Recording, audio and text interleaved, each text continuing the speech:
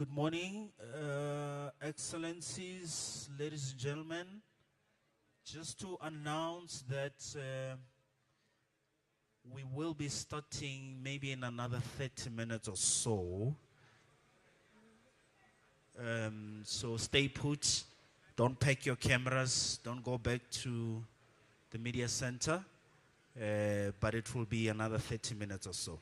If there are any changes, I'll come back to the microphone and announce it. Thank you.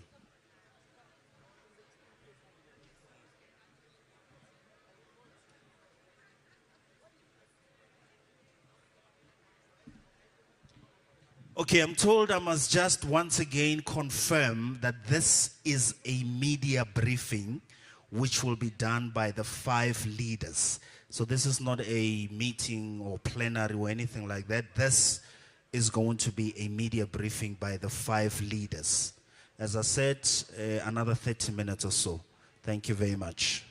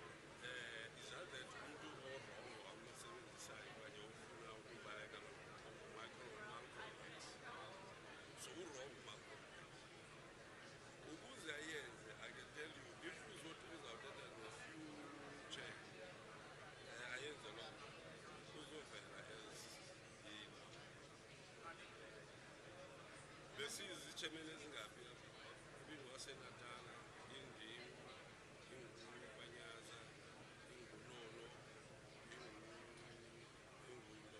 ingumabuyana izolo zonke abanethetha phaya zithi lokho so I can tell you emva kwesibhalisa akhesi le mali izawuphela ibaluleke ndizayiva le nto athi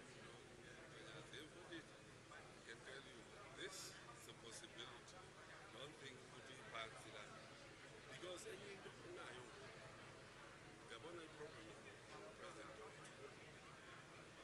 yazi xa enye into funeka kube yiyo yazi uba u-selfless ungabi decisive ungabi nando futhi ungabi ne-self-confidence you end up utheketheke so le nto yakhe uyika uthatha decisions ingathi uyabona ndithi kona ngoku nomntu lona mosukhethiwe i-president i-second term uyayazi kule term ezayo kazi emva kwale term igqibile into yakhe kufuneka ngoku ube ngulaa mntu ngokuthi ndiyapusha sufuna kwenzeka ntoni ufuna ukomishini into efunayo nje ufuna uhlamba izandla zakho ukuthi hayi mna ndiadvayiswe ikomishini thatha i-decision uba But he's taking decisions. The way he's going.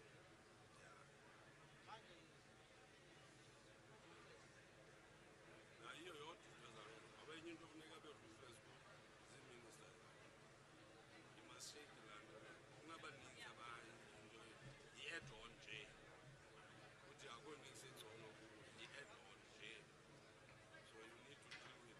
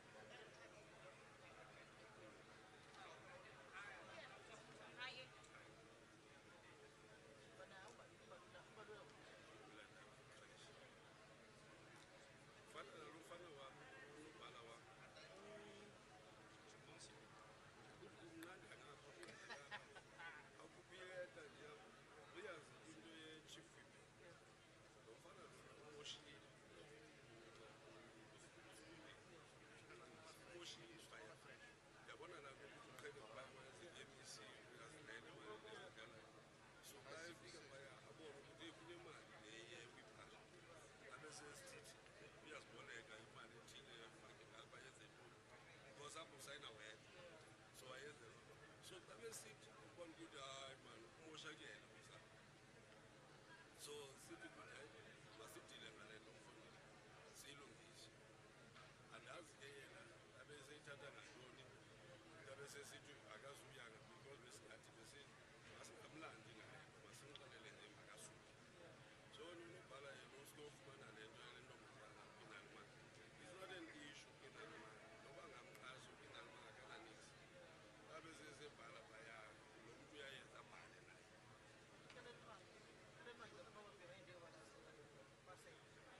UPinalmani problem yakhe lamntana indoda yakhe yamabusi. So ebefuna i-escape position because ii-resources azisebenzisayo imoto ntoni yale ndoda. So ufuna The lies for me. Huh? The lies. The No, parents no, go no, to no, speak no. in It's favor. them. They do like an announcement. Okay.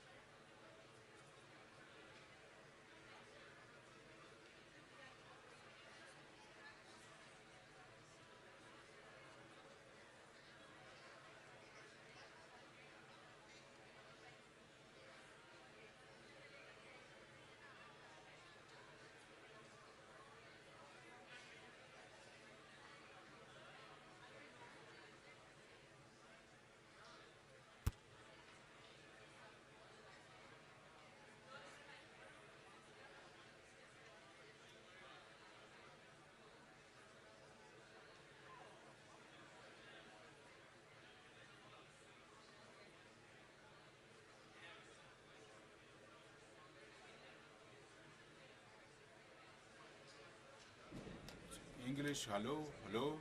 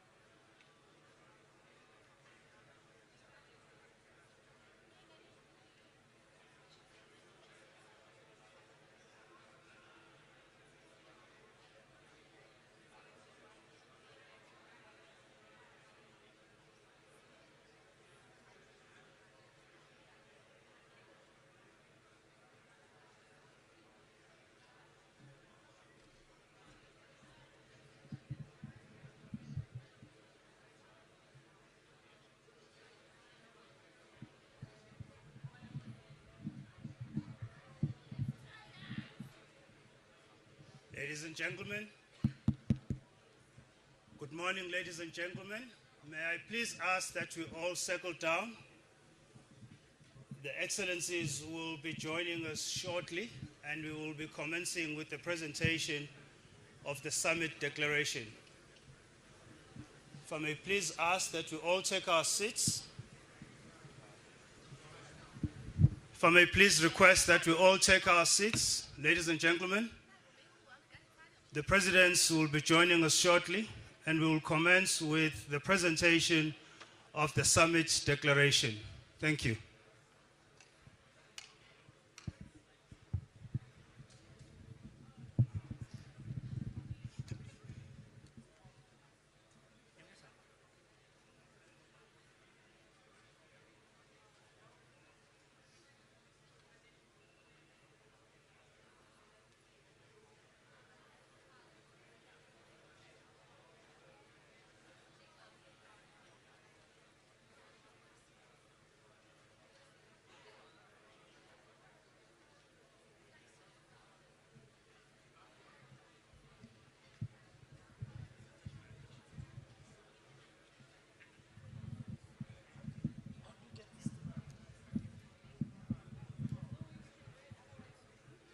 What?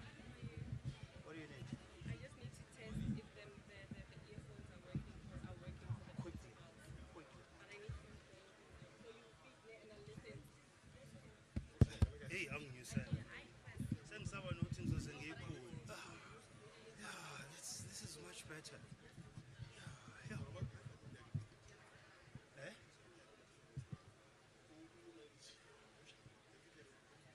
Okay. At least.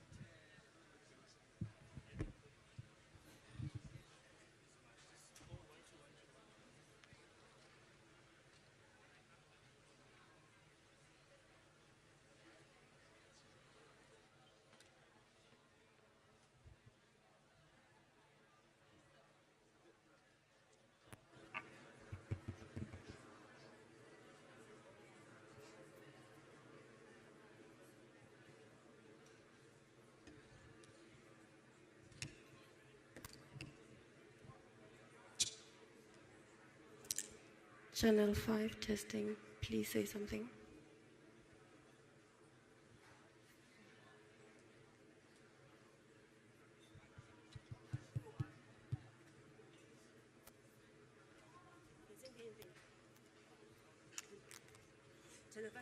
Channel 5. Portuguese. Please say something.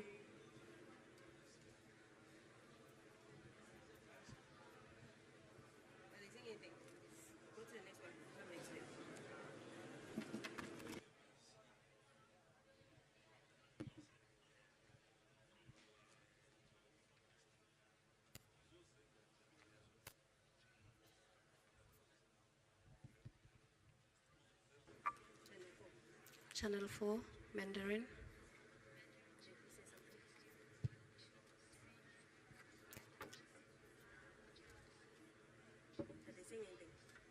Perfect.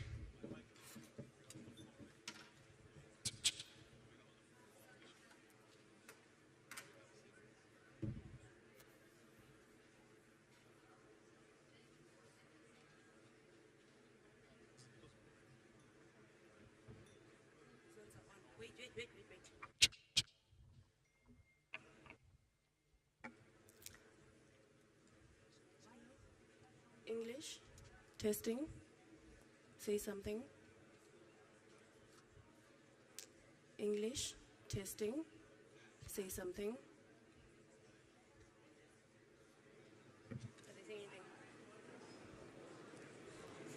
English, testing. English channel testing. Channel 1 English channel testing. Channel 1 English channel testing. 1, 2, 3, 4. Perfect.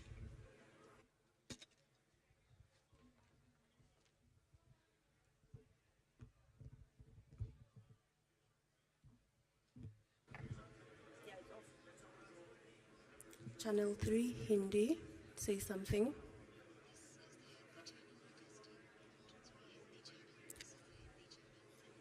Perfect.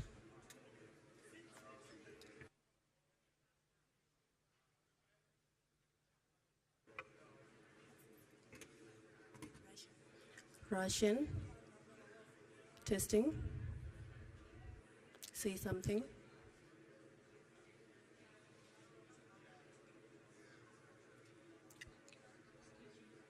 Perfect. Let's go back to Portuguese that side.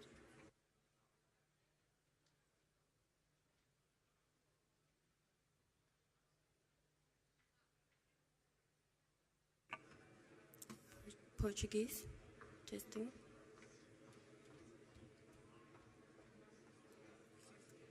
Portuguese, testing, say something.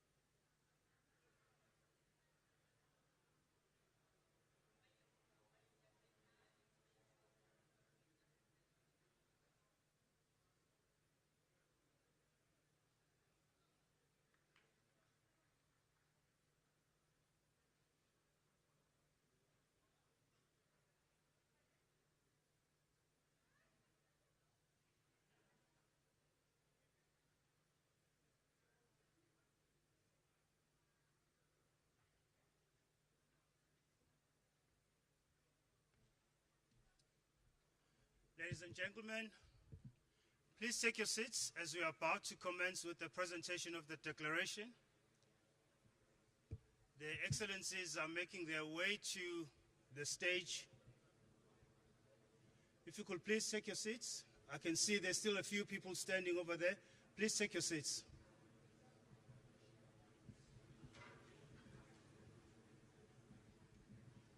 May we all rise and welcome their Excellencies, the heads of state and government from the BRICS member states. Thank you.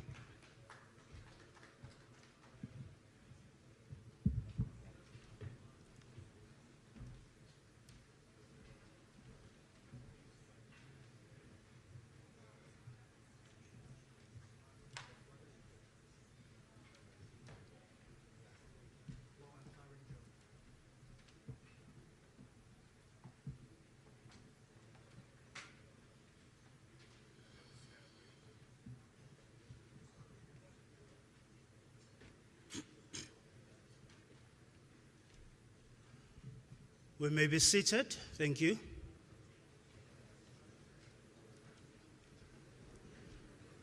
Your Excellencies, heads of states and government from the BRICS member states, the honorable ministers present from BRICS member states, ladies and gentlemen of the media, welcome to this session, the session that will present the Johannesburg Declaration of the 15th BRICS Summit. President Ramaphosa will, as chair of the summit and of BRICS, will kick off with the opening statements, and thereafter the President will invite his counterparts and colleagues from the BRICS member states to also present their statement. I'd like to now invite President Ramaphosa to kick us off with the media statement. Mr. President. Thank you, Program Director, Your Excellencies, and various guests who are here with us, members of the media, and leaders of various organizations. It is a pleasure to present to you two matters. The first is to inform and advise you that the BRICS leaders in the 15th BRICS Summit have over the past 2 days had occasion to have discussions both in a retreat form as well as in a proper official summit. And in the course of those discussions, have reached a conclusion to adopt the Johannesburg II Declaration as a declaration that encompasses and covers the various issues that the leaders had to decide on. These matters have been in discussion for over a year in various iterations and meetings being prepared by our Sherpas and ministers in various meetings. And in the end, the declaration has now been adopted as Declaration 2, Johannesburg Declaration 2, and is adopted.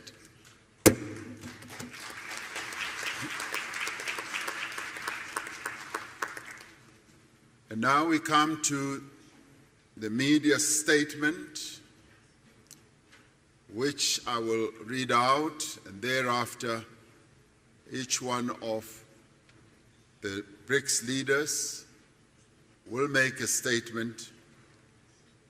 We have successfully concluded the 15th BRICS Summit yesterday. It is the first BRICS Summit to be hosted in person since COVID-19 pandemic and the subsequent global travel restrictions. Leading up to the summit, there was a wide-ranging BRICS Business Forum attended by some 1,500 business people from BRICS countries as well as from other countries from around the globe. This business forum was aimed at attracting investment, promoting collaboration, and showcasing opportunities within South Africa, the African continent, and indeed BRICS countries as well. We had an opportunity to receive a report from the President of the New Development Bank, Dilma Rousseff, on the vision and the role of the bank and the role that it intends to play to support infrastructure and sustainable development in Africa and in the global south. We celebrated the 10th anniversary of the establishment of the BRICS Business Council and welcomed their report and the subsequent recommendations that they made to the leaders. We also welcomed the work of the BRICS Women's Business Alliance in their first in-person engagement with the BRICS leaders. We particularly welcomed the participation of youth representatives in the summit. We endorsed our expectations for the BRICS economic partnership to generate tangible benefits for our communities and deliver viable solutions for common challenges faced by the global south. We shared our vision of BRICS as a champion of the needs and concerns of the peoples of the global south. These include the need for beneficial economic growth, sustainable development, and the reform of multilateral systems. We reiterate our commitment to inclusive multilateralism and upholding international law, including the purposes and principles enshrined in the United Nations Charter. We are concerned about ongoing conflicts in many parts of the world. We stress our commitment to the peaceful resolution of differences and disputes through dialogue and inclusive consultation.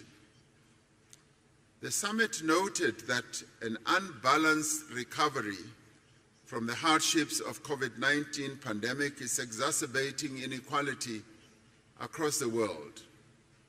We encourage multilateral financial institutions and international organizations to play a constructive role in building global consensus on economic policies. We have noted that there is global momentum for the use of local currencies, alternative financial arrangements, and alternative payment systems. As BRICS, we are ready to explore opportunities for improving the stability, reliability, and fairness of the global financial architecture. In this regard, BRICS leaders have tasked their finance ministers and central bank governors, as appropriate, to consider the issue of local currencies, payment instruments, and platforms, and to report back to the BRICS leaders by the next summit. This summit reaffirmed the importance of BRICS people-to-people exchanges in enhancing mutual understanding, friendship, and cooperation. The summit appreciates the progress made over the last year in the fields of media, culture, education, sports, arts, youth, civil society, and academic exchanges. We adopted the Johannesburg II Declaration, which reflects key BRICS messages on matters of global economic, financial, and political importance. It demonstrates the shared values and common interests that underlie our mutual beneficial cooperation as the 5 BRICS countries. BRICS itself is a diverse group of nations. It is an equal partnership of countries that have differing views but have a shared vision for a better world. As the 5 BRICS countries, we have reached agreement on the guiding principles, standards, criteria, and procedures of the BRICS expansion process, which has been in discussion for quite a while.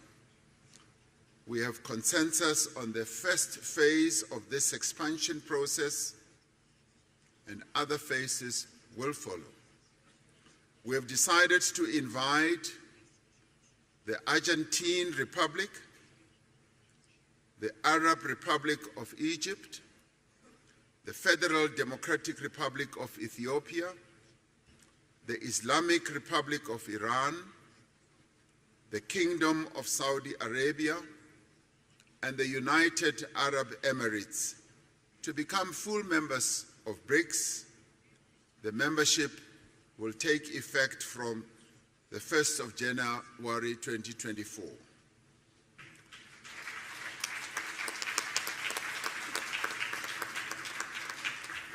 We value the interests of other countries in building a partnership with BRICS. We have tasked our foreign ministers to further develop the BRICS partner country model and a list of prospective partner countries and report by the next summit. Today, we will be hosting leaders from Africa and the Global South in the BRICS Africa Outreach and the BRICS Plus Dialogue. This is so that we can have an inclusive dialogue on key issues affecting developing economies and identify actions that we can take together towards a more equitable, inclusive, and representative world. May I conclude by thanking the leaders of Brazil, Russia, India, and China, together with their delegations, for participating in this most successful 15th BRICS Summit held in Johannesburg, South Africa. Through this summit, BRICS has embarked on a new chapter in its effort to build a world that is fair, a world that is just, a world that is also inclusive and prosperous. I thank you. I'm now going to ask President Lula da Silva, President of Brazil, to be the first to speak, and thereafter I'll ask the others to follow. Thank you very much.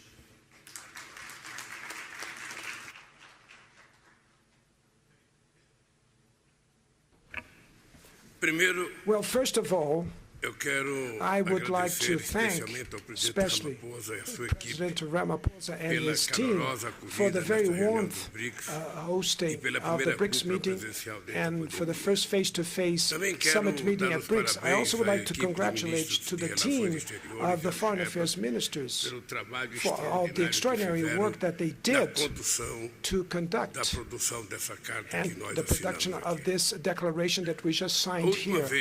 The last time that I participated in a BRICS meeting was in 2010, and I am deeply, very well impressed with the maturity of the BRICS and with the results that we managed to reach. In 2011, conferiu maior representatividade geográfica ao much more representation to the groups, and including one of the regions that grew more.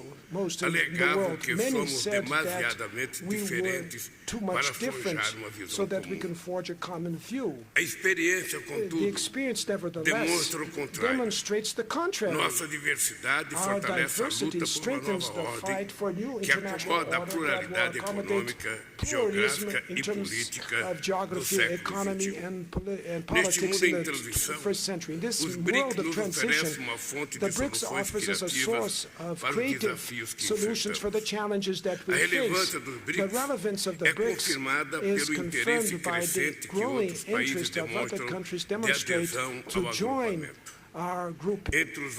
Amongst the many results of the summit meeting of today, I could stress the enhancement of the BRICS, including new members. As President Ramaphosa just said, it's with great pleasure that Brazil gives the welcome to the BRICS, to Saudi Arabia, to Argentina, to the new members, to Egypt, to the United Arab Emirates, to Ethiopia, and to Iran. Now, the GDP of the BRICS is going up to 37% of the world GDP in terms of purchasing power and 46% in terms of the world population. BRICS will continue open to new members, and for that we also approved criteria procedures for future members.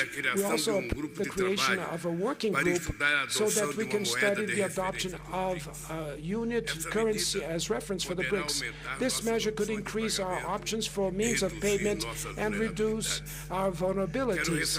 I would like to stress the decision that was made to the reform of the global governance, and especially in relationship to the UN Security Council. And last but not the least, I would dedicate a special message to my dear Alberto Fernandes, President of Argentina, great friend of Brazil and of the developing world. We will continue to move forward side by side with our brothers Argentinians in another international forum. We will continue to advocate themes with direct impact of the quality of lives of our peoples, as fighting hunger, poverty, and inequality, and the promotion of sustainable development.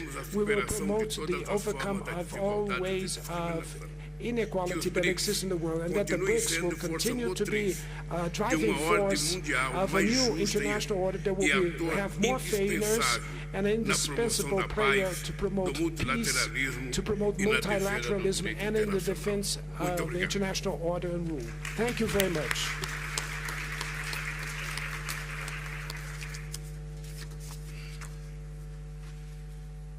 Thank you.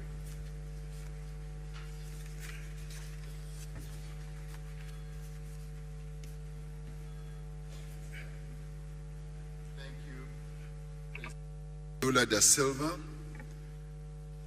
for your statement. It now gives me a privilege to ask President Vladimir Putin, President of the Russian Federation, to speak.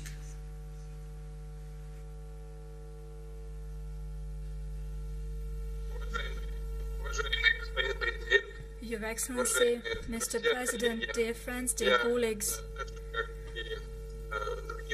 just like other participants of today's event, I would like to thank our South African friends for the efforts they have made during our joint work. I appreciate their efforts, and I would like to note, as it turned out, this was a challenging work, and President Ramaphosa showed unique diplomatic mastery as we negotiated all the positions, including when it comes to BRICS expansion. Just now, Brazilian counterpart, President Lula da Silva, highlighted the most important aspects for all of us, and I would like to especially emphasize the issues for neutral currency settlement, united currency issue. This is a challenging task. Nevertheless, we will move towards resolution. And the second thing that I would like to mention организация расчетов между нашими странами в сфере экономической деятельности. Хотел бы поздравить новых наших членов, которые в полноформатном масштабе будут работать в следующем году. И хочу заверить всех коллег, что мы будем продолжать то дело, которое мы сегодня с вами начали по расширению влияния БРИКС в мире. Имею в виду налаживание практической работы с новыми членами на организации и с теми, кто будет работать в сфере БРИКС в качестве аутрич с нашими партнерами, которые так или иначе уделяют внимание сотрудничеству нашей организации и хотели бы с нами вместе работать. Мы относимся к этому с вниманием и большим уважением и обязательно наладим эту работу. Конечно, в контакте со всеми партнерами будем советоваться, как эту работу организовать, и в ходе consult with all the colleagues on how to best arrange this work during discussions at the level of foreign ministers and other agencies. We will establish the relevant rules and procedures so that the role and importance of BRICS in the world continue to grow. Thanks a lot.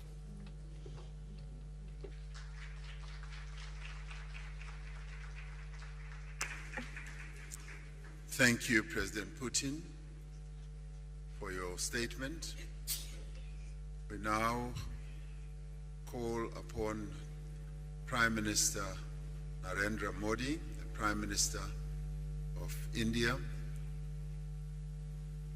I asked him this morning whether the lunar module is still firmly on the ground on the moon, and he said yes. So yesterday we congratulated India for landing a lunar module on the moon. So maybe he'll be outlining the scientific aspects of how the lunar module is going to proceed forward. Prime Minister.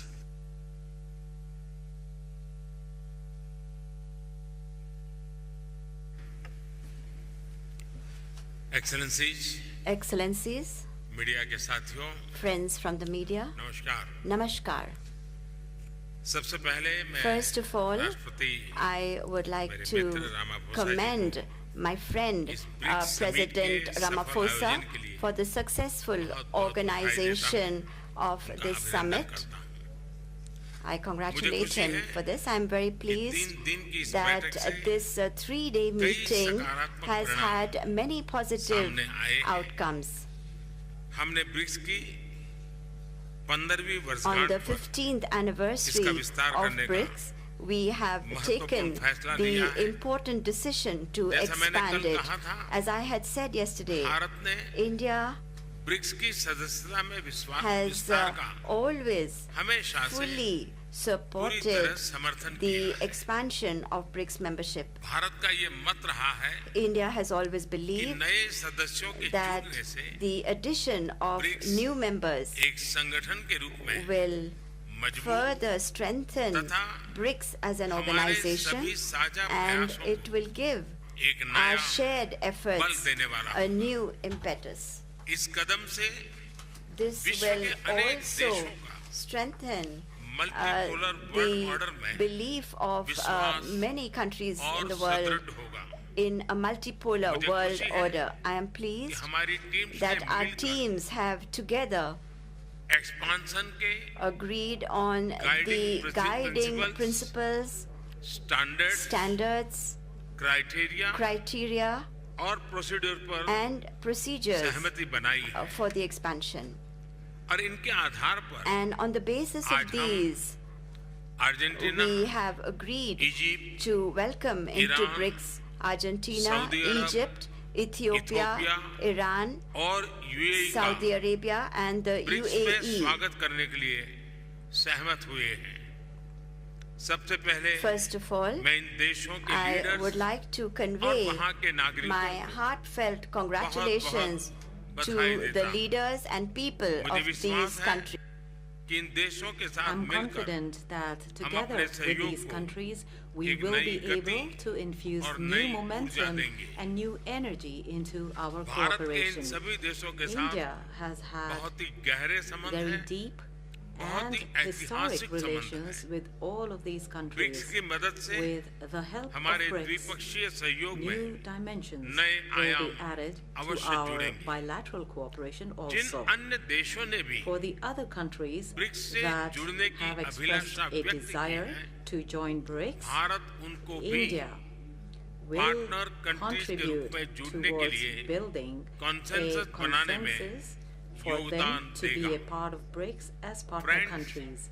Friends, the expansion and modernization of BRICS is a message that all institutions in the world need to mold themselves according to changing times. This is an initiative that can be an example for reforms in other global institutions that were established in the 20th century. Friends, just as my friend President Ramaphosa mentioned about the moon mission of India, there were so many words of congratulations. And since yesterday, I have been here and have received so many words of congratulations from everybody and all across the world, in fact. This success is not to be viewed as a success of one single country. It is being accepted as the success of all mankind. It is a matter of great pride for us and for the Indian scientists. It's a time for appreciation and being commended from all across the world.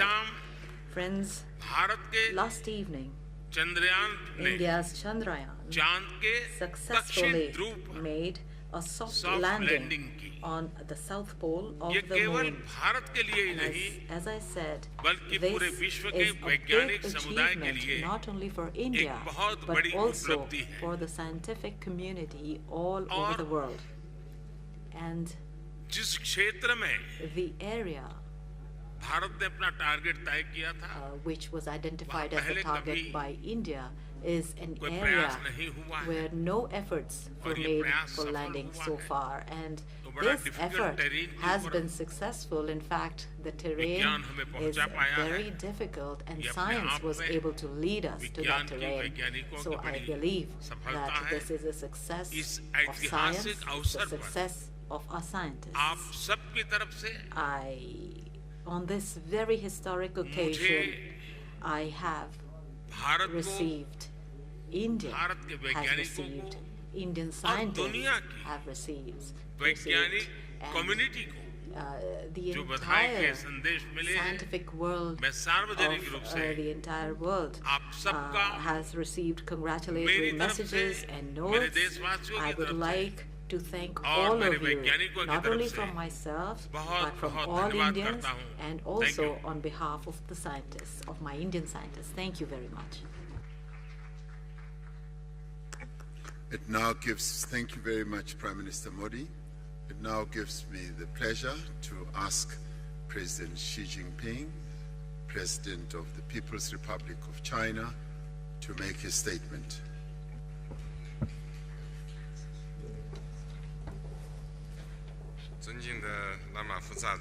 President Ramaphosa, colleagues, friends from the press, I am pleased to join you here. At the outset, I wish to thank President Ramaphosa and the South African government for the thoughtful arrangements they made for the BRICS Summit this year. BRICS countries are all countries with important influence and shoulder important responsibilities for world peace and development. During the summit, We had in-depth exchanges on the current international situation and BRICS cooperation, reached broad consensus, adopted the declaration, and achieved fruitful outcomes. Leaders of the 5 countries unanimously agreed to invite Saudi Arabia, Egypt, the United Arab Emirates, Argentina, Iran, and Ethiopia to the BRICS family as official members. China congratulates these countries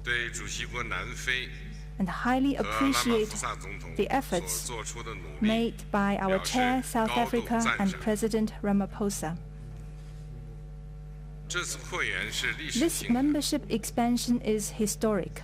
It shows the determination of BRICS countries for unity and cooperation with the broader developing countries. It meets the expectation of the international community and the common interests of emerging market countries and developing countries. The expansion is also a new starting point for BRICS cooperation. It will bring new vigor to the BRICS cooperation mechanism, further strengthen the force for world peace and development. I am confident as long as we work with a common purpose, there's a lot that BRICS cooperation can achieve, and the future will be bright for BRICS countries. Let us work together to write a new chapter of emerging market countries and developing countries working together in unity for development. Thank you.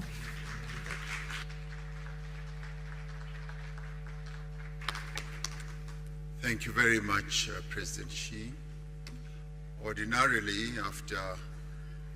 in the acronym of BRICS, after Brazil, Russia, India, and China having spoken, it would now be the opportunity for the President of South Africa, President Ramaphosa, to speak. But he has already spoken. So that brings us to the end of our press statement. Thank you very much. Thank you very much for your attendance. We have reached the end. Thank you.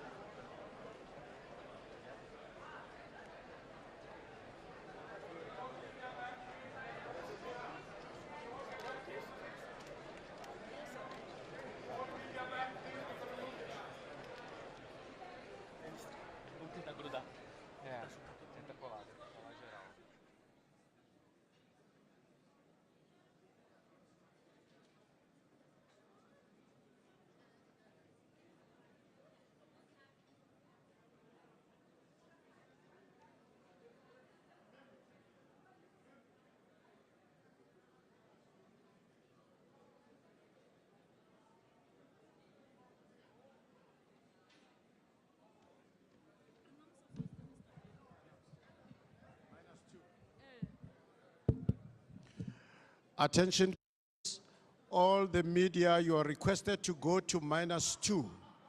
All the media, you are requested to go to -2, and you must use the lift on my left. The lift at the left on my left. All media, you are requested to use the lift at the left to go to -2. Ushers will be there to take you there.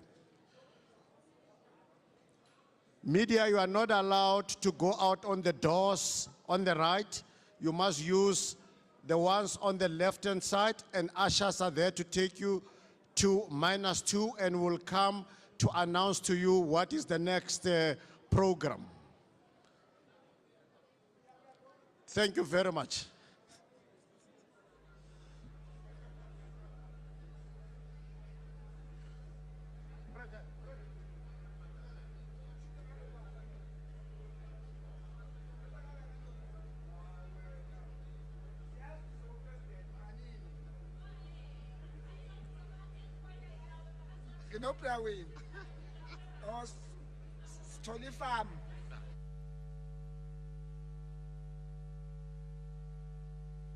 Media, please go to your left-hand side. There is a lift. You'll be ushered to -2. All the media, please go to the left. My left, as I point there, there's going to be ushers, and the lift will take you to -2. We are going to make further announcements at -2. Media, you are not allowed to go out through the right-hand side. You are not allowed to use the right-hand side. Go to the left as I am pointing. You'll find the lift that will take you in batches to -2 at the media center. Please cooperate with the security, cooperate with the ushers. We will give you the program unfolding at -2.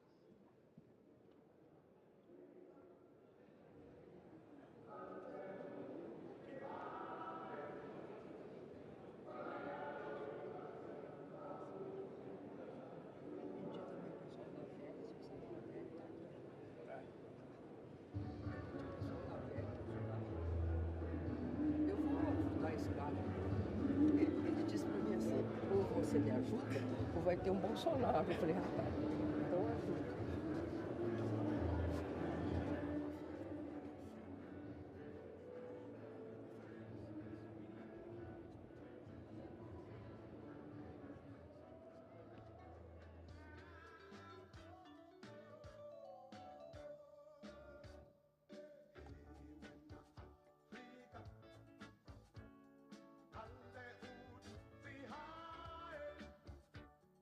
Samaya lo ipa ella sabu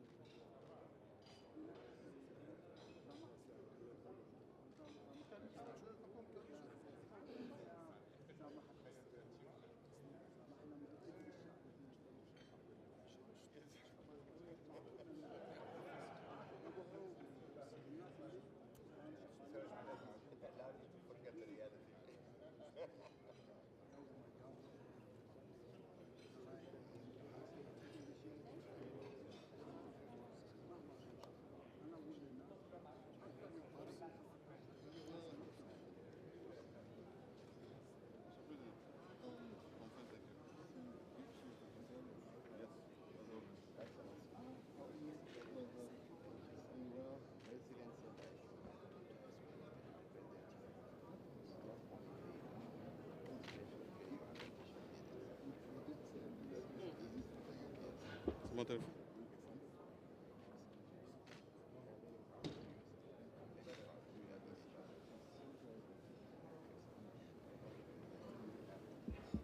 Aïe, aïe.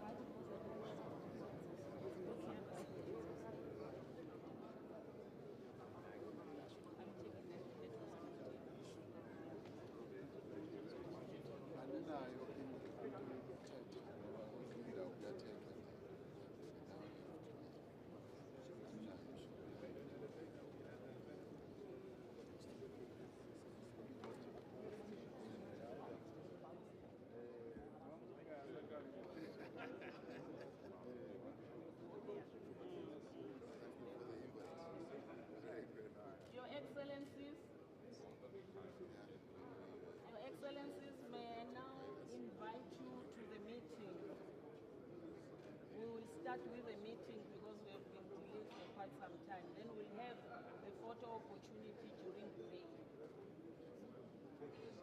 After break, we'll have a break.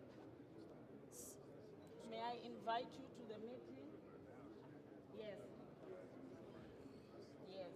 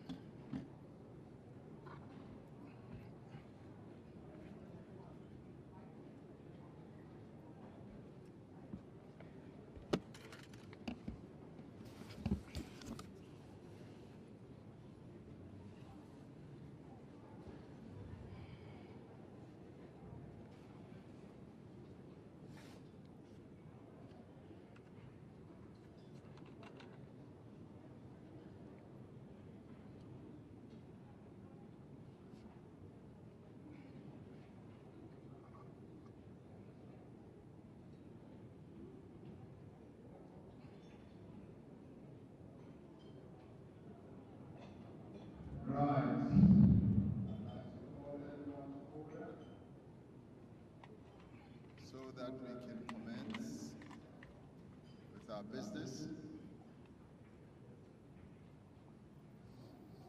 Let us take our seats.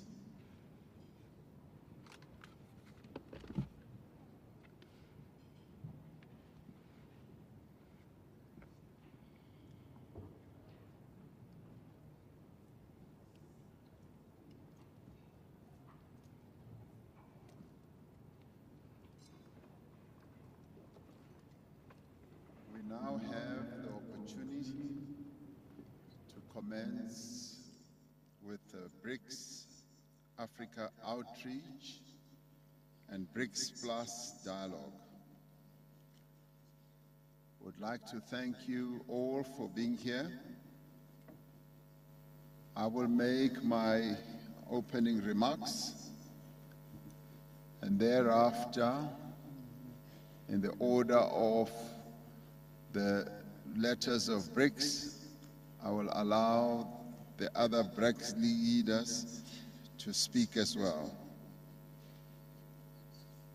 Your Excellency, Mr. Antonio Guterres, the Secretary General of the United Nations, Your Excellency, President Azali Assoumani, President of the Union of the Comoros and Chair of the African Union, Your Excellencies, leaders of BRICS nations, Excellencies, leaders of Africa and the Global South leaders, leaders of regional institutions, honorable ministers, Deputy President of the Republic of South Africa, Paul Mashatile.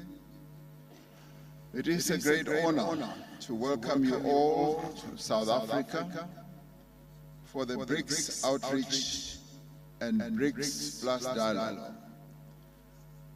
When reflecting on the purpose and the role of BRICS in the world today, we recall the Bandung Conference of 1955, when Asian and African nations demanded a greater voice for the developing countries in world affairs. The conference called for the recognition of the equality of all nations, both large and small. We still share that common vision of a fair and a just world. We still seek to overcome polarity and division. We want a world without barriers between North, South, East, and West.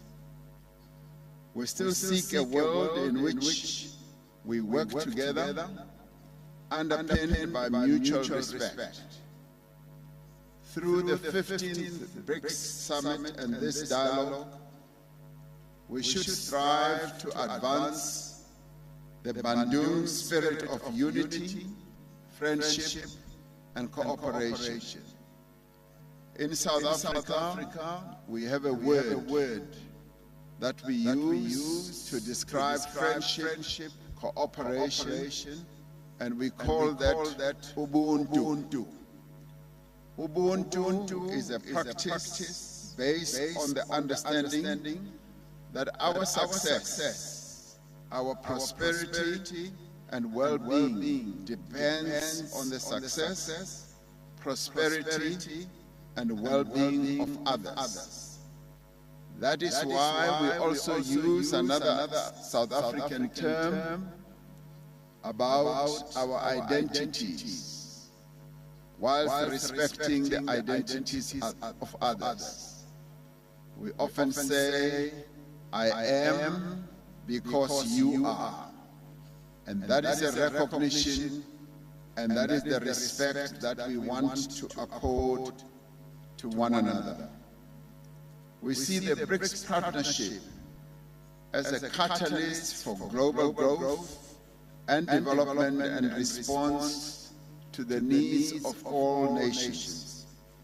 It is the right of Africa and the entire global South to fully reap the benefits of global trade and investment.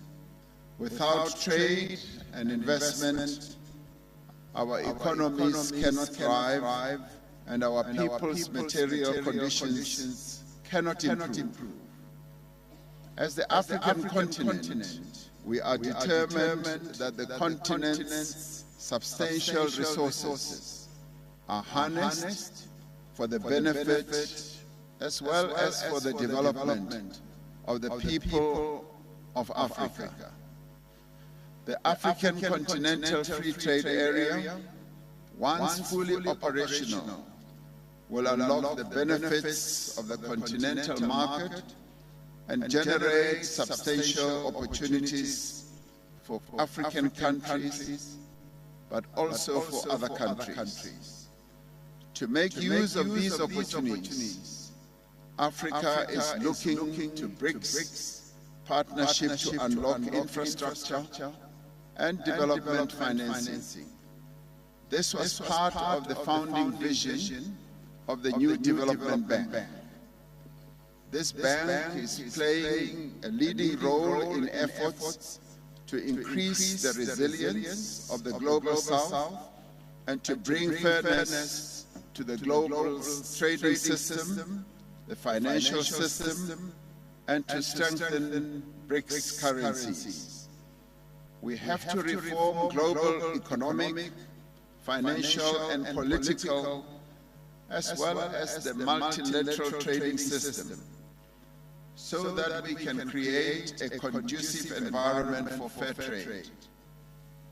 While many countries of the global South are seeking significant progress in industrialization, in technological development, in innovation, and the digital economy, they are not fully reaping the economic benefits of their efforts. By working together, by sharing skills and capabilities, by mobilizing resources, we will be able to give renewed impetus to the global growth and sustainable development. We need to move beyond expressions of solidarity towards inclusion, mutually beneficial economic cooperation as well. We trust that this dialogue that is being attended by some 65 countries will provide leadership, vision, and hope as we strive together for a better Africa and for a better world.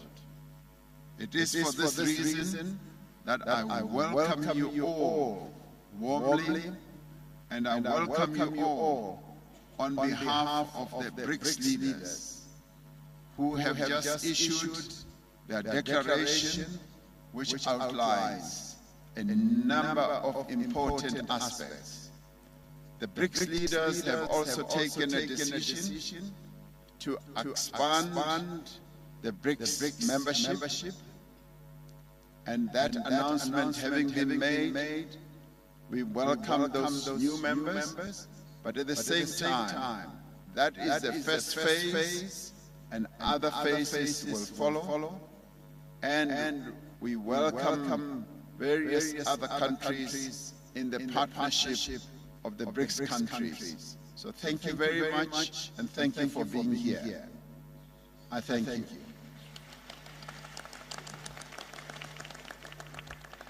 Having done that, I now would like to invite President Lula da Silva, the President of the Republic of Brazil, to take the floor.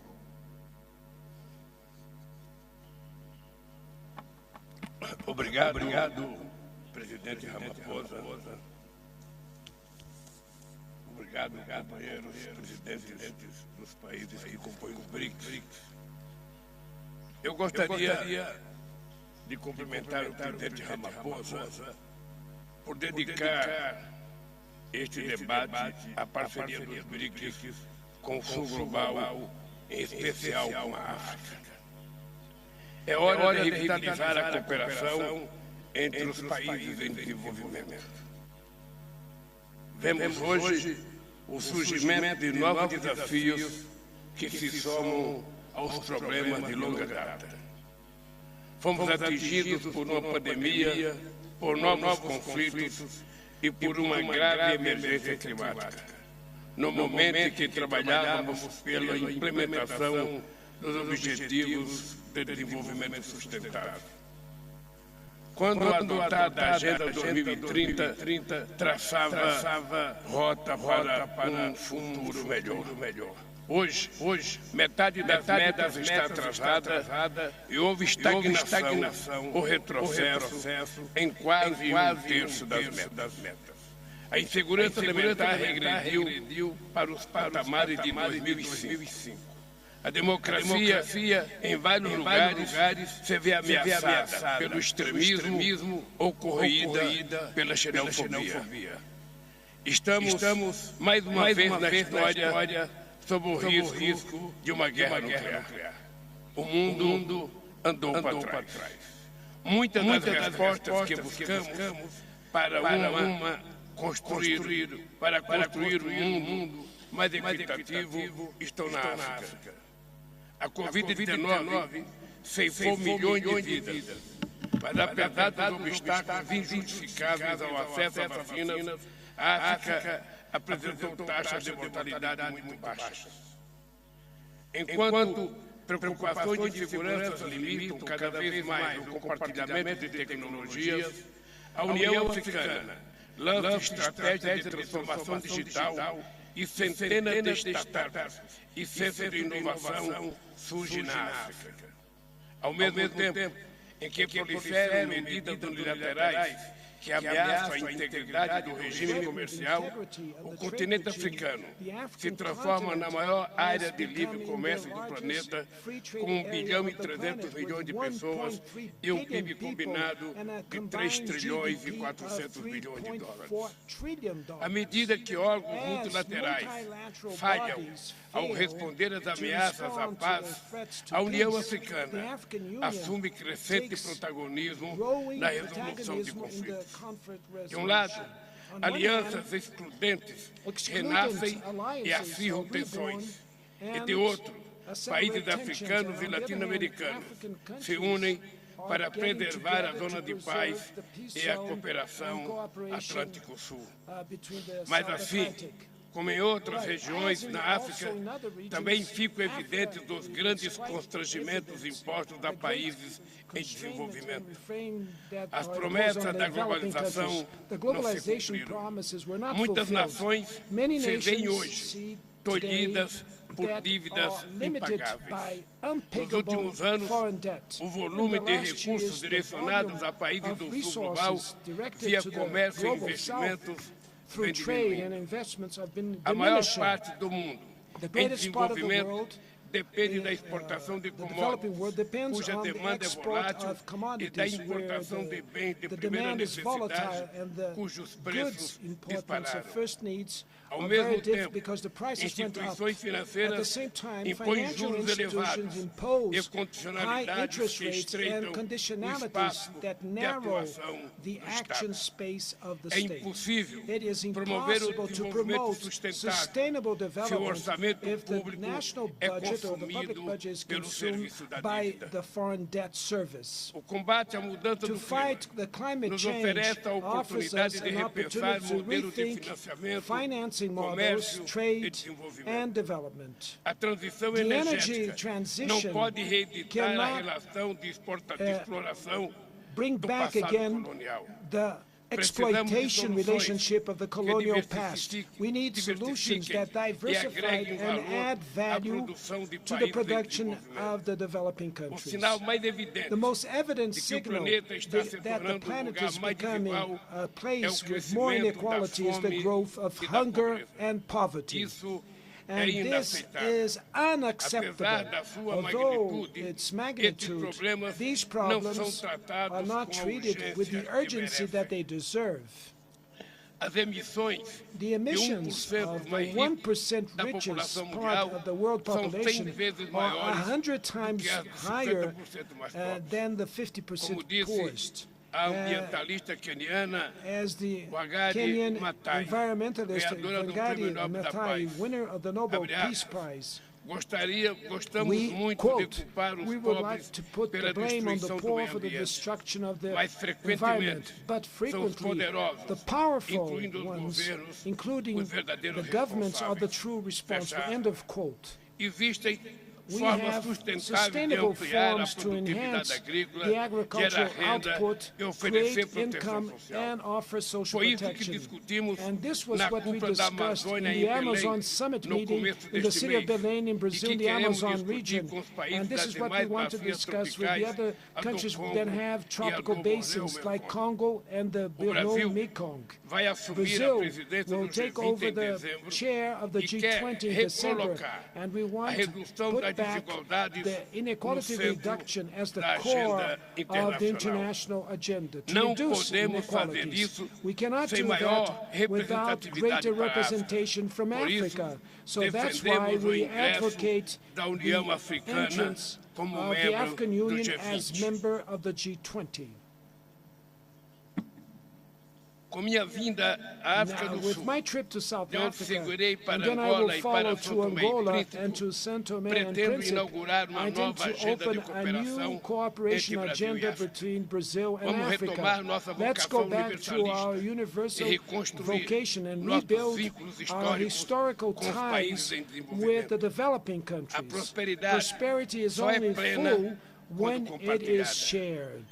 The presence here of dozens of leaders from the global south shows that the world is much more complex than the mindset that came from the World War, the Cold War, that some wants to reinstall. And instead of following the rationale of competition that imposes automatic alignments and that will foster mistrust, we have to strengthen our collaboration within the global south. The world with welfare and well-being for all is only possible if we have an international order that will be more inclusive and more solidarity. Thank you very much.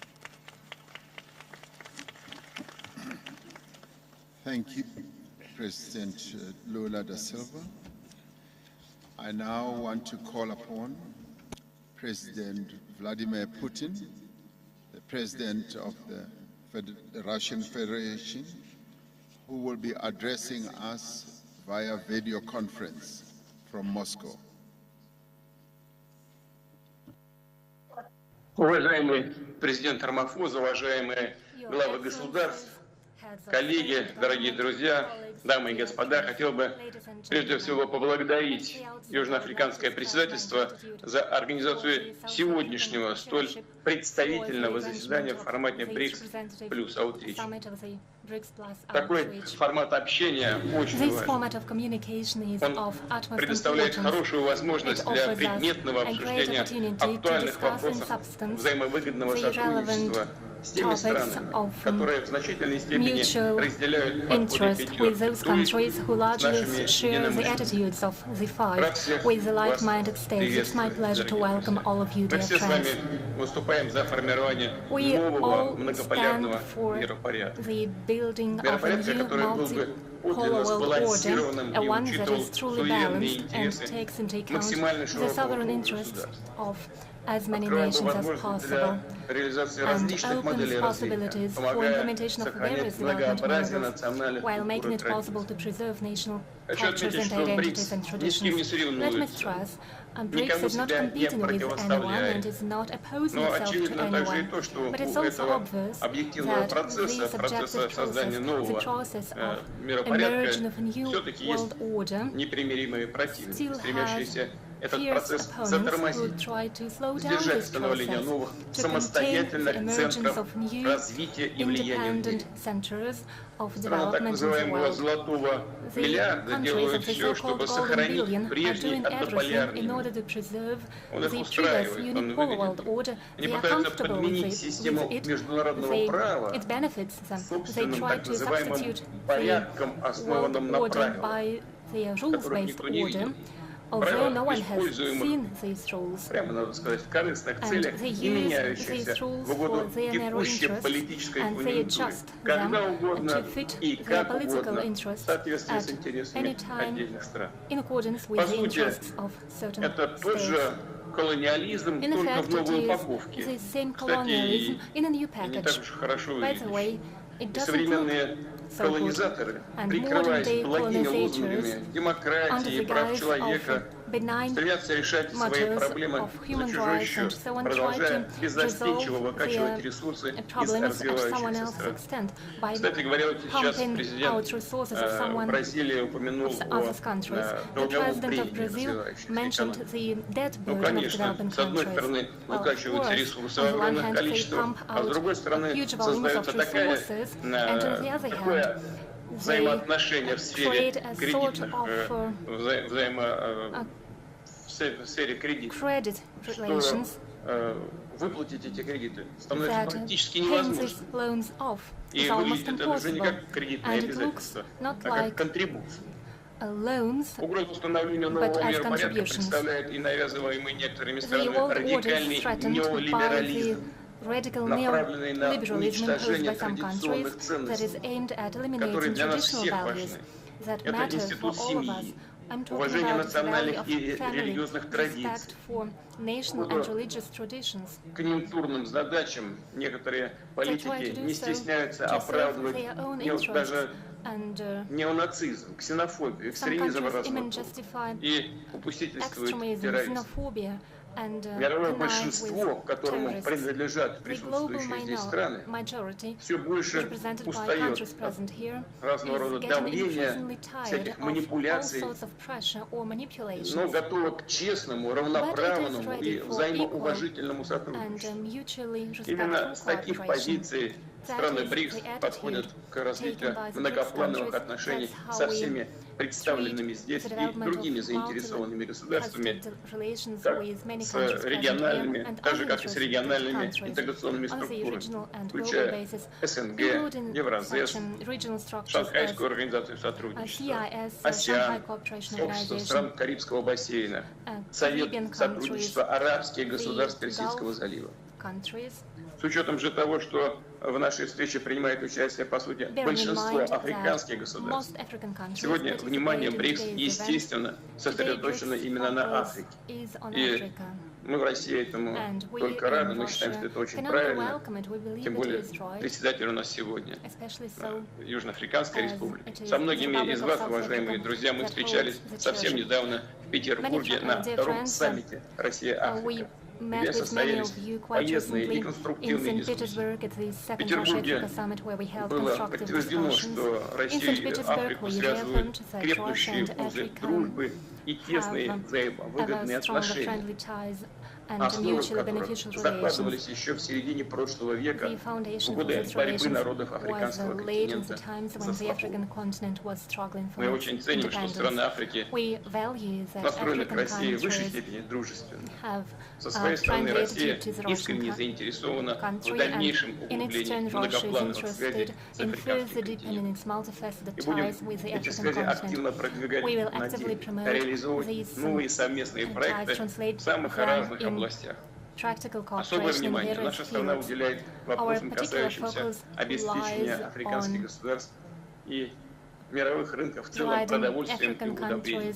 Иными словами, используем все имеющиеся у нас возможности для того, чтобы внести свой вклад в глобальные усилия по борьбе с голодом, не допустить продовольственного кризиса.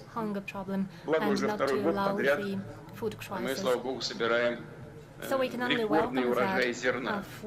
Кстати говоря, как говорил, в ближайшие месяцы мы в качестве первоочередной гуманитарной помощи выделим 6 странам Африки по 25-50 тысяч тонн зерна и бесплатно его доставим. Мы говорили об этом еще в Петербурге. Сейчас переговоры с нашими друзьями по этим направлениям, по этим странам завершаются. concluding Мы все это negotiations делаем, with our African кстати countries говоря, on these вопреки issues. препятствиям, которые нам чинят, невзирая на введенные в отношении нашего экспорта незаконные санкции, серьезно усложняющие транспортную логистику, страхование и проводку платежей.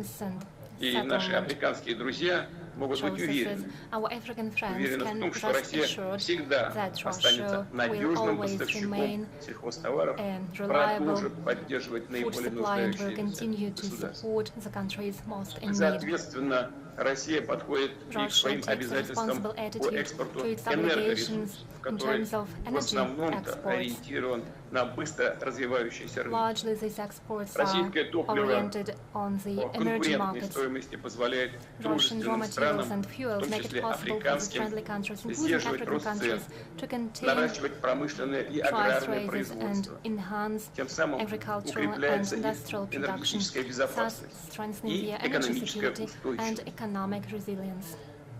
По подсчетам экспертам, к 2050 году население Земли вырастет на 1,7 миллиарда человек, а мировой спрос на энергию на 22%. Прежде всего, в наименее развитых и развивающихся странах. Поэтому совершенно очевидно, что в обозримой перспективе альтернативы углеводородному топливу не просматривается. А значит, энергопереход, который, конечно, необходим, но все-таки этот энергопереход к низкоэмиссионной экономике должен быть постепенным, сбалансированным, тщательно выверенным, учитывающим национальные особенности и возможности стран. Кстати говоря, некоторые страны сейчас сталкиваются с теми ошибками, которые они допустили в планировании этого перехода. Проблема только нарастает. Но видим решение этих задач в эффективном использовании всех видов энергоресурсов на основе внедрения новых чистых технологий и мер, стимулирующих снижение углеродного следа. И, разумеется, мы вместе с партнерами по БРИКС выступаем за укрепление равноправного технологического сотрудничества как в области применения возобновляемой энергии, так и по другим важным отраслям, включая развитие новых типов атомных реакторов, продвижение водородных технологий и так далее, гидроэнергетики, например. К слову, и на этих направлениях Африка является нашим приоритетным партнером. В настоящее время в различной степени проработки находятся более 30 перспективных энергетических проектов с российским участием. В 16 государствах мы работаем очень активно. В Египте, например, Росатом ведет строительство атомной электростанции Даба. Общая мощность продвигаемых нами электроэнергетических проектов составляет порядка 3,7 гигаватт. За последние 2 года увеличился в 2,6 раза экспорт в Африку российской сырой нефти, нефтепродуктов, сжиженного природного газа. Приличное увеличение. 2,6 раз. Само собой, все, о чем шла речь, экспорт продовольствия, удобрений, энергоресурсов, сотрудничество в других экономических сферах, а также в области культуры, науки, образования, спорта. Все это в полной мере относится не только к Африке, но и к другим регионам. И, конечно, к приглашенным на нашу встречу в формате БРИКС плюс Outreach стран. Со всеми мы будем выстраивать конструктивные will build constructive win-win relations with everyone, will enhance partnership, and our country has a lot to offer. In this regard, let me note that next year, Russia will assume BRICS chairship, and upon instruction of our colleagues, работу именно, прежде всего, с странами, которые подключаются к нашей работе, как раз в формате BRICS плюс Outreach. Уважаемые коллеги, завершая, хотел бы выразить уверенность, что нынешняя встреча будет I'm confident that the current meeting will be very useful. It will help boost the friendly relations between the BRICS 5 countries. But next year, there will be an increasing number of new members. It will help galvanize cooperation on various tracks. Thank you for your attention.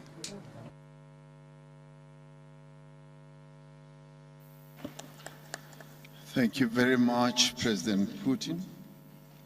I now want to call upon Honorable Prime Minister of India, Mr. Narendra Modi, to take the floor.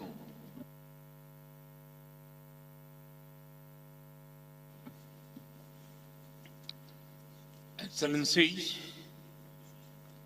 Africa की भूमि पर आप सभी मित्रों के बीच उपस्थित होकर मुझे बहुत प्रसन्नता हो रही है। मैं राष्ट्रपति रामाफोसा का हृदय से अभिनंदन करता हूं। wholeheartedly thank President Ramaphosa that in the BRICS Outreach Summit, he has given us the opportunity to share views with countries of Africa, Asia, and Latin America. In the last 2 days, in all of our discussions in BRICS, we have laid emphasis on the priorities and concerns of the countries in the global south. We believe that according special attention to these issues by BRICS is a need of the current times. We have also decided to expand the BRICS Forum. We welcome all the new global institutions और forums को representative और inclusive बनाने की हमारी कोशिशों की तरफ एक पहल है। Excellencies, जब हम ग्लोबल साउथ शब्द का प्रयोग करते हैं तो ये मात्र डिप्लोमेटिक टर्म्स नहीं है। हमारे साझा इतिहास में हमने उपनिवेशवाद और रंगभेद का मिलकर विरोध किया है। अफ्रीका की भूमि पर ही महात्मा गांधी ने अहिंसा और पीसफुल रेजिस्टेंस जैसी शक्तिशाली अवधारणाओं को विकसित किया, परखा और भारत के फ्रीडम स्ट्रगल के इस्तेमाल किया। उनकी सोच और विचारों ने नेल्सन मंडेला जैसे महान नेता को प्रेरित किया।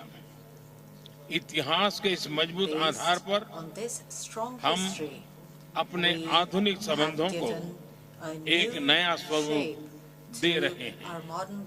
एक्सेलेंसी, भारत ने अफ्रीका के साथ संबंधों को उच्च प्राथमिकता दी है।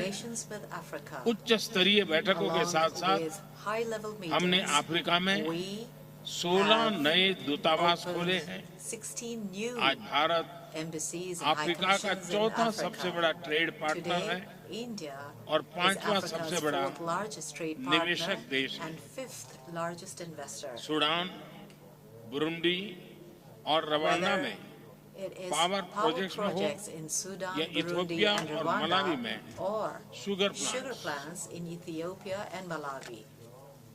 मोजाम्बिक, कोत दीवार और एस्वातिनी में टेक्नोलॉजी पार्क्स हो या तंजानिया और युगांडा में भारतीय विश्वविद्यालयों द्वारा बनाए गए कैंपस। अफ्रीका के देशों की कैपेसिटी बिल्डिंग और infrastructure development and infrastructure development in African countries. Agenda 2063 के अंतर्गत under the Agenda 2063, India is a reliable and close partner in Africa's journey to make Africa a global powerhouse of the future. In order to tackle the digital divide in Africa, we have granted more than 15,000 scholarships in the area of teleeducation and telemedicine. We have constructed defense academies and colleges in Nigeria, Ethiopia, and in Tanzania. Botswana, Namibia, we have deployed teams to Botswana, Namibia, Uganda, Lesotho, Zambia, Mauritius, Seychelles, and Tanzania to provide training. approximately 4,400 Indian peacekeepers that include women as well are contributing to restoring peace and stability in Africa. In the fight against terrorism and piracy as well, we are also working together with African countries. During the difficult times caused by the COVID pandemic, we supplied food products and vaccines to several countries. We are now also working together with African countries on joint manufacturing of COVID and other vaccines. Whether it is cyclones in Mozambique and Malawi or floods in Madagascar, India has always stood shoulder to shoulder with Africa as a first responder. Excellencies, Latin America from Latin America Central Asia to Central Asia, Paschim Asia से लेकर from West Asia Southeast Asia to तक, Southeast Asia, Indo-Pacific से लेकर from the Indo-Pacific Indo-Atlantic तक, to the Indo-Atlantic, सभी देशों India को sees एक परिवार all के रूप countries में as देखता है. one family. वसुधैव कुटुंबकम Vasudhaiva Kutumbakam, यानी whole world which is a means family. the whole हजारों world वर्षों is से a family, हमारी has जीवन शैली been का for thousands आधार of है. years the basis of our यह lifestyle. हमारी G20 This अध्यक्षता is का भी also मूल मंत्र the है. theme of our global south की G20 चिंताओं को presidency. मुख्य धारा में In शामिल order करने to के लिए mainstream the हमने concerns of the 3 global अफ्रीकी South, देशों we have तथा कई invited विकासशील 3 देशों को African countries गेस्ट कंट्री के and रूप में several developing आमंत्रित countries किया है. as guest भारत countries ने to the G20 African summit. Union को India has also G20 की proposed स्थायी सदस्यता permanent देने का membership of प्रस्ताव भी the रखा है. African Union to the Excellency, G20. मेरा मानना है I believe कि ब्रिक्स that BRICS और आज and उपस्थित सभी all मित्र देश the friendly मिलकर countries present here multipolar today world को can सशक्त करने में work together सहयोग to कर सकते हैं. strengthen a multipolar global world institution को in order to make representative global बनाने institutions और रिलेवेंट बनाने representative and to keep them बनाए रखने के relevant. लिए उनके They रिफॉर्म्स can को help प्रगति दे ensure सकते हैं. progress in their reforms. Counter terrorism, Counterterrorism, पर्यावरण सुरक्षा, environment security, climate action, climate action, cyber security, cybersecurity, food and health food security, and health security, energy security, energy security, resilient supply chain के building निर्माण में resilient हमारे supply chains समान are हित है. matters we all सहयोग have की equal interest in. अपार They संभावनाएं हैं. represent unlimited मैं आप opportunities सबको for cooperation. International solar I alliance, invite all of you one sun, to participate One in world, our international one grid, initiatives such as the coalition for International disaster Solar Alliance, resilient infrastructure, One Sun, One World, One One Grid, Earth, the One Health, Coalition for Disaster Big Cat Resilient Alliance, Infrastructure, Global One Center Earth, for One Health, traditional the Big medicine Cat जैसे Alliance, हमारे and अंतर्राष्ट्रीय the Global institute में Center सहभागिता for के लिए Traditional Medicine. आमंत्रित करता हूं. भारत के digital public I invite infrastructure all of you to stack से join जुड़ने के लिए India's digital अपने अपने public विकास में उसका लाभ infrastructure उठाने stack के लिए to मैं आप benefit from सबको it आमंत्रित करता for हूं. your development. हमें अपना अनुभव Yesterday, we can और be क्षमताएं will be very आप pleased सबके साथ to share with साझा you करने में our experience खुशी होगी. and मुझे विश्वास capabilities है in this area. कि हमारे I am साझा sure प्रयासों से that our shared हमें efforts सभी चुनौतियों का will give us मिलकर सामना करने के लिए एक नया confidence, आत्मविश्वास to मिलेगा. address all मैं एक बार challenges फिर together. इस I अवसर once के लिए again आप सबका express my विशेष रूप से gratitude to all of राष्ट्रपति you and रामाफोसा in का particular to आभार President व्यक्त करता हूं. Ramaphosa for this धन्यवाद. opportunity. Thank you.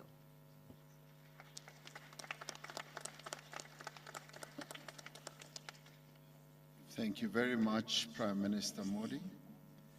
It now gives me pleasure to ask President Xi Jinping, President of the People's Republic of China, to take the floor.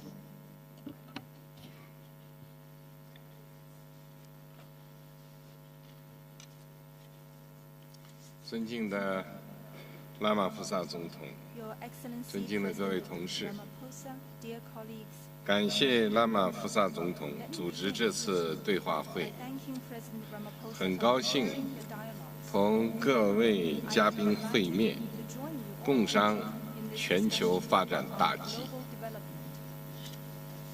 发展承载着人民对美好生活的向往， Aspiration for a better life, 是发展中国家的第一要务， priority for developing countries, 也是人类社会 a timeless 永恒主题 theme。for humanity.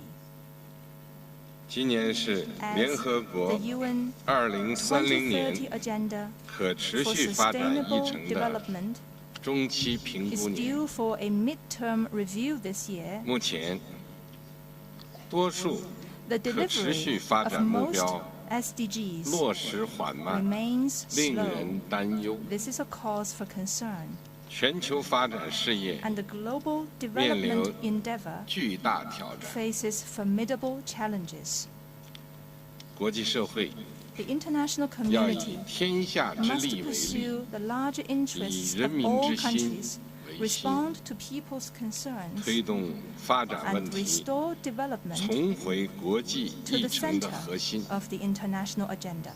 要提高发展中 The 国家 representation and 在 voice of 全 developing 球治理 countries 中的 in 代 global 表性 governance 和 should 发 be 言权， increased, 支持发展中 and 国家 developing countries 实现 be 更好发展 supported。in realizing better development. 要坚持真正的 It 多 is 边主义， also important to 构 uphold 建全球 true 发展伙伴 multilateralism, 关系， forge a global 为共 development 同发 partnership, 展 and 营造 create 安 a 全稳 secure 定的 and stable 国际环境。 international environment for shared development.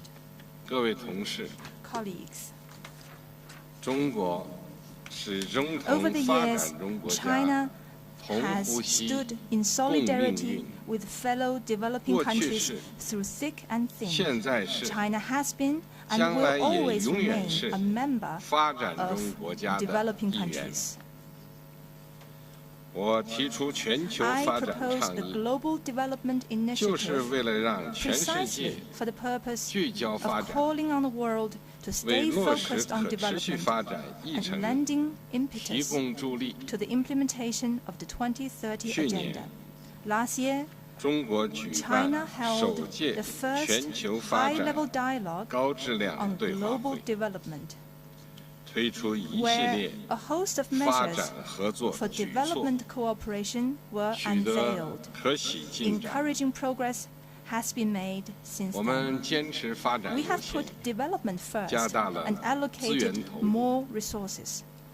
中方已经 China 成 has 立 set up 总额40亿美元的 a 全球 global 发展 development and 和南 South-South 南合作 cooperation 基 fund 金。 with a total funding of 4中 billion 国 US 金融 dollars. 机构 And Chinese 即将 financial 推 institutions 出 will soon set 100 up 亿美 a 元专 special 项资 fund 金， of 10专门 billion 用 US 于落 dollars 实 dedicated 全 to the 球发展倡 implementation 议。 of the GDI. 我们坚持行动 We have 导 taken 向， results-oriented 深化了 actions 务实合 and 作， deepened practical cooperation 从 from 亚洲 Asia 到非 to 洲， Africa, 从太 from 平洋岛 Pacific 国 Island countries 到加勒 to 比 the 海岸Caribbean. ，200多 Over 个合作项目200 cooperation 开 projects 花结 have come 果， to fruition, 减贫、 and cooperation 教育、 mechanisms are 卫生 growing 等领 in 域合作 areas 机 such 制 as poverty 不 reduction, 断拓展。 education, and health. 我们坚持创新 We 驱动， have unleashed the power 增 of 强了 innovation 发 and 展 built 动 up 能。 momentum for development. 全球发展倡议 Under the GDI, 聚焦 we 绿色 have 发展、 prioritized green 新 development, 型工业 new 化、 type 数字 industrialization, 经 the 济 digital 等 economy, 重点 and 领 some 域， other key areas, 推进 and 新 pursued 工业 a 革命 partnership 伙 on 伴 new 关系建 industrial 设， revolution 助力 to 高 boost 质量发 high 展。 quality development. 我们坚持 We 共 have 克时 tided 艰， over difficulties 提升 together 了发展韧 and 性、 made development more resilient. 粮食安全 Food and 和 energy 能源安全 security bear on the economy of a country and the well-being of its people. We have launched a China FAO South-South Cooperation Trust Fund, implemented the Food Production Enhancement Action, and provided food assistance to and shared agro-tech with many countries. We have also initiated a global clean energy cooperation partnership with a view to achieving energy security.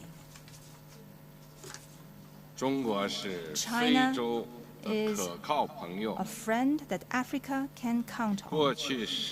Over the past decade, China has provided a large amount of development assistance to Africa and helped build more than 6,000 kilometers of railway, over 6,000 kilometers of highway, and 80+ large power facilities on the continent. Going forward, China will carry out more cooperation with African countries to support Africa in enhancing its own capacity for development. Specific measures will be taken, such as providing satellite mapping data products, implementing a smart customs cooperation partnership, and launching with UNESCO a GDI for Africa's Future action plan to support sustainable development in Africa. Colleagues, the Chinese adage reads, "Victory is ensured when people pool their strength. Success is secured when people put their heads together." Let us stay committed and united to build a community of shared development and make sure that in the process of global modernization, no country is left behind. Thank you.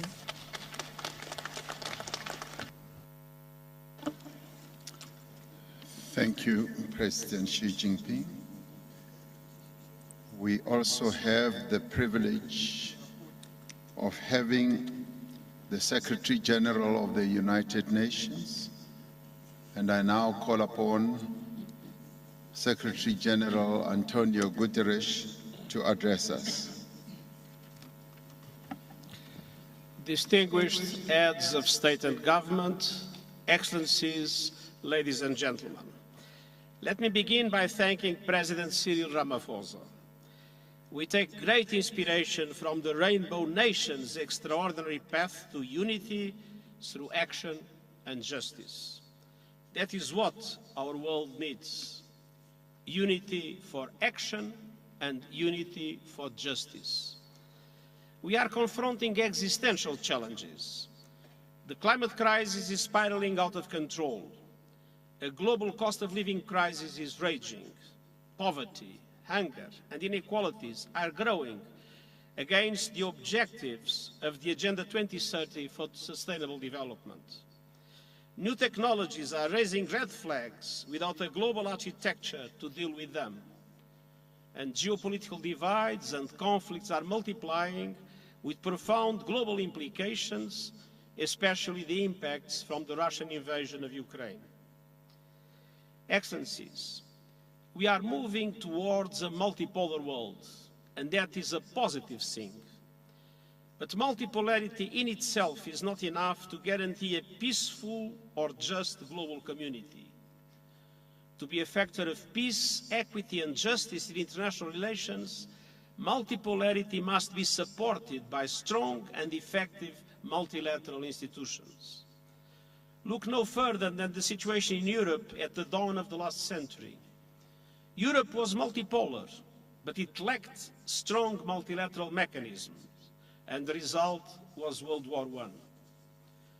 As the global community moves towards multipolarity, we desperately need, and I have been vigorously advocating for, a strengthened and reformed multilateral architecture based on the UN Charter and international law. Today's global governance structures reflect yesterday's world. They were largely created in the aftermath of World War II, when many African countries were still ruled by colonial powers and were not even at the table. And this is particularly true of the Security Council of the United Nations and the Bretton Woods institutions. For multilateral institutions to remain truly universal, they must reform to reflect today's power and economic realities, and not the power and economic realities of the post-Second World War. In the absence of such reform, fragmentation is inevitable. And we cannot afford a world with a divided global economy and financial system, with diverging strategies on technology, including artificial intelligence, and with conflicting security frameworks. The IMF estimates that such a fracture could cost 7% of global GDP, a cost that would be disproportionately borne by low-income countries, mainly in Africa. And so I've come to Johannesburg with a simple message. In a fracturing world with overwhelming crises, there is simply no alternative to cooperation. We must urgently restore trust and reinvigorate multilateralism for the 21st century. And this requires the courage to compromise in the reforms that are necessary for the common good. And it requires full respect for the UN Charter, international law, universal values, and all human rights, social, cultural, economic, civil, and political. And it requires much greater solidarity. Of course, none of this is easy, but it is essential. And it is essential especially for Africa. The African continent, a historic victim of slavery and colonialism, continues to confront grave injustices. On average, African countries pay 4 times more for borrowing than the United States and 8 times more than the wealthiest European countries. And African countries accounts for just 4% of global greenhouse gas emissions, but it is an epicenter of climate chaos, suffering disproportionately impacts of climate change. And so looking ahead, I saw 2 priorities for action and justice. First, on the economic front. Redesigning today's outdated, dysfunctional and unfair global financial architecture is essential, but I know it won't happen overnight.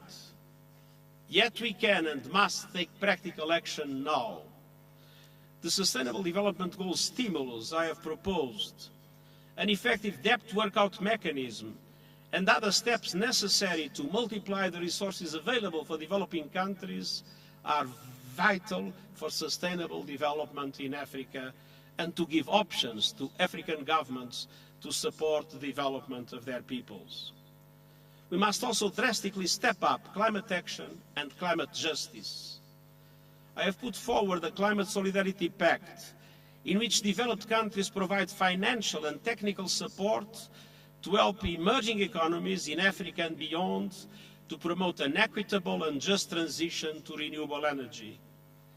And I have presented an acceleration agenda to boost these efforts, with developed countries committing to reach net zero emissions as close as possible to 2040 and developing countries as close as possible to 2050. And developed countries must also finally keep their promises to developing countries by meeting the 100 billion goal, doubling adaptation finance, replenishing the Green Climate Fund, and operationalizing the Loss and Damage Fund this year. And as a matter of justice, Africa must be considered a priority in all these efforts. Excellencies, we will not solve our common challenges in a fragmented way. Together, let us work to advance the power of universal action, the imperative for justice, and the promise of a better future, and I thank you.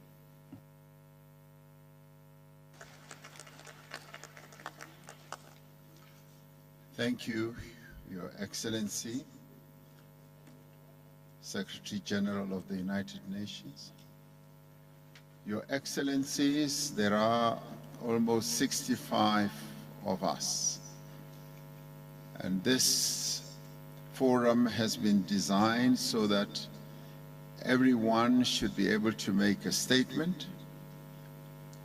I will not be making any commentary in between to ensure that we do conserve time. I similarly would like to request that when we speak, we should remind ourselves of the time limit that we have put aside for each one of us to speak. So I do beg for your indulgence in that regard. My next speaker will be His Excellency Azali Assoumani, President of the Union of Comoros, but also the Chair of the African Union. President Assoumani. Merci beaucoup, Monsieur le Président et chers frères.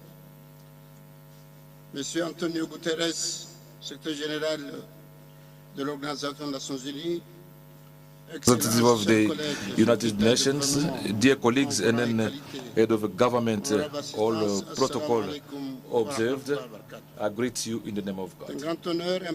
It's an honor for me to take part in this gathering, la contribution de l'Union africaine à ces échanges que j'espère fructueux pour l'avenir des pays que nous représentons.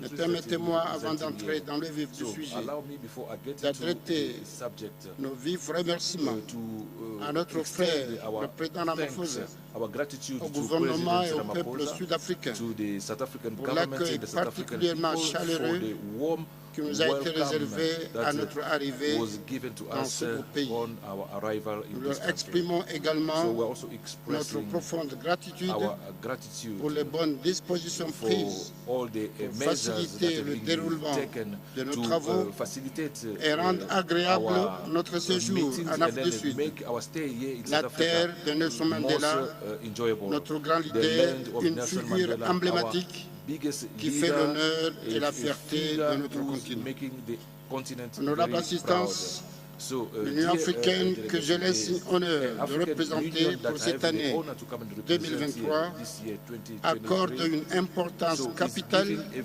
aux liens qui l'unissent avec les pays du BRICS. Elle les considère comme une remarquable opportunité pour les deux parties d'explorer ensemble les domaines de coopération qui leur seront mutuellement bénéfiques. Elle se réjouit ainsi de l'expansion du bloc vers les pays du continent africain, une démarche qui devrait contribuer à multiplier les avantages associés à cette coopération. Les capacités variées des BRICS dans des secteurs divers sont un atout important qui favorisera certainement la croissance et le développement du continent africain. Aujourd'hui, l'Afrique est confrontée à un défi à la problématique de l'indépendance alimentaire, ce qui est inadmissible, puisque notre continent qui dispose de 65% des terres cultivables du monde enregistre chaque année un déficit alimentaire de plus de 1200 milliards de dollars.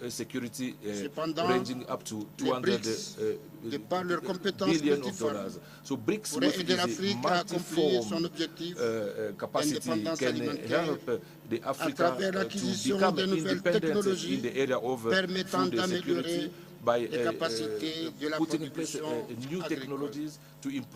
L'Afrique est également confrontée à la problématique de son industrialisation, puisque le continent a de grandes réserves mondiales de matières premières, alors qu'il ne dispose malheureusement pas de capacité d'exploitation et de transformation de ces minéraux sur place.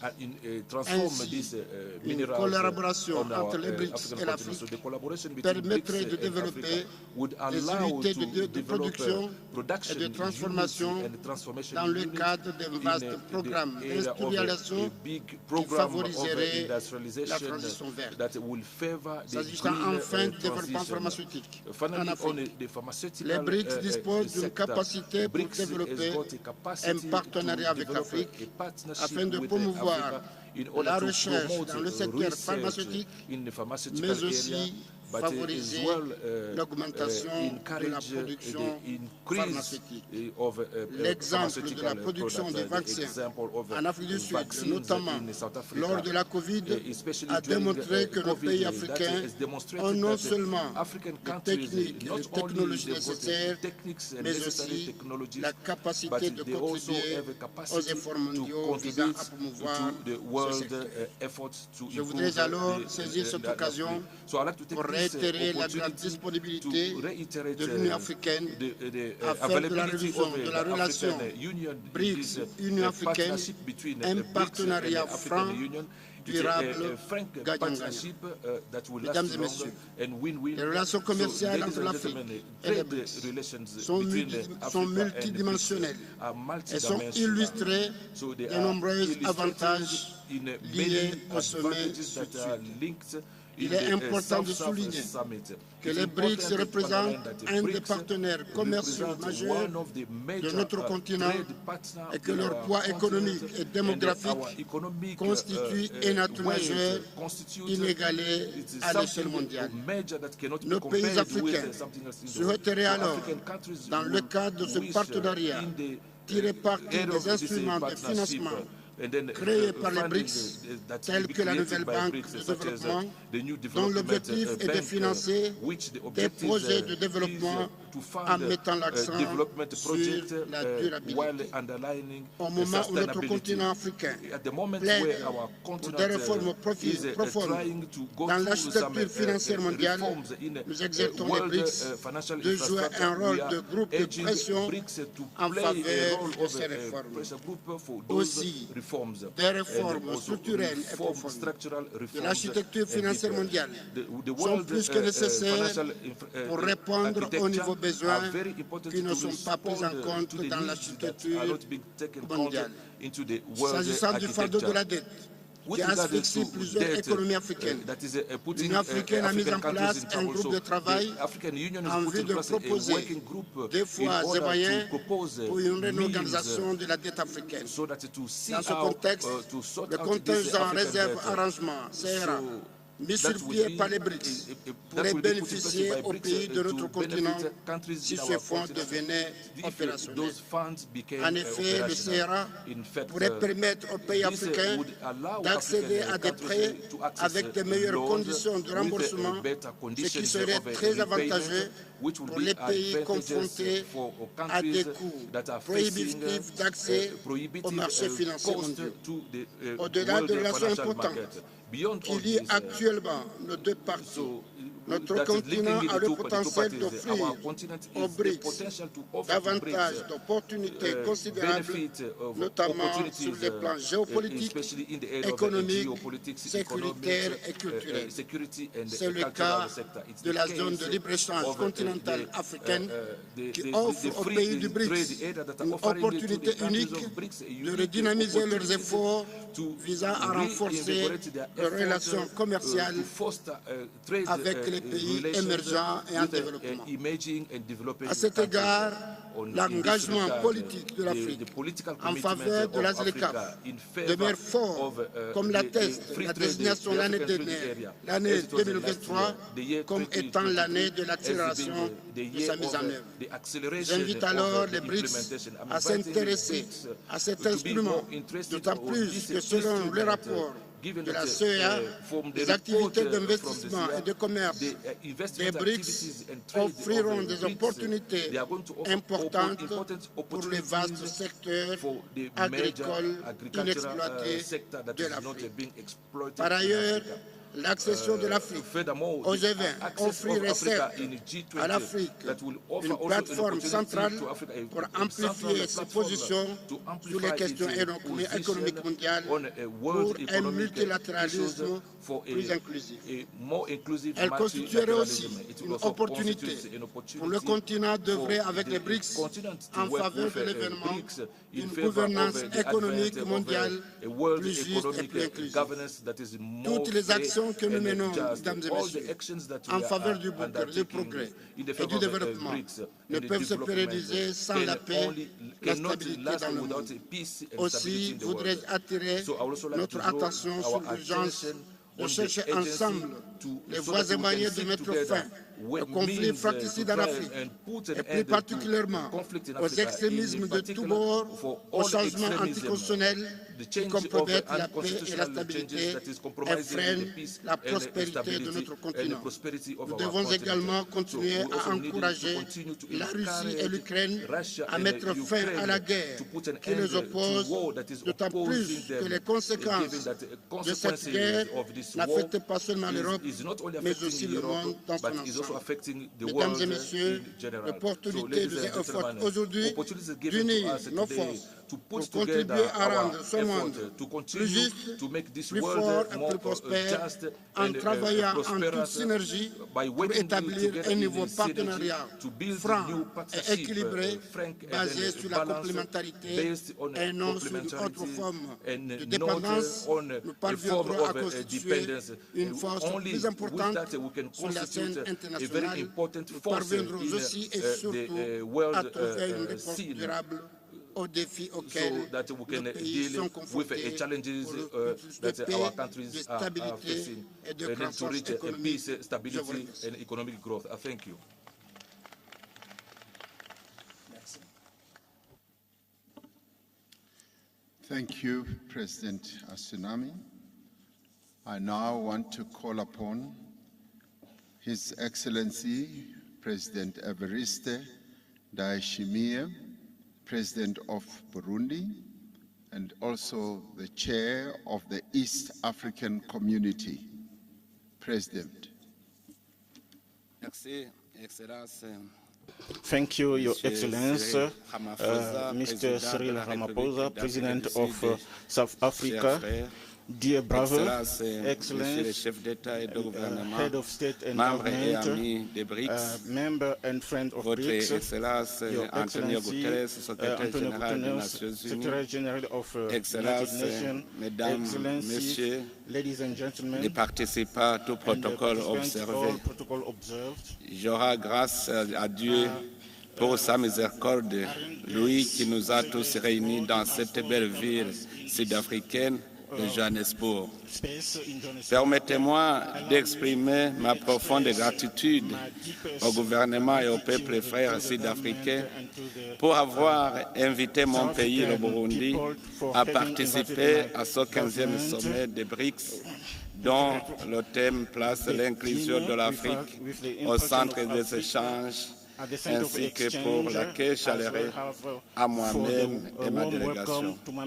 Excellences, Mesdames, Messieurs, ce sommet intervient à un moment particulier où le monde traverse plusieurs crises économiques, géopolitiques et sécuritaires.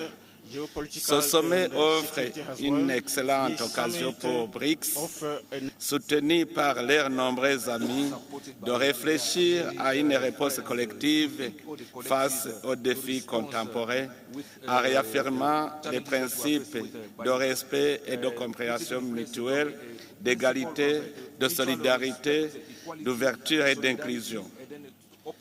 Contrairement à ce que certains peuvent penser, moi je considère que la coalition des BRICS est une voie d'accélérer les projets concrets et communs et d'élargir le cercle d'amis à des membres.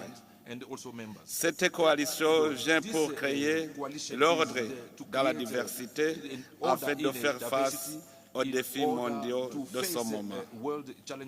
Le Burundi souscrit aux principales conclusions et recommandations issues des réunions informelles sectorielles visant la promotion de la coopération sud-sud, le renforcement des partenariats mutuellement bénéfiques avec l'Afrique dans un monde multipolaire et dans le cadre de la zone de libre-échange africaine.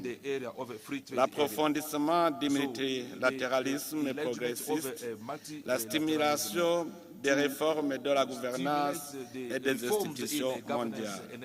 Excellences, Mesdames, Messieurs, le Burundi a la ferme conviction que son indépendance ne peut être effective sans une réelle indépendance économique. C'est pourquoi, sur base des opportunités que le Burundi offre, nous nous sommes fixés une nouvelle vision. Faire du Burundi un pays émergent à l'horizon 2040 et un pays développé à l'horizon 2060. Cette vision repose sur l'engagement de l'État burundais à développer et à diversifier l'économie nationale et à stimuler la production afin d'augmenter considérablement les exportations. Pour y parvenir, le Burundi veut nouer et renforcer des partenariats fructueux et mutuellement bénéfiques avec les membres et amis du BRICS pour améliorer nos performances. Dans le secteur minier, le sous-sol burundais reste inexploité. C'est pourtant l'un des secteurs prometteurs sur lequel le Burundi mise pour réaliser une percée économique. La technologie et l'industrie manufacturière restent les grands défis de mon pays malgré une main-d'œuvre abondante. Je réitère la disponibilité du gouvernement du Burundi à coopérer pleinement avec les partenaires sérieux qui souhaitent appuyer les efforts du développement et investir au Burundi. Pour accélérer le développement socio-économique du Burundi, nous espérons une fructueuse collaboration avec la nouvelle banque de développement afin d'accroître la production d'énergie, le développement des infrastructures, l'économie numérique, la gestion et l'exploitation des ressources naturelles.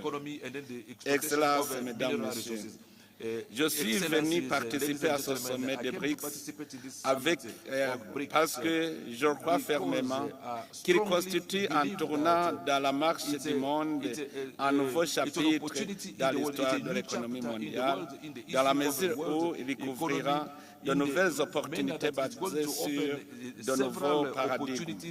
Il y a beaucoup à dire dans de telles circonstances, mais permettez-moi d'en mentionner à cette heure où des changements significatifs se produisent dans le monde. Mon pays est du côté de ceux qui appellent à des réformes de la gouvernance mondiale, en particulier dans les institutions décisionnaires telles que le Conseil de sécurité des Nations Unies. Nous espérons que la voix des membres et amis du BRICS sera enfin entendue. Excellences, Mesdames, Messieurs, en conclusion, mon pays réaffirme son engagement à jouer son rôle dans la construction d'un ordre mondial fondé sur la primauté du droit, un monde pacifique, équitable et prospère. Nous renouvelons également nos vifs remerciements à tous les États membres des BRICS pour l'aimable invitation à participer à ce sommet dont les conclusions seront sans aucun doute bénéfiques pour les BRICS et l'Afrique et le monde. Je vous remercie de votre aimable attention.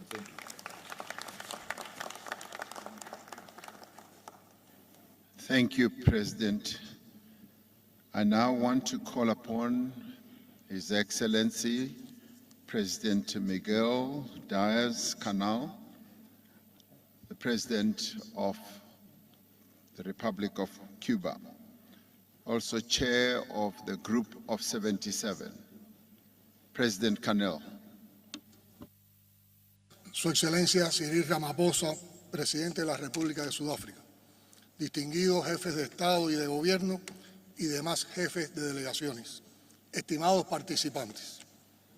Es un alto honor y un privilegio participar en una cumbre de BRICS, un mecanismo de integración que por su novedad y diversidad abre expectativas y esperanzas en el camino del fortalecimiento del multilateralismo que hoy resulta tan urgente como imprescindible para el destino mismo de la humanidad. Valoramos mucho que esta cita acontezca en tierras africanas, cuna de una parte de nuestros ancestros que alimenta de forma fundamental la esencia misma de la identidad cubana. La satisfacción es aún mayor porque nos trae a Sudáfrica, país al que nos unen históricos lazos de hermandad. Cerca de 400.000 compatriotas contribuyeron a la lucha contra el apartheid en tierras africanas. 2.289 de nuestros combatientes internacionalistas cubanos cayeron heroicamente, escribiendo con su sacrificio una de las páginas más hermosas en la historia de la solidaridad entre los pueblos. Quiero citar y recordar un conocido refrán africano: las huellas de los que caminaron juntos jamás se podrán borrar. En el caso de Sudáfrica y Cuba, esas huellas son tan sólidas e imborrables como la memoria de los líderes históricos de ambas naciones. Jamás podremos olvidar el abrazo de Nelson Mandela y Fidel Castro al encontrarse aquí y exigirse mutuamente el reencuentro, como solo ocurre entre hermanos muy entrañables. Asisto a este diálogo con la enorme responsabilidad que representa para Cuba presidir el Grupo de los 77 y China, la más amplia y diversa agrupación de naciones en desarrollo. Somos 134 países, 2/3 de los miembros de la Organización de Naciones Unidas, donde vive casi el 80% de la población del planeta, enfrentando los desafíos colosales de un mundo cada día más desigual, en el que se han multiplicado la exclusión y la pobreza después de 2 años de pandemia, seguidos de dramáticos conflictos. En los últimos 10 años, las naciones del sur han visto duplicarse su deuda externa, ya pagada con creces. Aumentan las medidas coercitivas unilaterales. Más de 3.000 millones de personas se ven afectadas por la degradación de los ecosistemas. Más de 1 millón de especies de plantas y animales están en peligro de extinción, según se lee en el mensaje del secretario general por el Día Mundial del Medio Ambiente. Si no actuamos de inmediato, legaremos a nuestros hijos y nietos un planeta no solo irreconocible para quienes venimos del siglo anterior, sino tristemente condenado a resultar inhabitable. A 7 años del plazo fijado para el cumplimiento de los Objetivos de Desarrollo Sostenible de la Agenda 2030, el panorama es desalentador. La mitad de las 169 metas acordadas están muy lejos de ser cumplidas. Más del 30% de ellas no han experimentado ningún avance, o lo que es peor, muestran retrocesos con respecto a 2015, de acuerdo con el más reciente informe de Naciones Unidas. Los países desarrollados de Occidente y las grandes transnacionales han diseñado un orden internacional que no toma para nada en cuenta el progreso de las naciones del sur y solo resulta eficaz para exiguas minorías. El Grupo de los 77, China y los BRICS, tenemos la responsabilidad y la posibilidad de actuar por un cambio de ese injusto orden mundial. No es una opción, es la única alternativa. Hoy nadie puede cuestionar la creciente autoridad de los BRICS. Por eso no dudamos en dar la bienvenida a su eventual ampliación, que contribuiría a reforzar su relevancia y representatividad. Ha sido un reclamo histórico del Grupo de los 77, como lo es también de los BRICS, emprender una transformación real de la arquitectura financiera internacional profundamente injusta, anacrónica y disfuncional.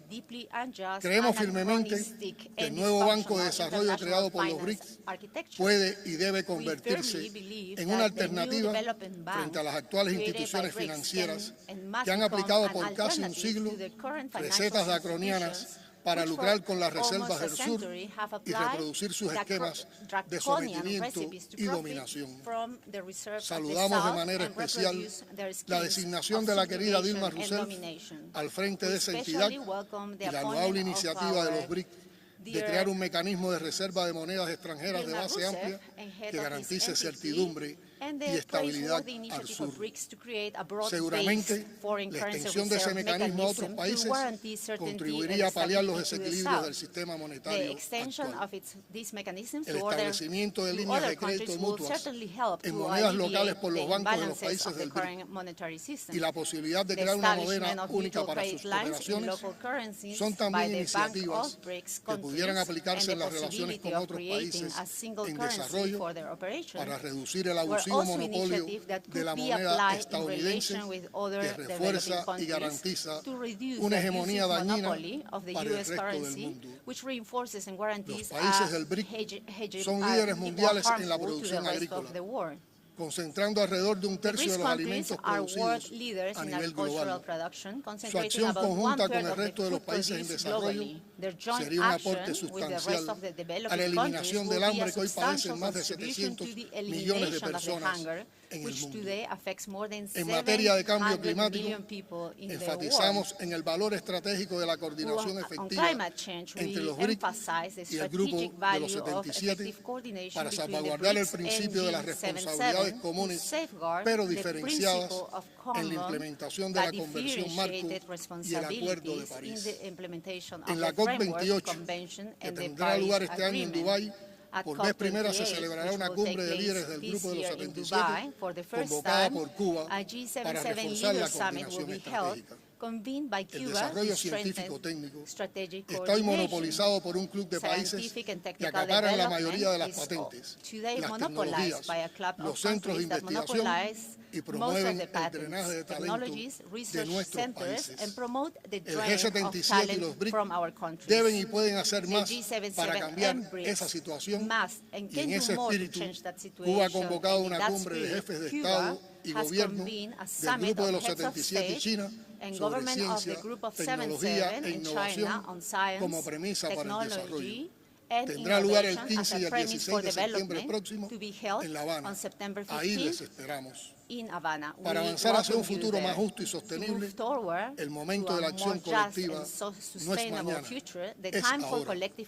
Creemos firmemente en el poder de la unidad en la diversidad y en que es la hora de actuar unidos en defensa de históricos reclamos que por no ser atendidos a tiempo han multiplicado los problemas que enfrentan hoy nuestras naciones. Y ya que estamos en la nación del arco iris, que ha vencido el odio del pasado, integrando su rica diversidad de culturas, idiomas y creencias religiosas, asumamos todos los preceptos de la sabia filosofía humanista africana del Ubuntu, la ética del cuidado del otro, que frente al egoísmo y el individualismo promueve una vida solidaria, fraternal y respetuosa en la que nadie quede atrás. El G77 y los BRICS tenemos la oportunidad de generar una transformación histórica.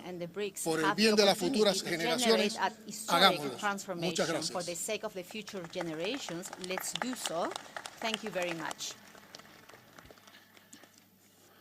Thank you, President Canal. I now have the honor to call upon His Excellency Ismail Omar Guelleh, the President of the Republic of Djibouti and Chair of the Intergovernmental Authority on Development, IGAD.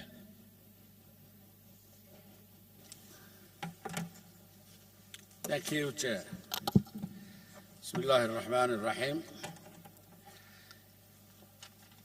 His Excellency Cyril Ramaphosa, President of the Republic of South Africa, Excellencies, heads of states and governments, distinguished guests, leaders and guests. Firstly, I would like to express my appreciations to His Excellency President Cyril Ramaphosa, the President of the Republic of South Africa, and the people of South Africa for their warm welcome and hospitality during our visit to this beautiful country. On behalf of all members of IGAD, as well as myself, I would like to extend my gratitude to you, Mr. Chairman, for inviting me to attend this 15th BRICS Summit held in Africa under African chairmanship with a focus on our continent. The partnerships between BRICS and Africa goes beyond convenience. It is a strategic imperative. Together, we have the power to reshape the landscape, promote inclusive growth, and eradicate poverty.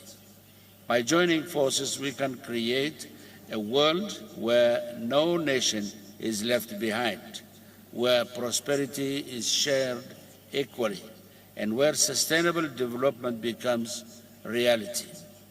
Africa possesses resources, and when combined with the technological capabilities and investment potential of BRICS, it opens up unparalleled opportunities for both regions.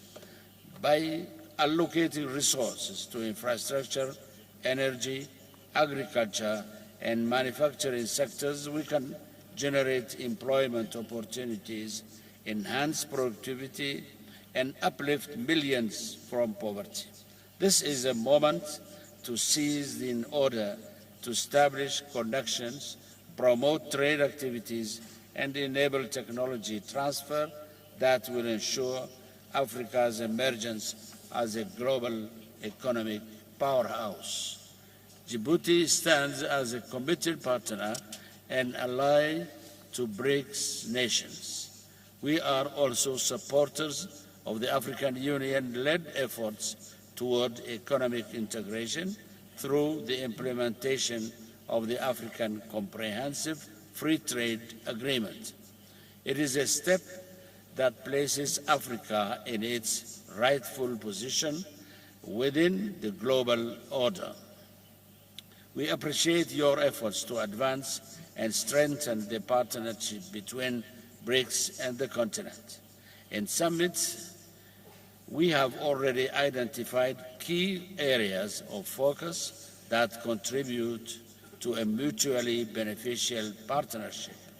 Your leadership in enhancing the relationship between BRICS and Africa serves as a motivation for us to make substantial contributions towards our shared goals and interests. Dear Chairman, I eagerly commend the BRICS partnership for creating a platform that offers an opportunity to diversify expand the global economic landscape. Undoubtedly, BRICS is a force with politically and economically. It is a success story evident from the growing number of countries aspiring to join this group, as well as the commendable performance of the new Development Bank with its extensive portfolio of projects aimed at maximizing development impact.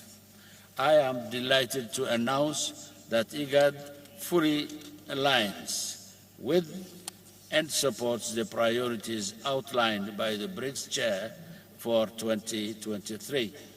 Specifically, Africa and IGAD aim to mobilize investment in order to develop infrastructure that connects parts of our continent, thereby boosting intra-African trade growth and value chains. Indeed, IGAD takes pride and being one of the fundamental elements of the African continent free trade area. We wholeheartedly welcome the important role that BRICS can play in supporting our collective endeavors as a continent to drive trade, investment, and infrastructure development within the context of this momentous undertaking. As we all know, it is widely understood that economic plans and agendas often falter without sustained commitment and financial backing. Therefore, we warmly embrace the opportunity to further explore and expand upon some of the ideas and decisions that were discussed during meetings of BRICS Africa Outreach BRICS Plus Dialogue in 2013 and 2018. We sincerely hope that the establishment will extend its support to Africa's effort in bridging the enormous infrastructure gap across our continent. According to data from the African Development Bank, Africa requires an annual investment of $170 billion for comprehensive infrastructure improvements. The combination of external shocks that have disrupted progress in many countries, along with high borrowing costs and increasing debt service obligations, has made it challenging for our economies to attract new financial resources. Africa, with its resources, youthful population, and untapped potential, has become a symbol of hope and opportunity. It is a continent that has faced challenges but continues to rise with resilience and determination. Today, Africa finds itself at a turning point where it can unleash its potential and make substantial contributions to the global economy. Mr. Chairman, distinguished guests, at the core of the IGAD mandate is the obligation to strengthen multilateralism. Additionally, one of our principles is enhancing women's participation in peace process. Indeed, it is only last week that we launched the IGAD Women, Peace and Security Forum as part of our own unwavering commitment harness the transformative power of women's contributions to peace building and conflict resolution. Finally, we support the call for reforms to the international architecture and address the ossification of inequalities, gaps, and inefficiencies. We need to relentlessly work together to ensure that the new architecture is reset to be relevant to today's global challenge.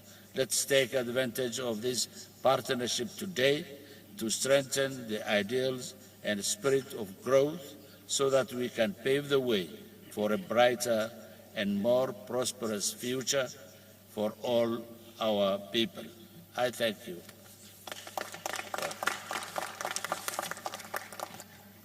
Thank you, President. I now take this opportunity to ask His Excellency President Joko Widodo, President of the Republic of Indonesia, Chair of the Association of Southeast Asian Nations, ASEAN, to take the floor.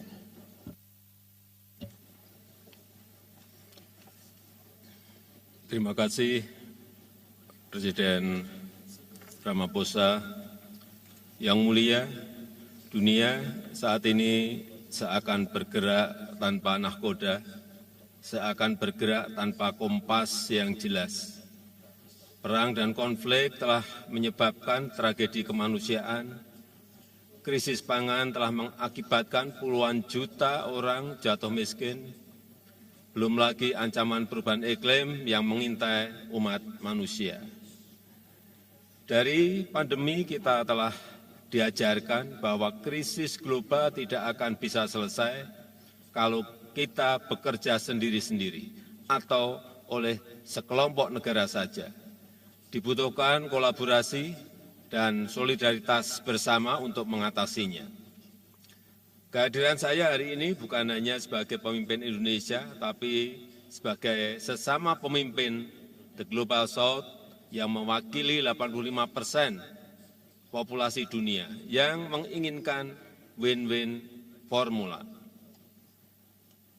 Kehadiran saya di sini juga didasari keinginan untuk terus menghidupkan spirit Bandung yang masih sangat relevan sampai saat ini, di mana solidaritas, soliditas, dan kerjasama antar negara berkembang perlu terus diperkuat. Yang mulia, sebelum kita membahas berbagai kerjasama, ada satu hal mendasar yang harus kita sepakati. Semua dari kita harus konsisten menghormati hukum internasional dan hak asasi manusia. Kita semua melihat tatanan ekonomi dunia saat ini sangat tidak adil, gap pembangunan semakin lebar, rakyat miskin dan kelaparan semakin bertambah, dan situasi seperti ini tidak boleh dibiarkan. Negara berkembang harus bersatu untuk memperjuangkan hak-haknya, diskriminasi perdagangan harus kita tolak, hilirisasi industri tidak boleh dihalangi, kita semuanya harus terus menyuarakan kerjasama yang setara dan inklusif.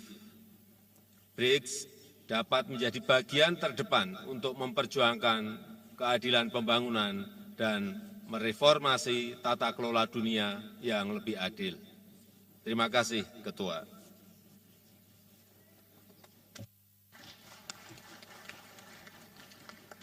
Thank you, President Widodo.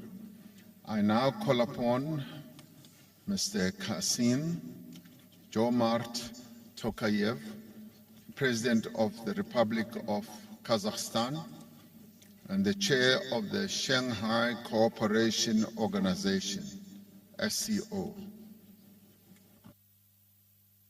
Mr. President Cyril Ramaphosa, dear heads of delegations, thank you, Mr. President, for your invitation to this BRICS Plus dialogue.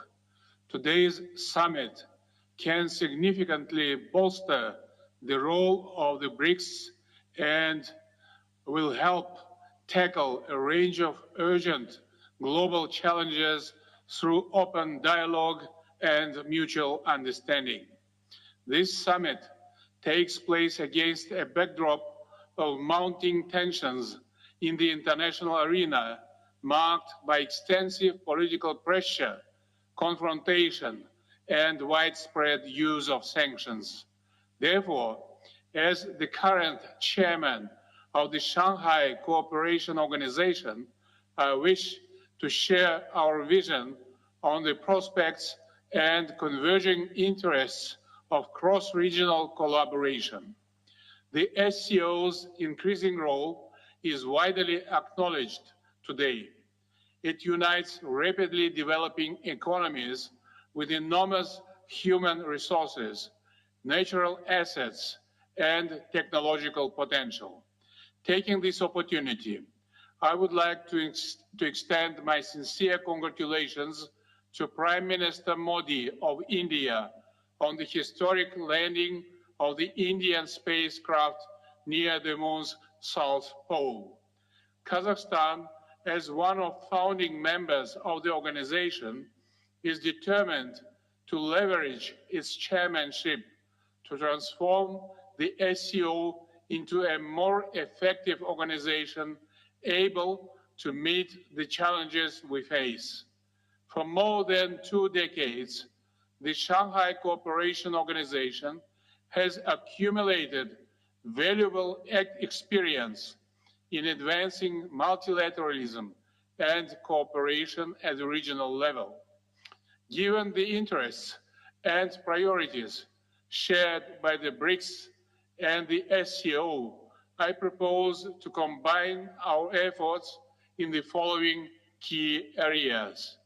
We should seek a suitable formula for peace, stability, and security based on the UN Charter.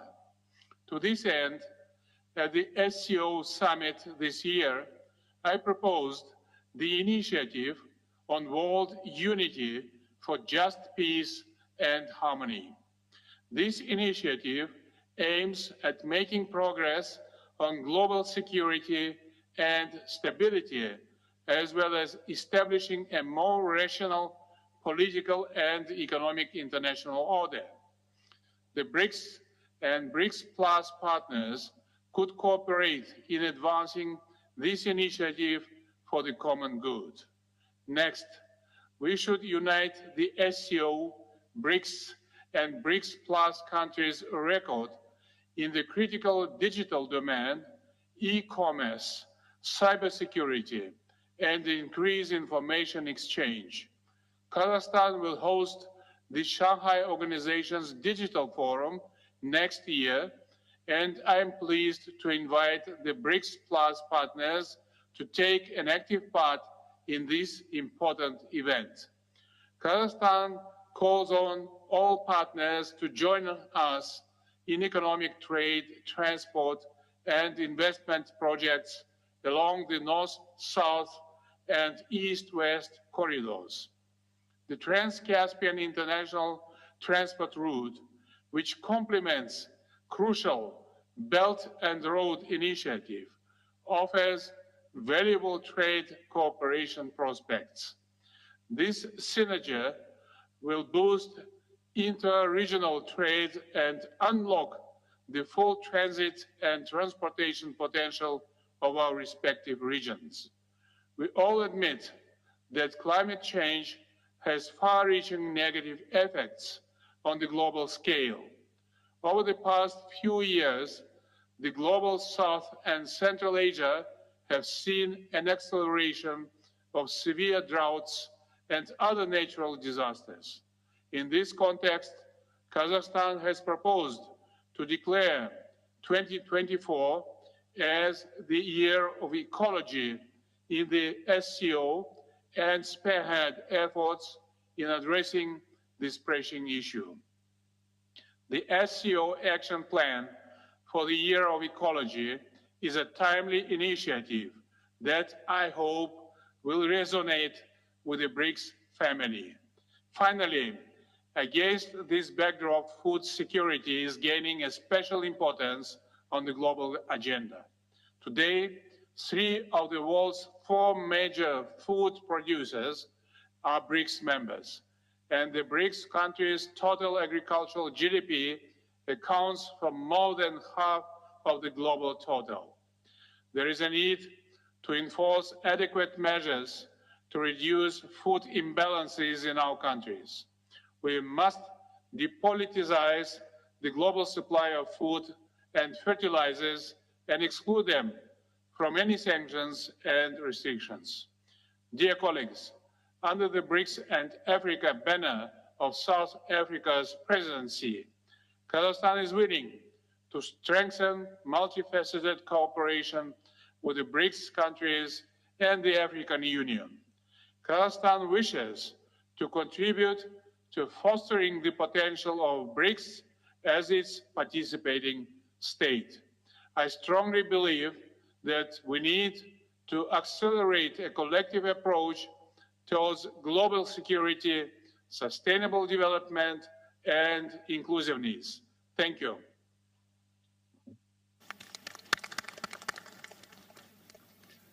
Thank you, President Tokayev. I now call upon His Excellency, President Hakainde Hichilema, the President of the Republic of Zambia, Chair of the Common Market for East and Southern African COMESA. Thank you very much, President Ramaphosa. Due recognition to you.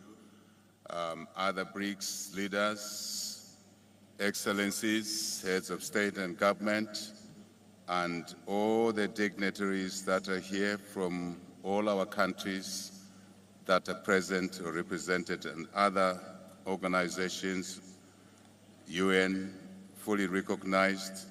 Thank you. First, let me congratulate President Ramaphosa for hosting this BRICS Summit and inviting many of us to the summit. Thank you, President Ramaphosa.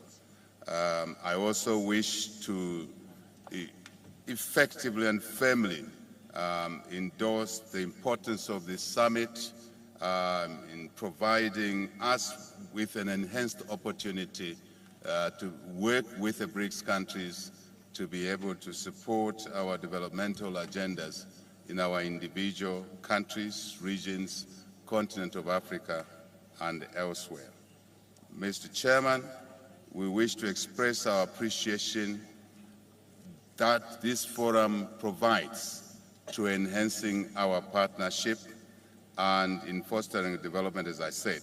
And because of the importance of this platform, Mr. Chair, I simply want to express what we believe are critical. As Zambia, COMESA countries, we see this as a rare opportunity to address the challenges we've kept on talking about for a long time and on many platforms.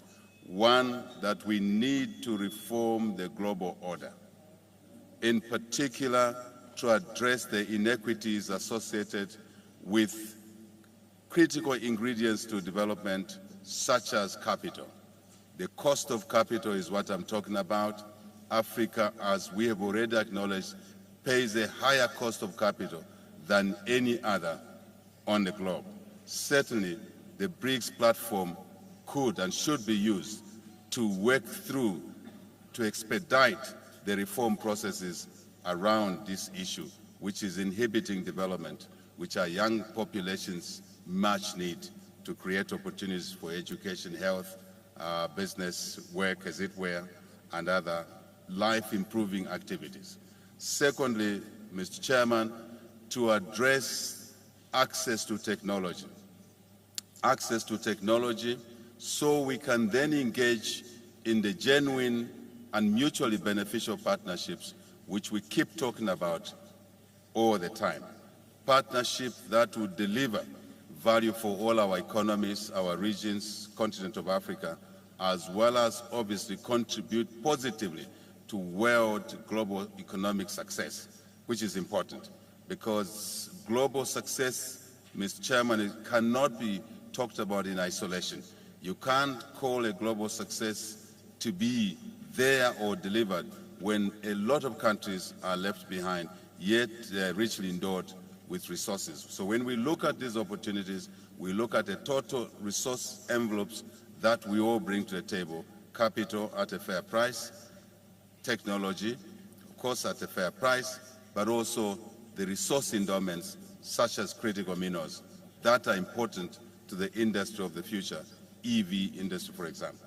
So one of the things, Mr. Chairman, that we would like as Zambia, as COMESA, Africa, to endorse firmly is that as the BRICS nations look to enhance relationships with us in Africa and elsewhere, Asia, elsewhere, South America, the Global South, if I may say, we need to consciously agree that relationships must be structured in a manner that allows enhancement of domestic economic growth of those that are associated with the BRICS, and also using BRICS, Mr. Chairman, as an opportunity to correct the relationships that were structured wrongly with the old order. That old order, which we are now talking about reforming, we now have an opportunity under the BRICS platform to enter in those relationships in a reformed manner. That, for example, ensures that when we exploit resources, we must invest in value addition in the host countries where those resources are located. It benefits the investors, collective basket of investors.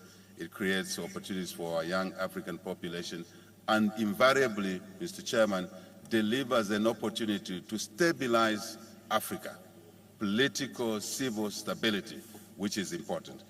I want to conclude, in the interest of time, Mr. Chairman, to reiterate the fact that we now have an opportunity, once again, the globe has an opportunity once again with the BRICS platform to work together to realize the enormous opportunities within BRICS, Africa, Asia, South America, Global South, let's call it that, that would deliver mutual benefits for all our individual countries and, of course, the continent. No question about that. Mr. Chairman, all of this should happen in the environment of peace, security, and stability, once more, in our individual countries, regions, Africa, continents, elsewhere, and the global community. Thank you very much. Thank you, President. I now call upon Mr. Musa El-Koni, representing the Arab Maghreb Union. Please take the floor.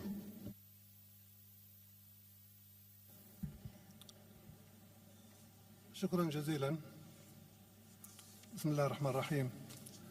اسمحوا لي في البداية لدي مجموعة من الكلمات من المستشارين المرافقين لي، لكن سأتحدث بقلبي لكم جميعا. سأسترجل الكلمة لأن هذا الحدث هو هام وتنتظره شعوبنا منذ فترة طويلة، كما أشار السيد رئيس إندونيسيا بأن مناطقنا أو عالمنا كان يفتقد إلى القادة، وهذه المجموعة الخمس والتي تمثل القادة الجدد لدولنا عليه. هذه تعتبر منطلق هام جدا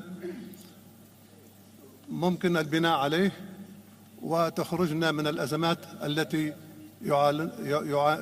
تعانيها دولنا.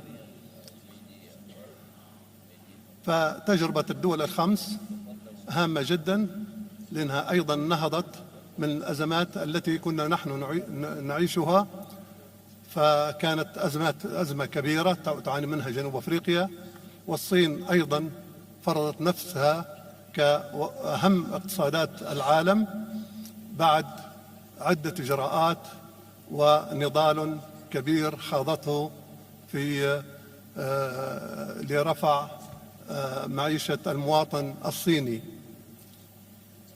لذا نحن نريد من الدول الخمس أن يساعدوا هذا العالم الشبيه لعالمهم الذي كانوا فيه، بمعنى بالخبرة، بالإدارة، بالإمكانيات. نعم، أفريقيا غنية وهي الأفقر، إذ في أفريقيا يباع الكيلو الكاكاو بدولار، لكي تشتري قطعة من الشوكولاتة ب$15. بمعنى نحن محتاجين إلى الصناعات التحويلية. نحن ليبيا دولة غنية ومنتجة للبترول، ونبيع البترول بأسعار بخسة لنشتريه مصنع بأرقام فلكية أيضا.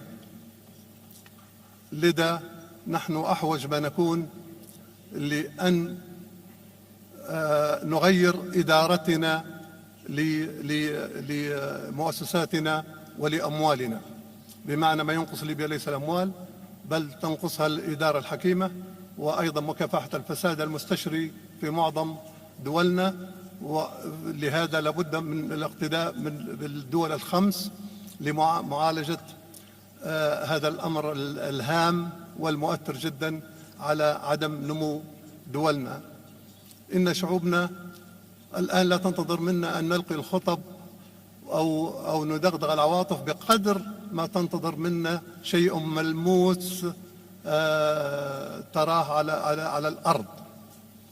لذا هذا التجمع الكبير ولقائه اليوم مع مجموعة البريكس يعني أن نحن ندعم هذه المجموعة، بل يستعد الجميع للانضمام عليها، ولا يعني هذا بأي حال من الأحوال استعداء أي طرف كان أو أي طرف خارج هذه المجموعة أو محاولة خلق عداوات مع أطراف الآن قد تتهجم على هذه المجموعة أو ما تحاول القيام به من تنمية وقيادة حكيمة لشعوبها. نحن في ليبيا كما تعلمون صبر الشعب الليبي طويلا ثم انتفض، وكما ترون في دول الساحل أيضا الشعوب تنتفض يوميا، وهناك الكثير من الدول قد يحصل فيها ما حصل في ليبيا أو غيرها. عليه لابد من معالجة هذا الأمر من الأساس، وهو توفير الوظائف. أقول توفير الوظائف، وهذا موجه للدول الأخرى التي يهاجر إليها أبنائنا. نحن لسنا سعداء بأن يموت أبنائنا في الصحاري وفي المناطق التي تشهد اقتتال ويتعرضون للخطر، أو يموتون في البحار أو يتشردون في شوارع أوروبا. نحن نريد منكم أن تساعدونا في إقامة الصناعات الصغرى والمتوسطة والاهتمام بالزراعة والصيد البحري وسواها، فنحن نريد أبناؤنا أن يبقوا في أوطاننا. نحن أيضا لا نريد أن يدفع أبناء شعوبنا وخاصة الشعب الإفريقي أو سواه من آسيا أو غيرها أو حتى أمريكا اللاتينية أن يتعرضوا للخطر أو يموتوا على حدود الدول الغنية. فيجب أن تكون هذه المجموعة أن تنضم إلى أو تتحدث إلى الدول الكبرى الأخرى بأنها أن تعمل معنا بخطط واضحة وجلية ومفيدة لشعوبنا. وأشكركم شكرا جزيلا.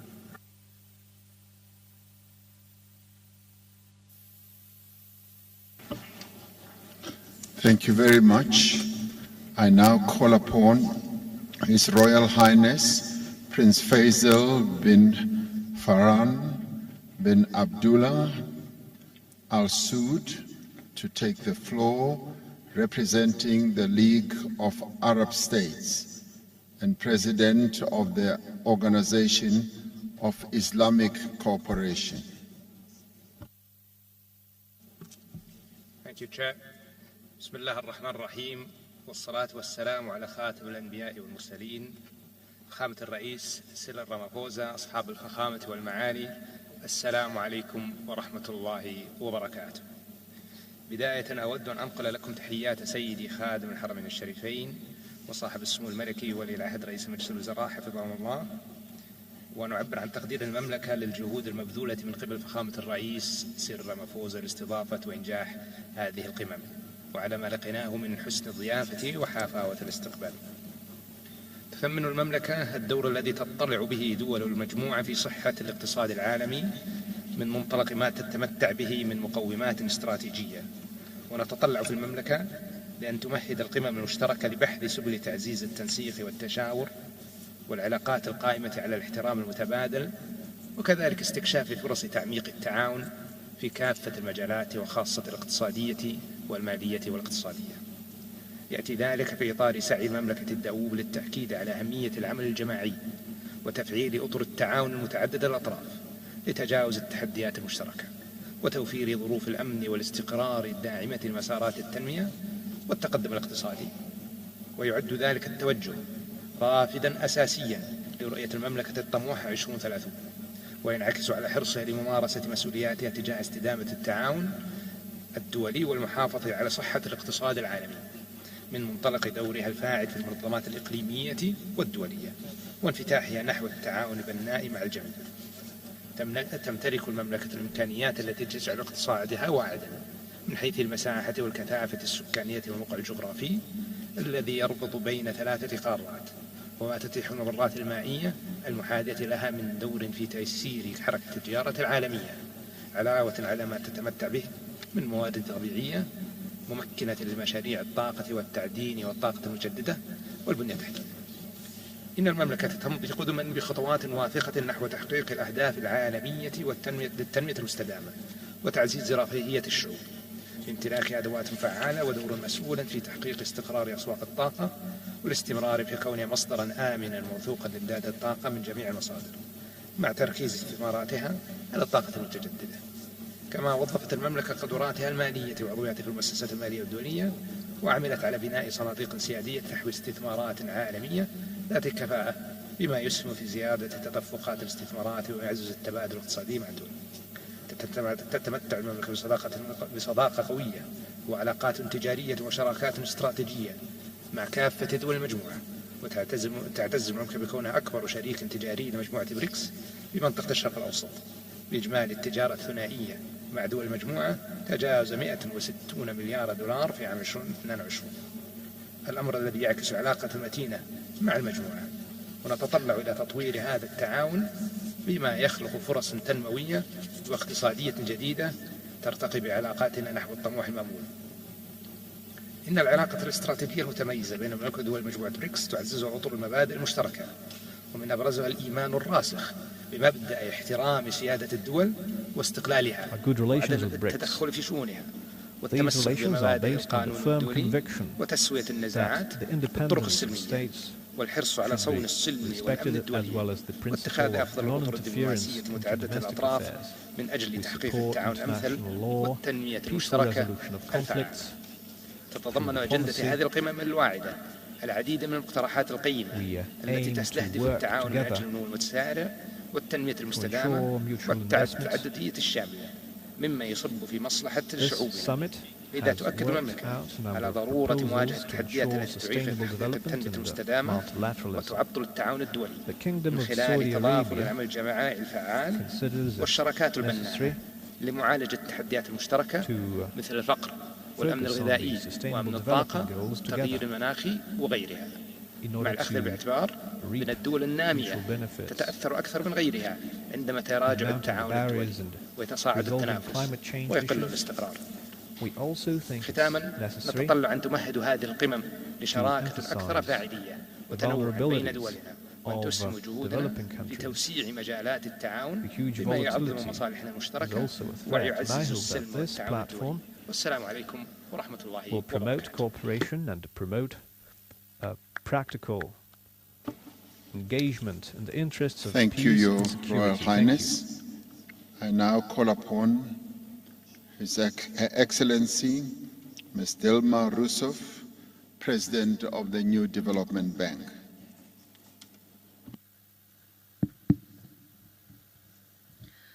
Senhoras e senhores, gostaria de expressar a minha sincera gratidão ao excelentíssimo senhor Cyril Ramaphosa, presidente da África do Sul, anfitrião da cúpula dos BRICS, pelo convite. Quero saudar o excelentíssimo senhor Luiz Inácio Lula da Silva, presidente da República Federativa do Brasil. O excelentíssimo senhor Sergei Lavrov, ministro de Estado das Relações Exteriores da Federação Russa, em nome de quem cumprimento o senhor Vladimir Putin, presidente da Federação Russa. O excelentíssimo senhor Narendra Modi, primeiro-ministro da República da Índia, e o senhor Xi Jinping, presidente da República Popular da China. Cumprimento os novos integrantes do Banco NDB, a primeira-ministra da República Popular de Bangladesh, Sua Excelência Sheikh Hasina, o presidente dos Emirados Árabes Unidos, Sua Excelência Bin Zayed Al Nahyan, o primeiro-ministro da República Árabe do Egito, Sua Excelência Mustafa Madbouli. Cumprimento também todos os novos integrantes dos países BRICS, a Argentina, a República Árabe do Egito, a Etiópia, a República Islâmica do Irã, a Arábia Saudita e os Emirados Árabes Unidos. Ao saudar Sua Excelência, Sr. Antônio Guterres, secretário-geral da ONU, cumprimento os dignatários e líderes de organizações internacionais, ilustres participantes, funcionários governamentais dos países presentes, representantes de países africanos, acadêmicos, parceiros de desenvolvimento e membros da imprensa e dos meios de comunicação. Senhoras e senhores, os BRICS e o Banco UNDB faz parte da minha história. Quando era presidenta do Brasil, tive a felicidade de sediar a cúpula de Fortaleza em 2014, ocasião em que os líderes dos BRICS deram vida ao NDB, ou o Banco dos BRICS. Agora, como presidenta do NDB, tenho a oportunidade de levar adiante a visão que animou os países fundadores e materializá-la em ações concretas em prol dos BRICS e dos países do Sul Global. E quero falar hoje sobre a estratégica importância para o Sul Global do desenvolvimento do continente africano, que foi ferido ao longo da história pelo colonialismo, pela desenfreada exploração e até pela mais vergonhosa escravidão. A África é de onde viemos. E este século XXI é o resgate definitivo deste continente. Por isso, é um grande prazer, como presidente do NDB, me dirigir ao BRICS Africa Outreach e BRICS Plus Dialogue. O mundo passa por um momento muito difícil. Vivemos uma crise de múltiplas dimensões. A combinação de grave crise climática, aumento brutal da desigualdade, baixo crescimento, protecionismo com fratura das cadeias globais de valor, conflitos geopolíticos e sanções desenfreadas. Tudo isso levando ao protecionismo e à fragmentação geopolítica. A insegurança e a instabilidade passaram a ser a regra e não a exceção, criando enormes dificuldades, mas também criando um momento de grande oportunidade para o desenvolvimento do Sul Global, se soubermos enfrentar os desafios. Nesse contexto, os BRICS se tornam ainda mais relevantes, uma oportunidade de modificar esse panorama. Os BRICS, os países BRICS, fazem a diferença. Representam mais de 46% agora da população mundial e cerca de 35% do PIB. Em termos de paridade de poder de compra, estima-se que as economias do BRICS sejam coletivamente maiores do que a economia agregada dos países do G7. A expansão dos BRICS é uma força do Sul Global que jamais poderá ser ignorada. Nesse sentido, as relações econômicas, sociais e culturais entre os países dos BRICS, o Sul Global, e especificamente agora o continente africano, tem uma base histórica profunda. A África, como já disse, é o berço da humanidade. E também uma parte fundamental da solução para o nosso futuro. O advento dos BRICS e o crescente aumento do protagonismo da África como ator global suscita a esperança de novas possibilidades ao desenvolvimento do continente e do mundo. Os BRICS e os países africanos compartilham uma visão comum de uma comunidade global, dinâmica, inclusiva e sustentável. A legítima busca dos países africanos por agregar valor às suas riquezas vai gerar a necessária prosperidade. É urgente uma nova arquitetura financeira que canalize os recursos necessários para explorar a infraestrutura física e digital, viabilize a ampliação da educação, apoie o empreendedorismo. O Banco NDB, chamado também Banco dos BRICS, é parte fundamental dessa solução. Nessa empreitada, este grupo constitui um elemento estratégico que pode ampliar os resultados positivos que vêm se produzindo. Nos últimos anos, por exemplo, os BRICS expandiram seu envolvimento econômico na África. Em 2010, a parcela dos BRICS no estoque de investimentos estrangeiros direto no continente africano era de 4,9% do total mundial. Em 2021, chegou a 8,8%. E deve e pode subir muito mais. Quanto ao comércio internacional, entre 2010 e 2022, a compra e venda de mercadoria entre os países dos BRICS e a África aumentou when de it comes to 280 international bilhões trade, de dólares para 473 bilhões de from dólares.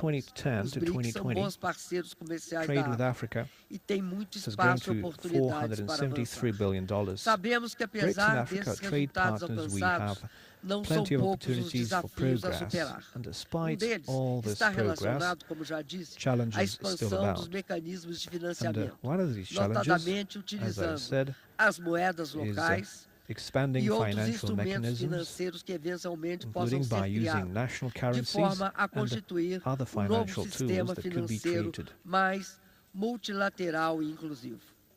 Outro aspecto é permitir cada vez We need mais a new que financial projetos system that would be conjuntos more entre vários inclusive países and possam multilateral. ser realizados, como é o caso dos Another projetos aspect de infraestrutura is de caráter interregional. promoting joint projects. Aqui, no continente africano, por exemplo, temos o maior In particular, I'm speaking potencial about hidrelétrico regional infrastructural não projects. aproveitado do planeta. On the African Trata-se da continent, bacia hidrográfica do we have complexo de the Inga, largest que pode garantir hydroelectric energia potential renovável, on the contínua, planet. de base segura e módica. The Grand Inga Dam Este aproveitamento could é provide 3 vezes o aproveitamento de Itaipu power no Brasil generation e 2 vezes o de Três capacity Gargantas na China, that que would são be os 2 maiores do mundo até accessible agora. Inga é and 3 capaz de times servir more de lastro powerful than energético a todo um continente, major porque 2 Brazilian vezes, como eu disse, Três hydropower Gargantas plant e 3 vezes could Itaipu. be a source of energy Vale for the destacar continent. ainda que o sul And as global I've said, precisa its buscar potential agregar is valor às suas riquezas much e ao seu greater manancial de sustentabilidade. than E in nesse Brazil. sentido, é hora também de buscarmos uma reindustrialização com novas And we need to note características. that the global Torna-se south evidente a necessidade de estabelecer, portanto, um is novo eager modelo to de become a financiamento source of que promova sustainability. esses projetos There is a need to renováveis, create a new eficientes financing model e que tenham to promote these projects, conexão com o desenvolvimento das pessoas e também dos países. Isso permitirá including acelerar o rumo renewable da energy integração projects. regional, além de aprofundar as parcerias do Sul Global.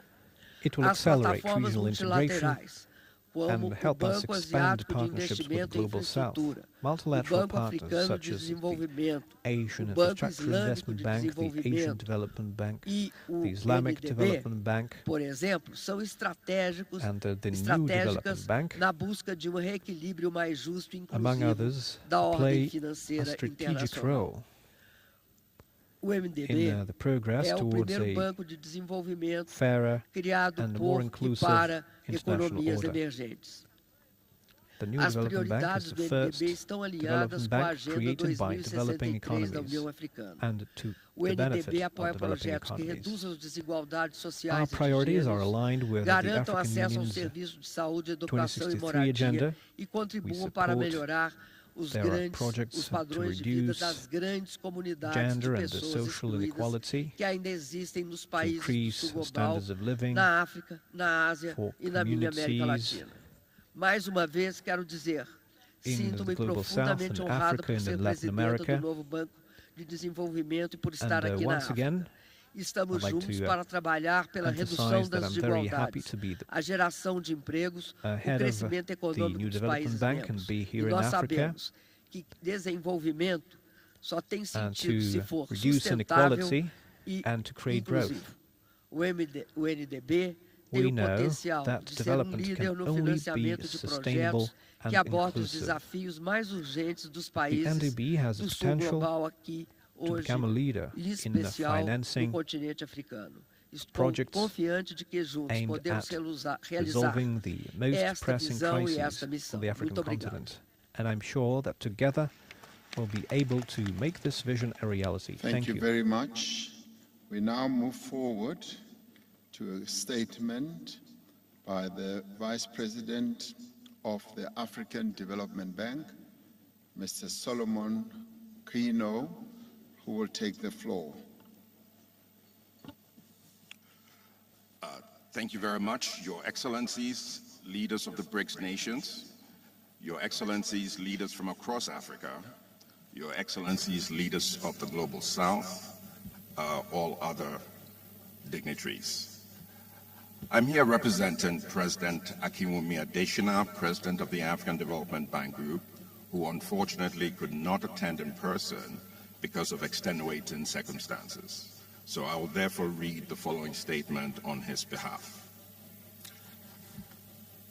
The theme, BRICS in Africa, Partnership for Mutually Accelerated Growth, Sustainable Development, and Inclusive Multilateralism, could not be more appropriate. In a world that is moving and changing at hyperspeed, growth and development require the proverbial village working in tandem. So within this context, the African Development Bank, in conjunction with several partners, is innovatively addressing Africa's critical development challenges, well articulated in the African Union's Agenda 2063, and also being prioritized within what we call the African Development Bank's strategic high five priorities, which are: one, to light up and empower Africa, to feed Africa, to industrialize Africa, which we have been talking about today significantly, to integrate Africa, and also to improve the quality of life for the people of Africa. To date, more than 350 million Africans have been impacted positively from the Agenda 2063 being implemented through the strategic high five priorities of the African Development Bank. As a continent, we've had to contend with the simultaneous triple C's. That is COVID, conflict, and climate change. Let me talk a little more about climate change. While Africa has contributed the least to greenhouse gas emissions, as the UN Secretary General mentioned, it bears an inordinate burden and amount of devastation from the adverse impacts of ever-increasing climate change. This is one of the reasons that the African Development Bank is scaling up its support in Africa for both climate adaptation and mitigation. For example, we're implementing the $20 billion Desert to Power program that would deliver 10 gigawatts of solar power to over 250 million people across the Sahel. It was also good to hear the president of the new development bank talk about Grand Inga, but there's also Inga 3. Africa has huge hydro potential. Even in Zambia and Zimbabwe, we also have the Batoka projects. These are projects in which the African Development Bank has been leading in the project preparation, and we're very open to partnership with the new development bank. And also we welcome a Global South solution to implementing these projects, in an expeditious manner. But public sector alone is not going to solve the development challenges in Africa. Private sector has a strong role. This is why in 2018, the African Development Bank founded an innovative and highly acclaimed Africa Investment Forum, which to date has mobilized investment interest in excess of $142 billion. We would like to thank His Excellency President Ramaphosa for graciously chairing and hosting the first two forums. I take this opportunity to invite all of you to this year's forum in Morocco on November 8th to 10th.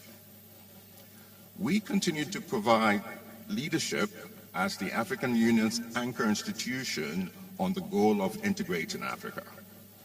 We have built several thousands of kilometers of cross-border roads and electricity transmission lines, and are also investing in railways and waterways. Through the African Stock Exchanges Linkages Project, we have connected 8 African stock exchanges with an aggregated market capitalization of $1.3 billion from Johannesburg to Cairo, and we have also supported the African Continental Free Trade Area Secretariat in its establishment, and also to operationalize the CFTA. For decades, I've remained adamant: no bird can fly with one wing. Likewise, nations and institutions.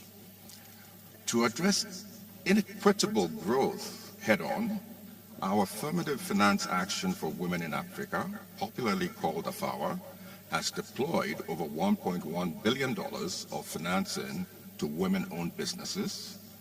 And we've also started rolling out the innovative youth entrepreneurship investment banks to provide opportunities for youth entrepreneurs given the youth democratic and demographic dividend that we have in Africa. As we scale up our development support efforts, it's important that reforms of the global financial architecture are also implemented, which we've heard from the UN Secretary General and also the President of the New Development Bank. In this regard, the African Development Bank has provided leadership on rechanneling IMF special drawing rights to qualified regional development finance institutions, given our capacity to leverage these instruments 3 to 4 times for the benefit of our regional member countries and private sector. In conclusion, in Africa, the baobab tree is one of the largest trees. To encircle it, it doesn't take one pair of hands, it takes many hands joined together. So as I end, I would like to emphasize the power of partnerships, and we look forward to such with the New Development Bank. Thank you, and God bless. Thank you very much, Your Excellencies. It is now time for us to have a luncheon where we will listen to Her Excellency, President of the United Republic of Tanzania, and Her Excellency, the Prime Minister of Bangladesh, Ms. Sheikh Hasina, and thereafter we will come back and then continue with our speeches in alphabetical order,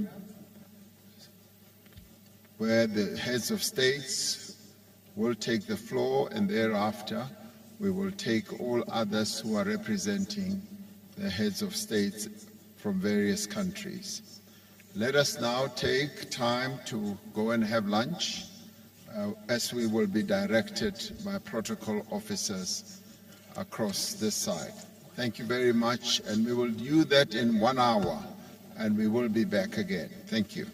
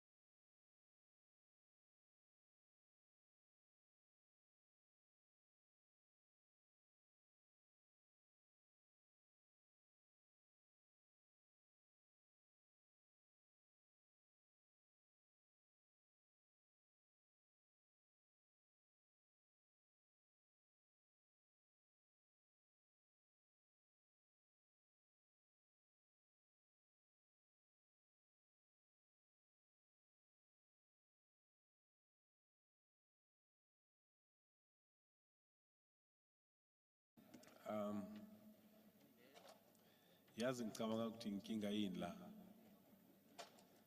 inkinga ile ilona ile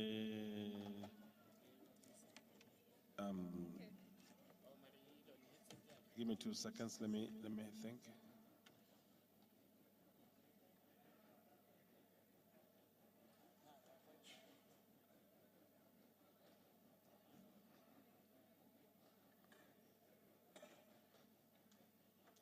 It's not. It's not.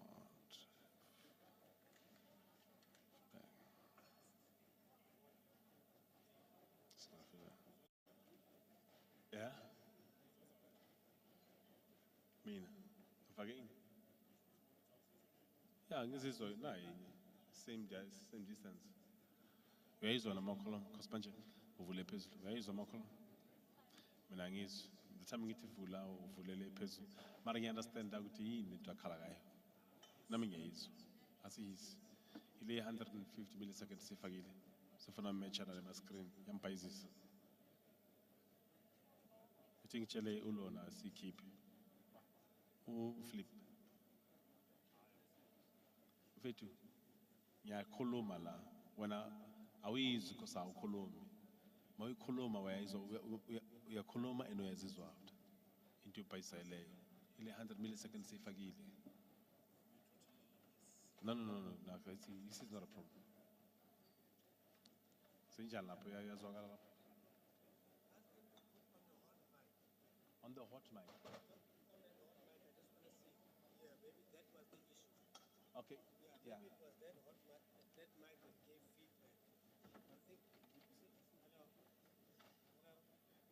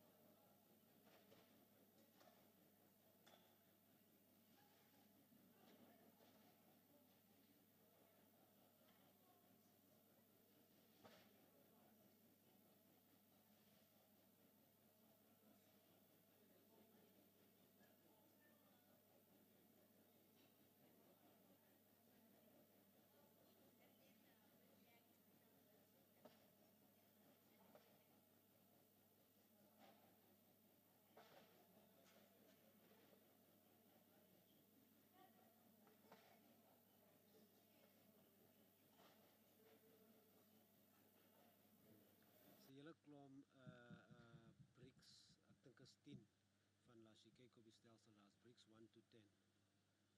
Jy kan dit kopie op BRICS 1 to 10 ook. Dankie Ilse. Bye.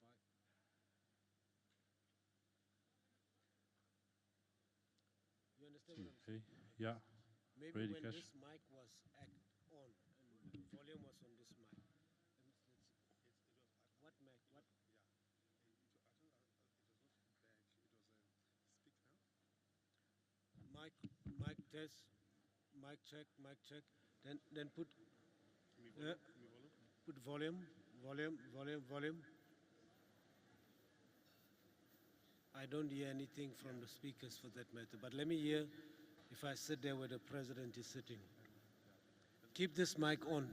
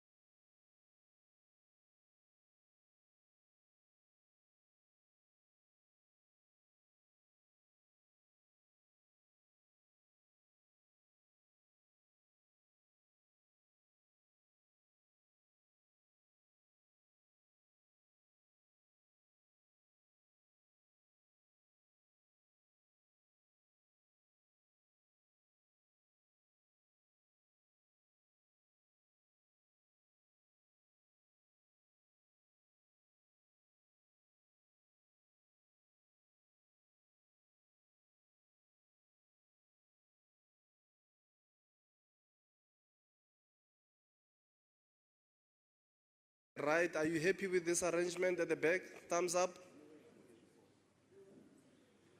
Thumbs up. Tango.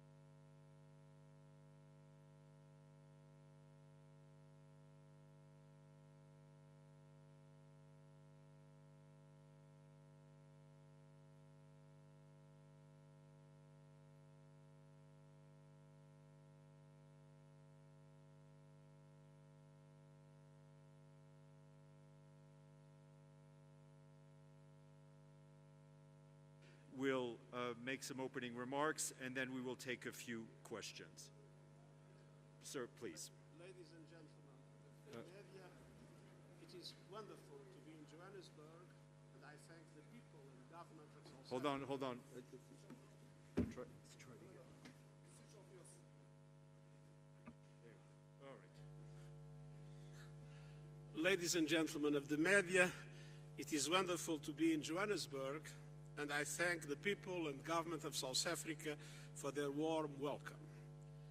The Rainbow Nation has been an inspiration to nations everywhere, navigating their own paths to reconciliation and unity. And today, South Africa is a powerful champion of the calls by the Global South for greater equality and justice in international affairs. Calls the world is hearing loud and clear, and also here at the 15th BRICS Summit. My message to the leaders assembled here was clear. Our world is in dire straits. We face existential challenges, from the worsening climate emergency and escalating conflicts to the global cost of living crisis, soaring inequalities, and dramatic technological disruptions. So this is a time to come together and to work together. But instead, divisions are growing and tensions are rising. Several factors contribute to these divisions: diverging perspectives on global crises, contrasting approaches to non-traditional security threats, different strategies towards new technologies, and of course, the consequences of COVID-19 and of Russia's invasion of Ukraine. And I remain deeply concerned over the risk of a fracturing of the global order. We are entering a multipolar world, but history has shown time and again that multipolarity without strong multilateral institutions is no guarantee for stability. It might even become a catalyst for chaos. So we must urgently restore trust and reinvigorate multilateralism. And this requires the courage to compromise for the common good. It requires effective international institutions rooted in 21st century realities based on the UN Charter and international law. And as I emphasized today at the summit, it requires a special focus on Africa. The Security Council, the Bretton Woods system, and other international organizations reflect the world of 1945, when many African countries were still part of European empires. To this day, the continent is underrepresented in the global financial architecture, just as it lacks a permanent seat on the Security Council. The world has changed, and so global governments must change with it. It must represent today's power and economic relations, and not the power and economic relations of 1945. And that is why I've been advocating deep reforms to make global frameworks truly universal and representative of today's realities, and more responsive to the needs of developing economies. We need more inclusive institutions at every level, including through greater representation of women and young people. But all this in a context in which I believe two areas require a particularly important reform effort. One is the Security Council, the second, the Bretton Woods system. If we are not able to reform our institutions and make sure that they reassume a truly universal character, we risk fragmentation, and fragmentation can be, one day, a factor of confrontation. And we also need, in each society, a new social contract based on respect for all human rights, social, cultural, economic, civil, and political. And finally, we need to act in solidarity and with greater urgency in several future-defining areas. And allow me to refer some of them. First, action to save our planet. Developed countries have a particular responsibility, and so they must lead and they must deliver. On $100 billion promised to developing countries, on the Loss and Damage Fund, on doubling adaptation finance, on replenishing the Green Climate Fund, and on plans for early warning systems to protect every person in the world, including 6 in 10 Africans who still lack those systems. As a matter of justice, Africa must be considered a priority in all these crucial commitments. Every country has a role to play. That is why I have proposed the Climate Solidarity Pact, in which all big emitters make extra efforts to cut emissions and wealthier countries support emerging economies to do so. And I have put forward an acceleration agenda to supercharge these efforts in order to guarantee that we maintain the 1.5 degrees Celsius limit as a reality. So it's time to break our addiction to fossil fuels and to invest in a just and equitable transition. And we must bring affordable electricity to everyone on Earth, and particularly in Africa, while simultaneously reaching net zero electricity by 2035 in developed countries and 2040 elsewhere. I commend South Africa for stepping up as pioneers of the Just Transition Energy Partnership, a crucial tool to unlock emission cuts, boost renewables, and grow the green economy. Second, we need action to save economies and reduce inequalities. The pandemic has underscored once again how the global financial architecture is outdated, dysfunctional, and unjust. It has failed in its basic function as a global safety net, and so it needs deep structural reform.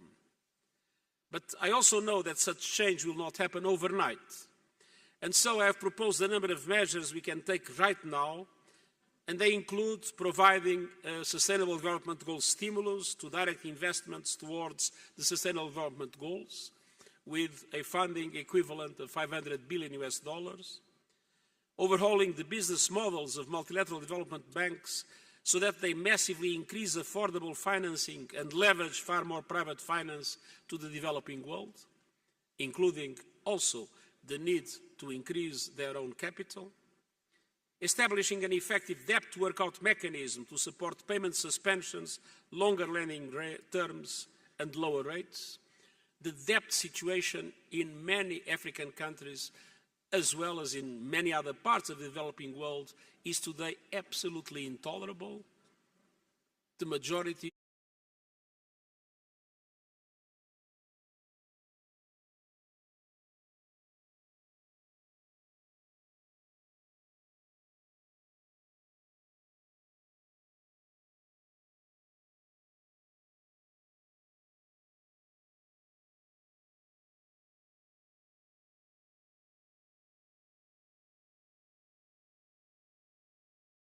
so countries can support each other in generating financing for sustainable. Es un anhelo de años que hoy empezamos a concretar.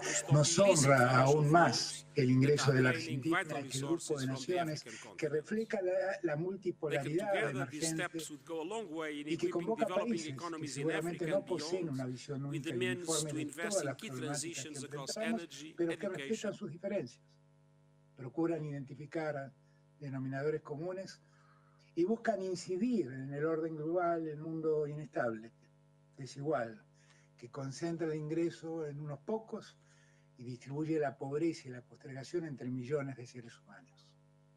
Precisamente Mandela se preguntaba si cuando se escriba la historia de nuestro tiempo, seremos recordados por haber hecho lo correcto o por haber dado la espalda a una crisis global.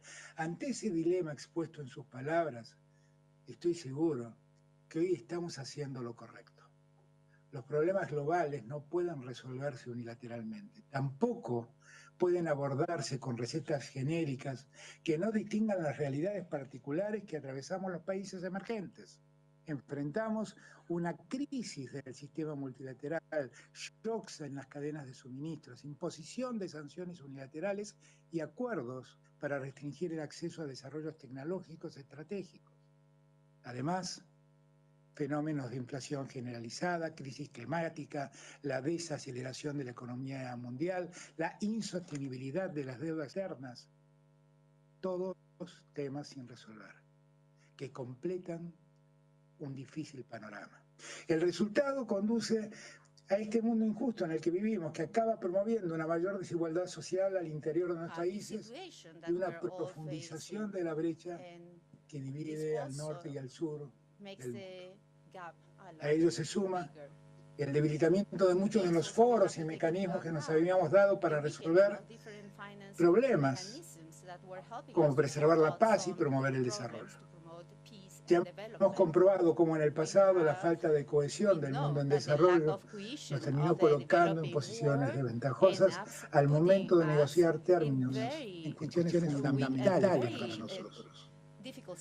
Por ello, hoy más que nunca, la negociación y cohesión multilateral y regional es impostergable. Y el foro BRICS, al igual que este diálogo que han propuesto, adquieren en este contexto una relevancia singular. Estimados presidentes y ministros, la Argentina y los países del BRICS pertenecemos al mismo grupo de países de economías emergentes, el G20. Allí mantenemos muchas posiciones en común que podemos reforzar hoy, de cara a la próxima cumbre del G20, el mes próximo, en Nueva Delhi, en India. Consideramos que la presidencia pro tempore de India y las próximas presidencias de Brasil y de Sudáfrica, sumadas a la reciente pasada de Indonesia, son una gran oportunidad para reinsertar las prioridades del sur global en la agenda del G20. Necesitamos bases de consenso sólidas para avanzar hacia una arquitectura de desarrollo sostenible, reformada, que iguale las condiciones en el mundo que hoy existe. Necesitamos ser los motores de una recuperación económica sostenible y que tenga en su centro a la equidad, a la inclusión y al respeto de la igualdad soberana. Las condiciones de posibilidad para que ese logro sea alcanzado y sostenible en el tiempo implican asegurar más recursos para financiar el desarrollo y no la especulación financiera. Aplicar medidas inmediatas para hacer sostenible la deuda y poner fin a las peores prácticas que hoy exhibe el Fondo Monetario Internacional. Necesitamos favorecer intercambios comerciales más equilibrados que no profundicen las asimetrías. Y también promover las inversiones y la cooperación científica y tecnológica. Los BRICS, por su enorme peso institucional y financiero, juegan un papel determinante en esta exigencia de diseñar una arquitectura financiera mundial que garantice las necesidades de crecimiento, de comercio, de inversión y de bienestar social. Y un BRICS fortalecido a través de la presidencia y participación de nuevos socios creará una nueva plataforma para proyectar la voz de los países en desarrollo en el escenario internacional. La Argentina hoy celebra haber sido invitada a ser miembro de los BRICS. Seremos el segundo país de Latinoamérica en conformarlo y el primer país de habla hispana. Desde este lugar continuaremos ampliando los esfuerzos para dar un nuevo impulso a las asociaciones sur-sur y a la voz del sur global. We are the voice of the global south. I don't want to end my participation without saying that I'm very thankful amigo y amigo de la Argentina, el presidente de la República Federativa de Brasil, Ignacio Lula da Silva, por haber llevado ese foro, problemas que mi patria afronta y por haber acompañado con tanta firmeza mi deseo expresado al presidente Xi Jinping en 2022 de sumarnos a esa alianza de la que ya hopes that nos we sentimos miembros. share to the Muchas President in China, Xi Jinping. Thank you so much.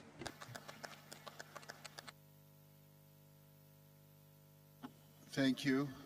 It's now my honor to call upon Her Excellency, Ms. Sheikh Hasina, the Prime Minister of the People's Republic of Bangladesh. Very much.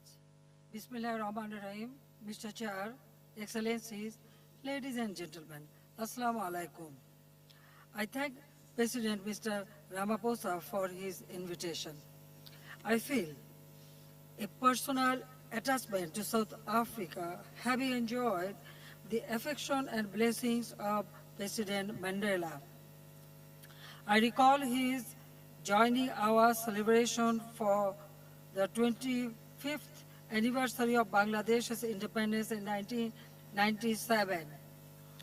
Like him, our father of the nation, Bangabandhu Sheikh Mujibur Rahman, lived a life of sacrifice for his nation. He has spent more than 13 years in prison to secure our people's right of self-determination. In 1974, at the UN General Assembly, he condemned apartheid as a crime against humanity and called for decolonizing Zimbabwe, Namibia, and Palestine. Following his legacy, we have come here to BRICS outreach to reaffirm our solidarity with Global South. We also maintain a spirit of friendship to all nations of the world with malice towards none. The lesson we take from the global health, cost of living, and climate crisis is that none of us is secure until everyone is. Mr. Chair, Bangladesh is now the world's 35th largest economy with a strong commitment to sustainable development. We have cut poverty from 41.5% in 2006 to 18.7% in 2022. We have reduced extreme poverty from 25.1% to 5.6% in the same period. We have provided electricity to all households. We are about to eliminate the curse of homelessness under my free social housing project, Ashrayam. Around 108% of our population has access to cellular mobile connections, higher than the global average. In the last fiscal year, the mobile financial systems recorded transactions with US $111.27 billion. This has hugely benefited our rural women, among others. We now have more girls than boys in our primary and secondary schools. Our average life expectancy is almost 73 years. Last week, we introduced the Universal Pension Scheme for 100 million people, with all the transactions taking place online. Government employees are already receiving pension benefits. Our government's next target is to build a smart Bangladesh by 2041. Keeping pace with our economic growth, we see considerable merit in Bangladesh's share in the new development bank. We need predictable financing to support our investments in infrastructures, industries, and clean energy. We must have viable options while waiting for reforms of the international financial architecture. Mr. Chair, Bangladesh has traditionally championed the cause of LDCs, with most of them in Africa. Bangladesh feels proud to engage in UN peacekeeping and peace building in different parts of Africa.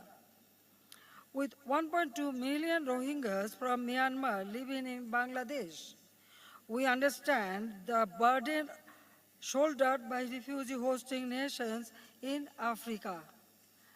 We stand ready to share our expertise with the continent on food production, affordable medicine, financial inclusion, and disaster risk reduction. We can enhance collaboration in combating terrorism, human trafficking, cybercrimes, and money laundering. We should increase air and maritime connectivity to promote mutual trade and investment. Together, we must continue to seek our dues for international financing and technologies. We need to unite around climate justice, migrant rights, digital equality, and debt sustainability. We must preserve the rules-based multilateral trading system with scope for using our own currencies. In Global South, we should say no to artificial choices and divisions being thrown at us.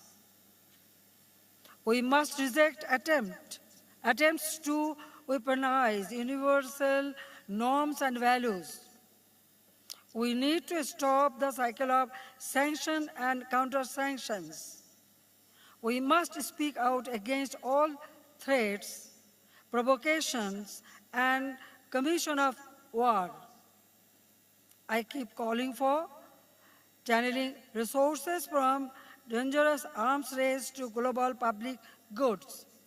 We need to take responsibility for peace, justice, and stability around the world. Mr. Chair, we need BRICS as a lighthouse in a multipolar world. We hope to see BRICS emerge as an inclusive platform responding to our times. We must prove to our children and youth that our nations may suffer but will never be defeated. I conclude with the parting words of our father of the nation, my father, Bangabandhu Sheikh Mujibur Rahman, at UNGA, and I quote, "For us in the emerging world, we must have faith in ourselves and in our capacity to fulfill our destiny and to build for ourselves a better future," unquote. The message he conveyed 50 years ago still rings true. I thank you all. Thank you very much, Mr. President, for giving me this opportunity. Thank you.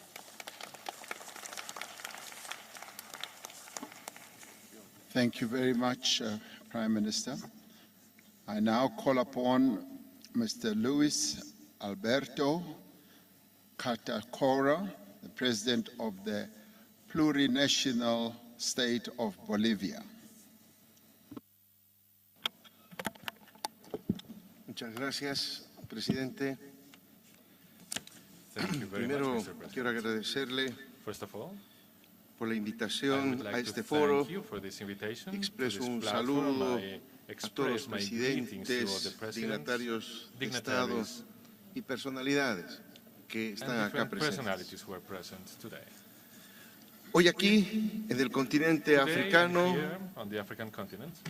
los bolivianos nos sentimos como en casa, entre hermanos, pues compartimos con los países africanos una misma historia de luchas populares contra el colonialismo, la servidumbre y la explotación de nuestros pueblos y nuestros recursos naturales. Los movimientos de liberación lucharon durante los primeros años del siglo XIX hasta entrado el siglo XX para culminar con nuestras respectivas independencias nacionales.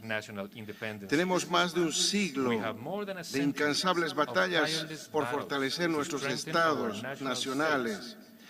Y hoy somos pueblos heroicos que seguimos luchando no solo por nuestra independencia política, sino también buscamos nuestra independencia económica, científica y cultural, acorde a la nueva realidad mundial. Tampoco olvidar que como parte del nefasto proceso de colonización europea en América, miles de africanos fueron traídos por la fuerza para trabajar como esclavos en las plantaciones, minas o en las haciendas, generalmente en condiciones infrahumanas. La sangre africana corre por nuestras venas nuestroamericanas. La sangre africana también abonó nuestras luchas libertarias. En memoria de todos aquellos que dieron su vida por la libertad de la que hoy gozan nuestros pueblos, quiero rendir homenaje a dos insignes patriotas africanos y mediante ellos a todos los pueblos de este continente, a Nelson Mandela, padre de la independencia de Sudáfrica, y a Patrice Lumumba, héroe nacional y primer ministro de la República Democrática del Congo, derrocado y asesinado por la infamia de los intereses imperialistas y colonialistas en septiembre de 1960. El inmenso valor y convicción anticolonialista de todos nuestros héroes jamás podrán ser borrados de la memoria colectiva y se convierte hoy en la base moral de la resistencia de nuestros pueblos al neocolonialismo, que pretende destrozar las crecientes lazos de cooperación entre nuestros continentes y regiones que se acercan cada vez más para afrontar a los retos y desafíos de un mundo multipolar en configuración. Los problemas del sur global no lo va a resolver el norte hegemónico. Un norte acostumbrado a siglos de dominación de nuestros estados nacionales, expoliación de nuestros recursos naturales y explotación de nuestros compatriotas. Los problemas del sur global tenemos que encararlos y resolverlos nosotros mismos, juntos, con solidaridad y cooperación auténtica para el vivir bien de nuestros pueblos. Por eso, la emergencia y expansión del grupo de los BRICS es un nuevo hito en la historia humana, porque permite a las naciones acceder a mercados internacionales sin la necesidad de tener que comprometer su dignidad y sin condicionamientos políticos, sin sanciones ni intimidaciones militaristas. Bolivia comparte con los 5 países que integran los BRICS una visión común respecto a un orden internacional fundado en la igualdad, la complementariedad, la solidaridad, la inclusión, el consenso, la cooperación beneficiosa mutuamente, el respeto a la soberanía y a la autodeterminación de los pueblos en el marco del multilateralismo horizontal, buscando que la presencia y los intereses de las economías emergentes jueguen un rol decisivo en el escenario internacional. Los BRICS tienen cada vez una mayor gravitación económica en un mundo en pleno cambio hacia la multipolaridad. Una preponderancia basada en una economía real con fundamentos sólidos asentados en la producción y la industrialización con respecto a la naturaleza y a la madre tierra. Bolivia quiere formar parte de estos cambios. Bolivia tiene su propio modelo económico que le ha permitido generar excedentes que son redistribuidos a la población, habiendo logrado disminuir los índices de pobreza y desigualdad entre ricos y pobres. La diversificación de la economía, la industrialización con sustitución de importaciones, la producción y exportación de alimentos y productos industrializados, la consolidación de una economía en base ancha y la redistribución social del excedente económico son los objetivos del modelo económico, social, comunitario, productivo de Bolivia, que nos permite avanzar hacia una industrialización acelerada y hacia un sistema de comercio multilateral abierto, complementario, transparente, inclusivo y no discriminatorio. Aunque Bolivia es un país de ingresos medios y una economía en desarrollo, ha conseguido mantener un constante crecimiento y una estabilidad económica con justicia social significativa en nuestra región.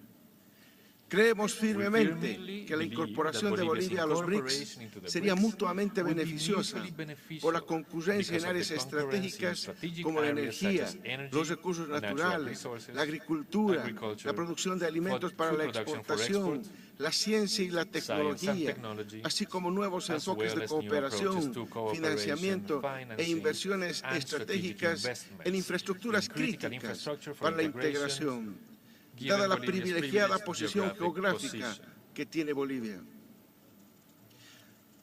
Bolivia con las mayores reservas de litio del mundo, confía en encontrar socios estratégicos con el objeto de obtener tecnología y financiamiento necesarios para la industrialización soberana del litio, así como para garantizar mercados para los productos bolivianos con valor agregado. No vamos a permitir que se repita la triste historia boliviana con la plata y el estaño, imborrables cicatrices de pobreza de nuestros mineros y de todo el pueblo. El litio boliviano no puede correr la misma suerte que la plata explotada en la colonia, la goma o el estaño que se expolió de nuestro territorio como materia prima y que nos dejó en la pobreza, igual que pasó con el uranio de Níger, con el cobalto de la hermana República del Congo y con otros tantos otros recursos naturales expoliados durante siglos de los países africanos y nuestroamericanos. El aseguramiento de cadenas de suministros de recursos energéticos y minerales y metales críticos no pueden continuar siendo un pretexto para el intervencionismo y la expansión colonial.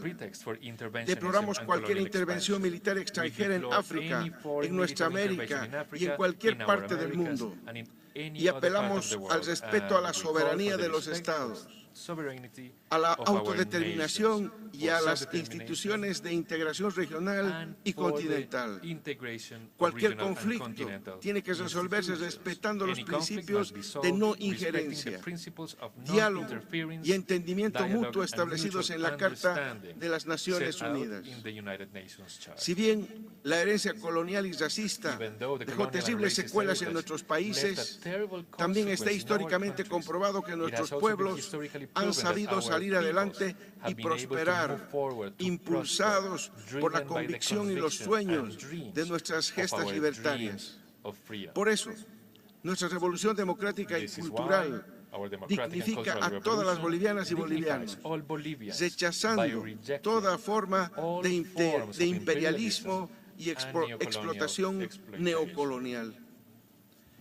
En poco tiempo más, en 2025, Bolivia celebrará sus 200 años de independencia, más comprometida que nunca con la integración sudamericana, de Caribe y del sur global. Quiero aprovechar esta ocasión para invitar a todos los países de BRICS, así como a todos los países de América Latina, África y del mundo, a que nos acompañen a celebrar el bicentenario de Bolivia, en el camino a su segunda y definitiva independencia, con plena soberanía económica y política. Están ustedes invitados a compartir los 200 años de libertad del pueblo boliviano. Muchísimas gracias. Thank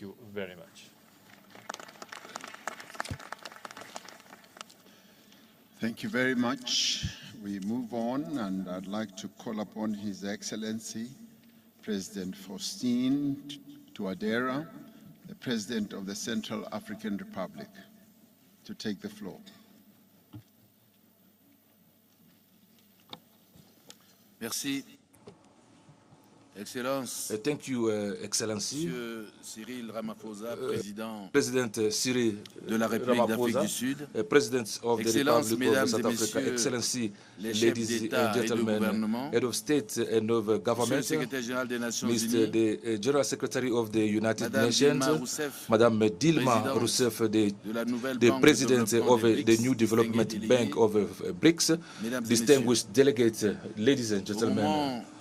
When, as I'm taking the floor in the name of the Central Republic of Africa on the 15th BRICS Summit, je tiens à exprimer I would notre like to profonde gratitude express our gratitude à son Excellence Cyril to Ramaphosa, His Excellency, Mr. au gouvernement Cyril et au Ramaphosa, peuple frère to the sud-africain government and the people of South Africa, pour l'accueil chaleureux for the warm, qui nous a été welcome réservé, that was reserved, ainsi que les since we dispositions have, and also all excellentes the excellent prises pour la arrangements réussite de cette that was rencontre made historique. for the success of this, Excellences, Mesdames et Messieurs, le Excellency, sommet ladies and gentlemen, BRICS Afrique se tient au moment où les pays africains sont particulièrement confrontés à d'énormes défis et où les organisations internationales classiques ne parviennent plus à instaurer la paix, la sécurité et le développement durable.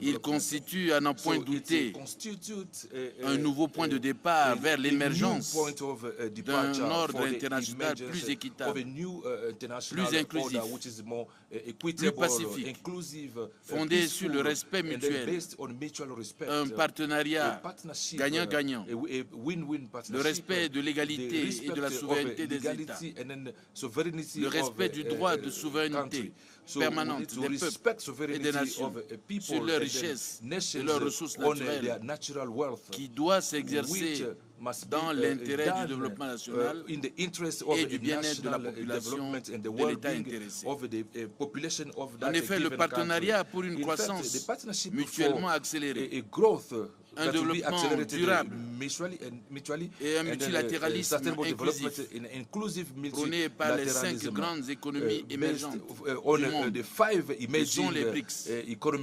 constitue pour nous une solution idéale aux inégalités mondiales extrêmes, aux velléités hégémoniques, néocoloniales, géopolitiques et géostratégiques des puissances occidentales qui maintiennent les États africains dans la pauvreté, l'insécurité et la dépendance. Excellences, Mesdames et Messieurs, la République centrafricaine est prête pour intégrer les BRICS et construire ensemble un monde meilleur où personne n'est laissé de côté. En effet, depuis le retour à l'ordre constitutionnel en 2016, la République centrafricaine a pris des mesures urgentes pour rattraper le temps perdu et répondre aux impératifs de paix et de développement. Mon pays s'est donc doté d'un cadre législatif novateur, en adoptant notamment des lois relatives aux crypto-monnaies, à la tokenisation des ressources naturelles et foncières, et d'une nouvelle constitution adoptée à plus de 95% par le peuple centrafricain, avec un taux de participation historiquement inégalé. Aujourd'hui, la République centrafricaine est devenue l'un des environnements les plus favorables aux entreprises sur le continent africain, un pays où les individus, nationaux et étrangers, peuvent facilement créer leurs propres entreprises et obtenir leur e-visa d'affaires directement en ligne. Excellences, Mesdames et Messieurs, il me paraît opportun de rappeler que la République centrafricaine possède d'énormes potentialités en ressources naturelles, des conditions agroécologiques favorables à l'agriculture, des terres arables dont la surface est estimée à 15 millions d'hectares. Elle dispose en outre d'un massif forestier évalué à plus de 28 millions d'hectares, qui constitue, selon les experts, un véritable trésor du puits de séquestration de carbone et un habitat d'une grande variété d'espèces forestières, fauniques, halieutiques et génétiques. En dépit de ces immenses potentialités, la participation de mon pays au commerce mondial est très faible et se limite à l'exportation d'un certain nombre de produits bruts, à savoir le coton, le café, le bois, le diamant et l'or. En réaffirmant son soutien à l'initiative des BRICS et sa volonté d'y adhérer, la République centrafricaine invite les BRICS à établir avec elle un partenariat gagnant-gagnant en vue de l'exploitation de ces immenses ressources naturelles dans l'intérêt du développement national et du bien-être de sa population. Elle exhorte également les BRICS à continuer à soutenir sa demande de levée totale de l'embargo sur les armes et les diamants, dont la seule finalité désormais reconnue est la légitimation des groupes armés terroristes. Au regard de notre engagement commun à établir un ordre mondial plus juste et plus inclusif. Je suis persuadé que les résultats de nos travaux se révéleront efficaces en vue d'un partenariat véritable pour une croissance mutuellement accélérée, un développement durable et un multilatéralisme inclusif entre l'Afrique et les BRICS. Et je vous remercie.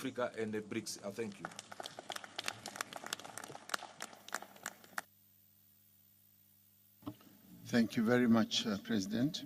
I now call upon His Excellency President Denis Sassou Nguesso, the President of the Republic of the Congo.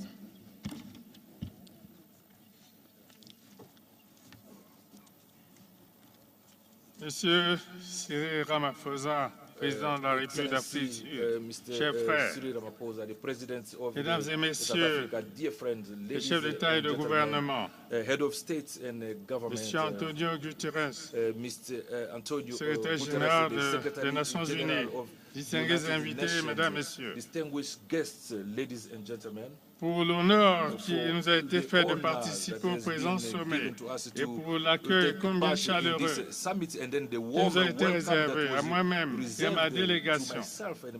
Permettez-moi de traduire toute ma gratitude à mon frère Cyril Ramaphosa, président de la République d'Afrique du Sud, ainsi qu'au peuple sud-africain.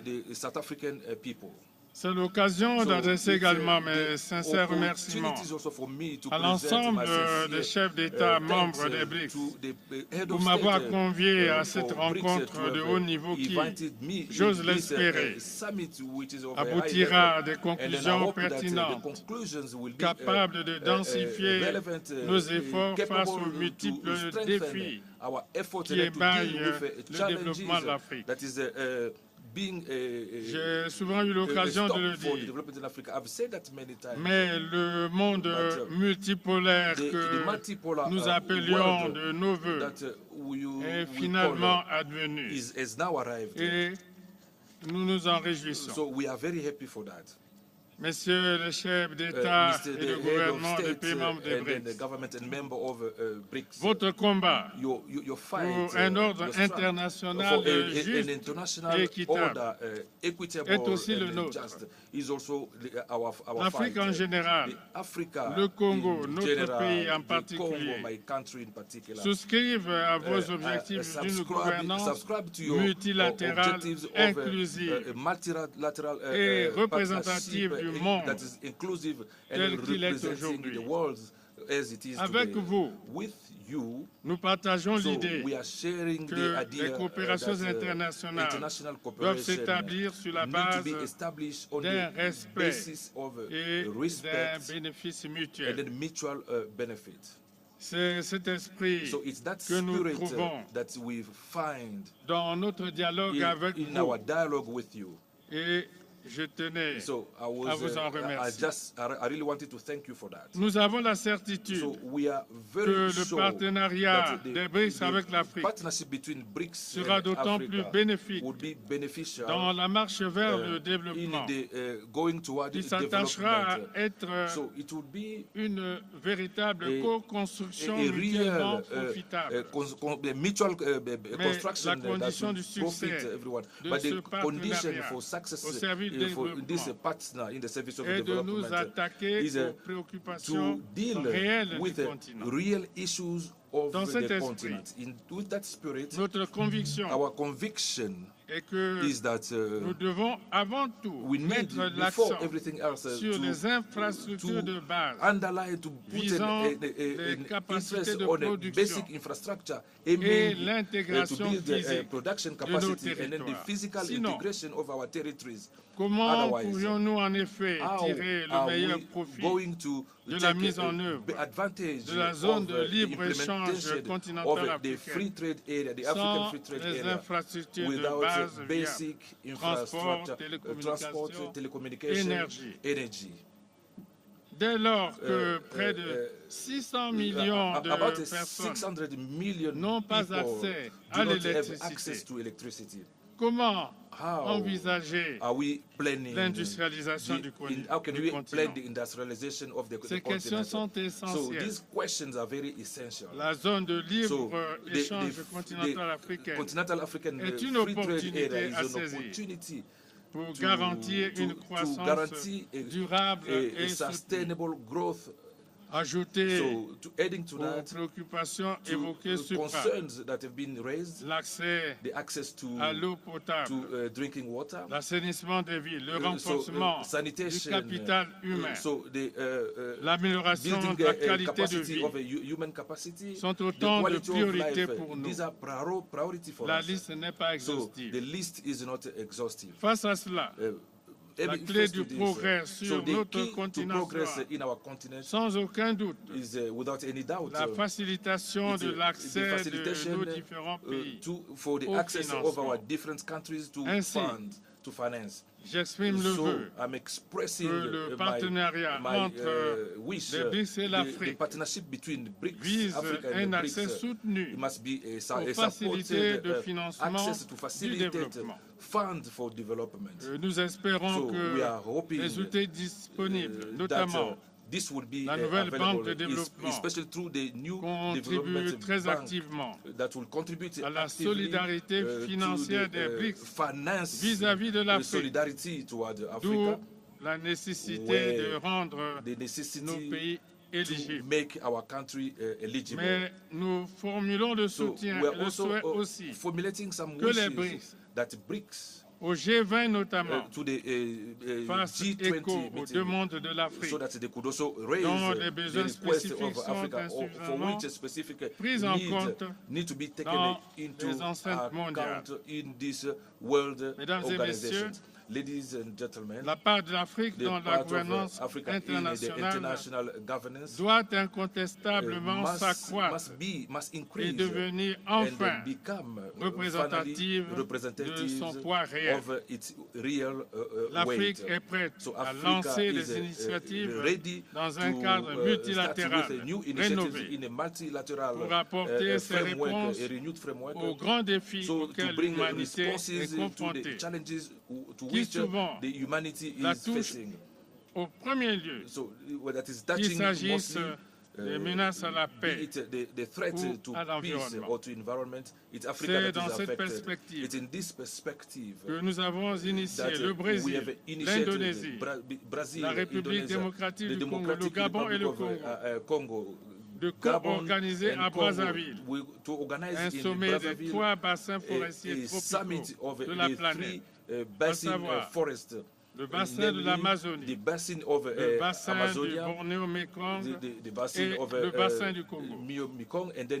Nous entendons, à travers ce sommet, apporter une réponse plus concertée et plus efficace de nos grands bassins pour monde la planète, à l'urgence de la lutte contre le réchauffement climatique et à l'extrême importance de la protection de la biodiversité. Permettez-moi, Mesdames et Messieurs les chefs d'État et de gouvernement, de saisir cette occasion pour vous inviter à prendre part au sommet de Brazzaville afin d'unir nos efforts dans la recherche des solutions adaptées pour faire face efficacement à l'urgence climatique. Mesdames et Messieurs, ainsi, comme le thème l'indique, les BRICS et l'Afrique appellent à un ferme engagement en faveur du développement. Bel engagement à faire prospérer dans une Afrique en paix, une Afrique stable où les vertus du dialogue doivent toujours être privilégiées. Je vous remercie.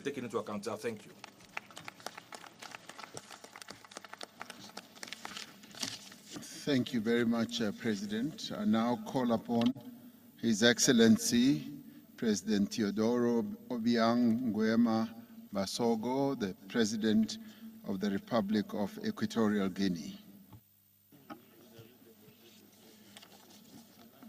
Su Excelencia Cyril Ramaphosa, presidente de la República de Sudáfrica, Sus Excelencias, jefe de Estado, miembros de los BRICS, Sus Excelencias, jefe de Estado y de Gobierno y jefes de delegaciones, señoras y señores, se me ha permitido expresar mi gratitud a mi hermano, Su Excelencia Cyril Ramaphosa, presidente de la República Sudafricana, por la amable invitación que nos ha formulado para participar en esta importante cumbre de los BRICS, bajo el lema BRICS y África, Asociación por el Crecimiento Mutuamente Acelerado, el Desarrollo Sostenible y el Multilateralismo Inclusivo.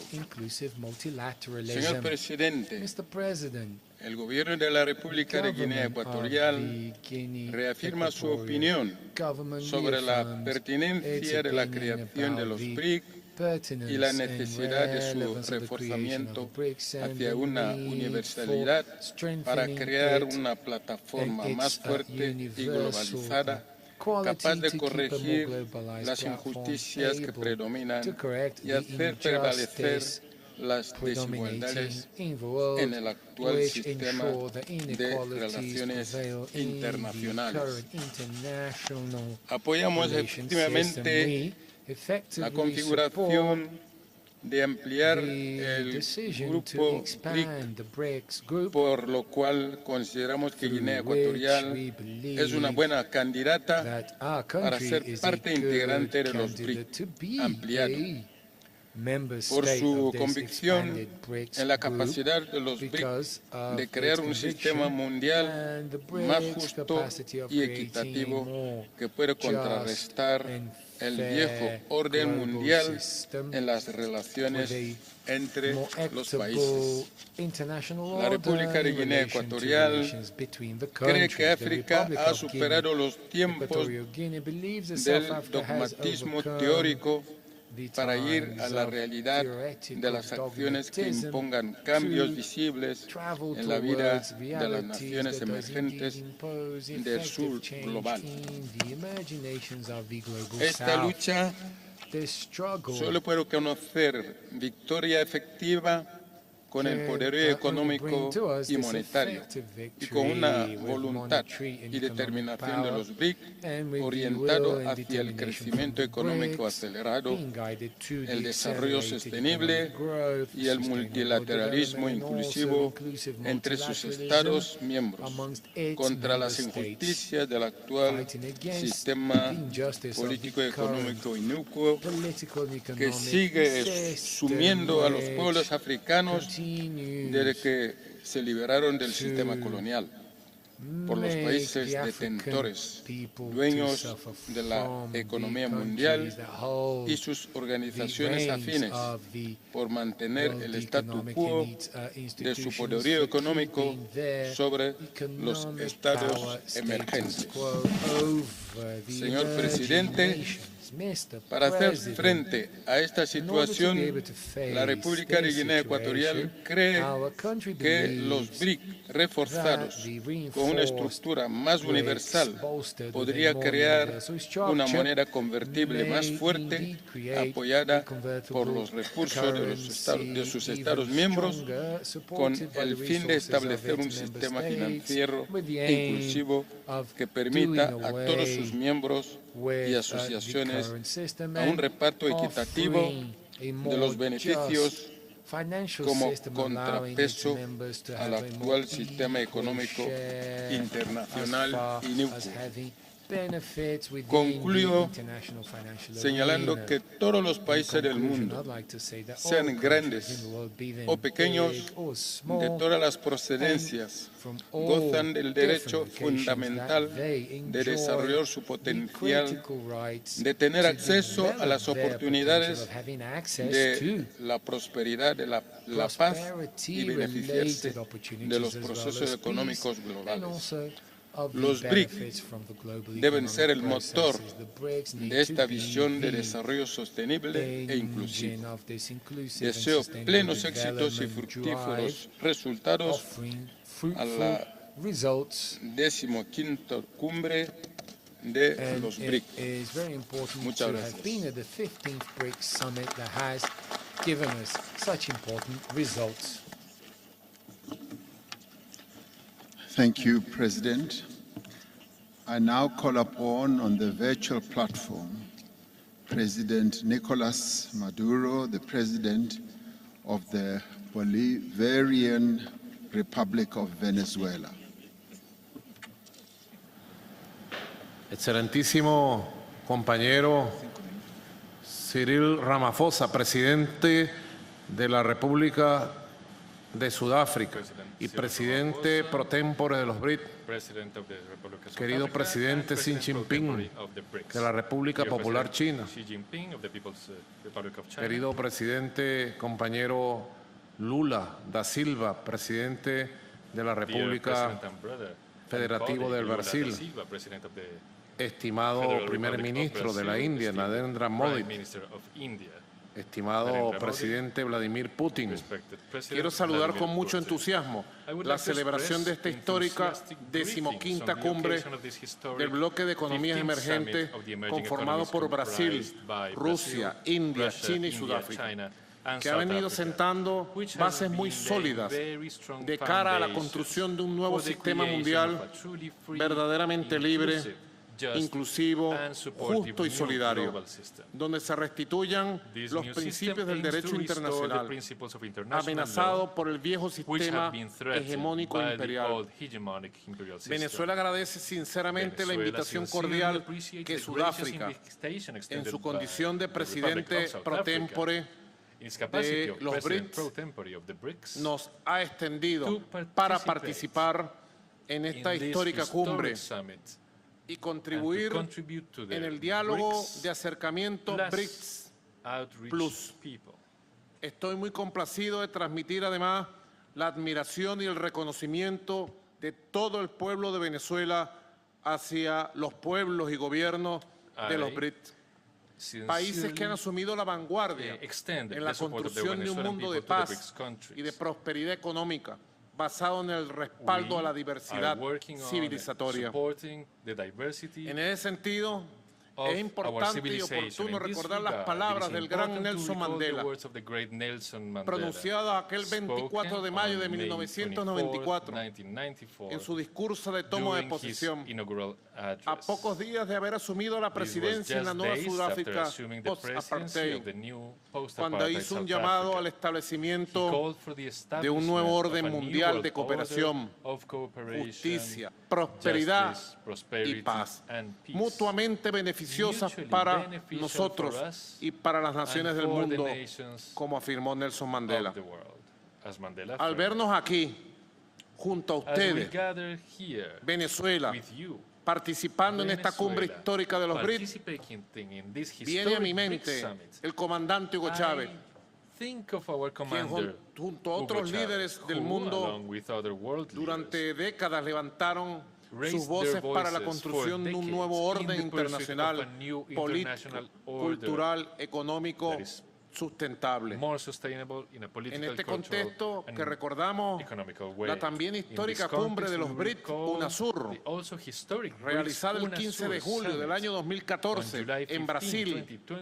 Allí estuvimos, país que para ese año desempeñó la presidencia de este poderoso bloque de economías emergentes y propició dicho encuentro para avanzar en el diseño de una nueva geopolítica, en un nuevo mapa mundial para la cooperación política, financiera, económica y energética, principalmente. Hoy estamos convencidos de que ese nuevo orden mundial ya es una realidad y los BRICS desempeñan un rol fundamental de la dinámica geopolítica que ha generado la confianza entre los pueblos y gobiernos de América Latina, el Caribe, África y Asia, con su modelo de desarrollo y sus valores de respeto mutuo. Los BRICS hoy por hoy representan a nivel mundial el 31.7% del Producto Interno Bruto el 30% del territorio, 30% of the territory, el 43% de la población 43% of the y el population, 18% del comercio and 18% of the internacional. international trade. Los países que conforman este These bloque nations controlan el control 8.7% de las 8.7% reservas of the mundiales de world's petróleo, oil el reserves, 25.2% de las 25.2% of reservas de gas gas, reserves, al tiempo que and aportan el contribute 40% de la 40% energía of global mundial. energy, Representan el 42% del uso de la energía of the renovable renewable energy y el usage, and 37% 37% del consumo de of energía. energy consumption. Definitivamente, Without a doubt, la unión es lo que hace la fuerza, unity y is esa fuerza strength, unitaria and this impulsa collective un nuevo strength paradigma drives a del new relacionamiento paradigm global of global e impulsa relations una nueva and geopolítica propels mundial a new del siglo XXI. world geopolitics in the Queridos 21st presidentes, century. primeros ministros, Esteemed presidents, prime excelencias, ministers, excellencies, Venezuela se suma a las Venezuela peticiones joins de the los aspirations países of con countries aspiraciones seeking de ingresar a los to BRICS, join the BRICS. tal como lo expresamos oficialmente We en carta en officially el año expressed 2015 this in a letter y in lo ratificamos 2015, recientemente, and we recently reaffirmed aportando a it. este We are modelo willing to integrador contribute mundial to this global las mayores reservas de petróleo integrated certificados del mundo with the en richest nuestro oil país, reserves, entre otras riquezas. certified oil Además, reserves. nuestro país They are cuenta in con our country. abundantes Furthermore, recursos our nation minerales possesses que le abundant mineral otorgan por resources, encima del 20% accounting de for las over reservas mundiales de hierro, 20% cobre of y global oro, reserves of iron, copper, and aunado a la gold, existencia de plata, bauxita, coltán, as well as deposits níquel, of silver, rodio, bauxite, titanio, coltan, entre otros. nickel, rhodium, titanium, Asimismo, among tiene una others. privilegiada Additionally, posición we have geográfica a privileged al norte de América del Sur. geographical position De los in North and 23 South America. aspirantes en el eventual proceso de Out of the ampliación de los 23 BRICS, aspirants in the potential 7 BRICS de expansion ellos process, 7 pertenecemos of a la us Organización de are Países members of the Exportadores de Petróleo, Organization of the que Petroleum abastece un Exporting porcentaje Countries, fundamental OPEC, del which mercado mundial. supplies a crucial portion Y entre of the global nosotros market. agrupamos el And collectively, we 77% hold de las 77% reservas de of the petróleo del world's mundo. oil reserves. El ingreso The de inclusion estas naciones of these del OPEC al grupo OPEC BRICS nations in the BRICS group le garantizará would ensure el manejo del control 83% of de las over reservas probadas de 83% petróleo of the proven del global mundo, oil reserves, sin mencionar las not reservas to probadas de mention los the países no proven OPEC y reserves OPEC of non-OPEC and OPEC en lo que plus respecta a las countries. reservas mundiales de gas. Concerning global gas De los reserves, 23 aspirantes out de of los the BRICS, 23 BRICS aspirants, 7 7 pertenecemos al are Foro de part of Países the Gas Exportadores de Gas, Exporting Countries Forum. incluida This Rusia, includes Russia. foro que This forum maneja el manages 72% de 72% las reservas of the world's de gas del reserves mundo and y supplies abastece el 44% del mercado mundial. of the global markets. La experiencia acumulada por Venezuela Venezuela's en la accumulated lucha experience in y the face of illegal resistencia imposition of criminal ante la sanctions imposición ilegal de sanciones criminales, and de medidas coercitivas unilateral unilaterales, coercive measures es otro is de los another aspectos vital fundamentales que aspect estamos that we are dispuestos prepared to a share with the compartir BRICS group con el grupo BRICS and its friends. y con todos los amigos de los BRICS. La realidad de los últimos años The reality ha is that in puesto en recent evidencia years, we la have necesidad de highlighted, we avanzar have seen the en el proceso clear de evidence desdolarización of de the la need to economía progress on the mundial process of the global ante el uso y el economic abuso indiscriminado de-dollarization, de la moneda considering estadounidense the como rampant mecanismo and indiscriminate de guerra use of económica the contra US los dollar pueblos as a libres mechanism del of mundo. economic warfare against the Estudios free recientes peoples of the world. han demostrado Recent que al studies menos have shown 30 that at least naciones, 30 nations, 28% de la población mundial, 28% of the global alrededor de population, which is 2.178 around 2,000 millones de seres humanos, se 78 encuentran afectados billion por human sanciones beings are imperialistas affected by y imperialist otras medidas sanctions de extorsión y and guerra other económica. extortionary El daño a measures nuestras and economías economic warfare. The damage y to our modelos de economies desarrollo es and innegable. development models La is implementación undeniable. de estas medidas The incide implementation of negativamente these en el measures disfrute de los derechos negatively humanos. impacts the enjoyment of Reconocido human rights, esto as hoy en el recognized Consejo by de the Derechos UN Humanos de la Human ONU Rights Council en su pasada in reunión de March marzo del 2023. 2023. Compañeros presidentes y primeros Colleagues, ministros, presidents, prime ministers, desde Venezuela unimos voluntades para la configuración de una nueva arquitectura financiera que permita realizar nuestras transacciones con novedosos medios físicos y digitales y con una amplia canasta de monedas nacionales, así como acceder a nuevas formas de financiamiento que contribuyan a la recuperación y el crecimiento de nuestras economías. En el caso de Venezuela, crecimiento proyectado por encima del 5% en este año 2023, el más alto de la región, de acuerdo a la CEPAL, Comisión Económica para América Latina y el Caribe de Naciones Unidas. Es nuestro deseo, señor presidente, incorporarnos al Consejo de Think Tank de los BRICS para contribuir con nuestra modesta experiencia a contrarrestar los efectos perniciosos de las sanciones de Occidente contra las economías del mundo, así como el desmontaje del sistema de dominación financiera y comercial. Asimismo, asumimos frente a los líderes de los BRICS la responsabilidad de promover el relacionamiento político y económico de la arquitectura BRICS con los principales mecanismos de concertación de cooperación de América Latina y el Caribe. Entre ellos, la Alianza Bolivariana para los Pueblos de Nuestra América, ALBA, y la Comunidad de Estados Latinoamericanos y Caribeños, CELAT, para avanzar en la constitución de bloques regionales, tal como lo avisoramos en la histórica cumbre BRICS UNASUR del año 2014. La consolidación de estas ambiciosas alianzas requiere de un elevado nivel de conciencia de los pueblos sobre las realidades, fortalezas y capacidades para avanzar unidos.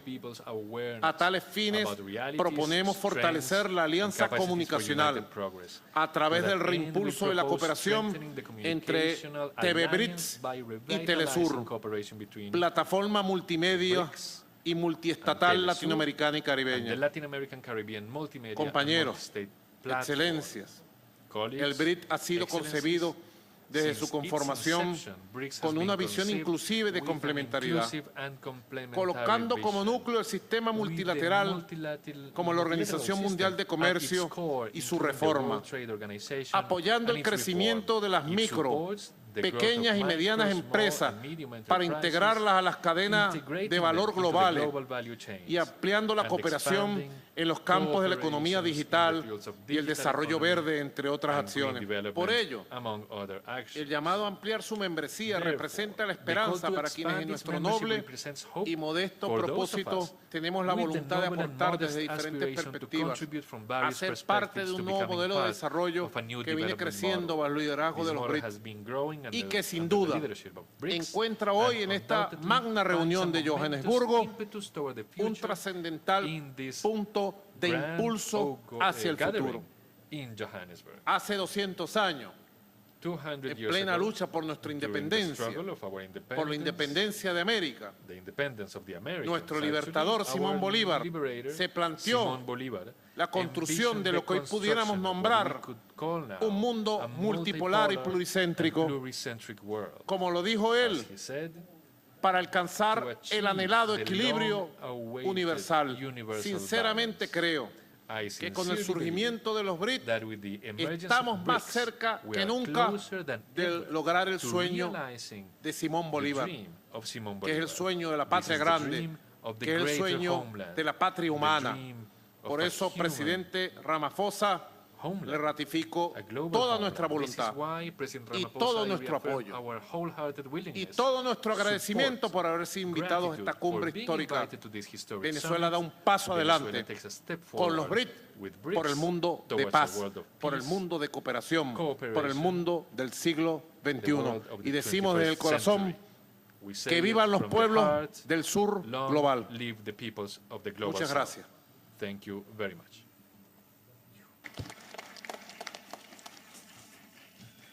Thank you, President. I now have the honor to call His Excellency President Isaias Afwerki, the President of the State of Eritrea.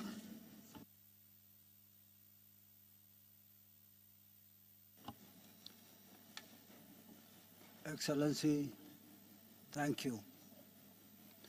May I first join previous speakers to express our gratitude to Your Excellency and other heads of state and governments of BRICS for convening this 15th summit.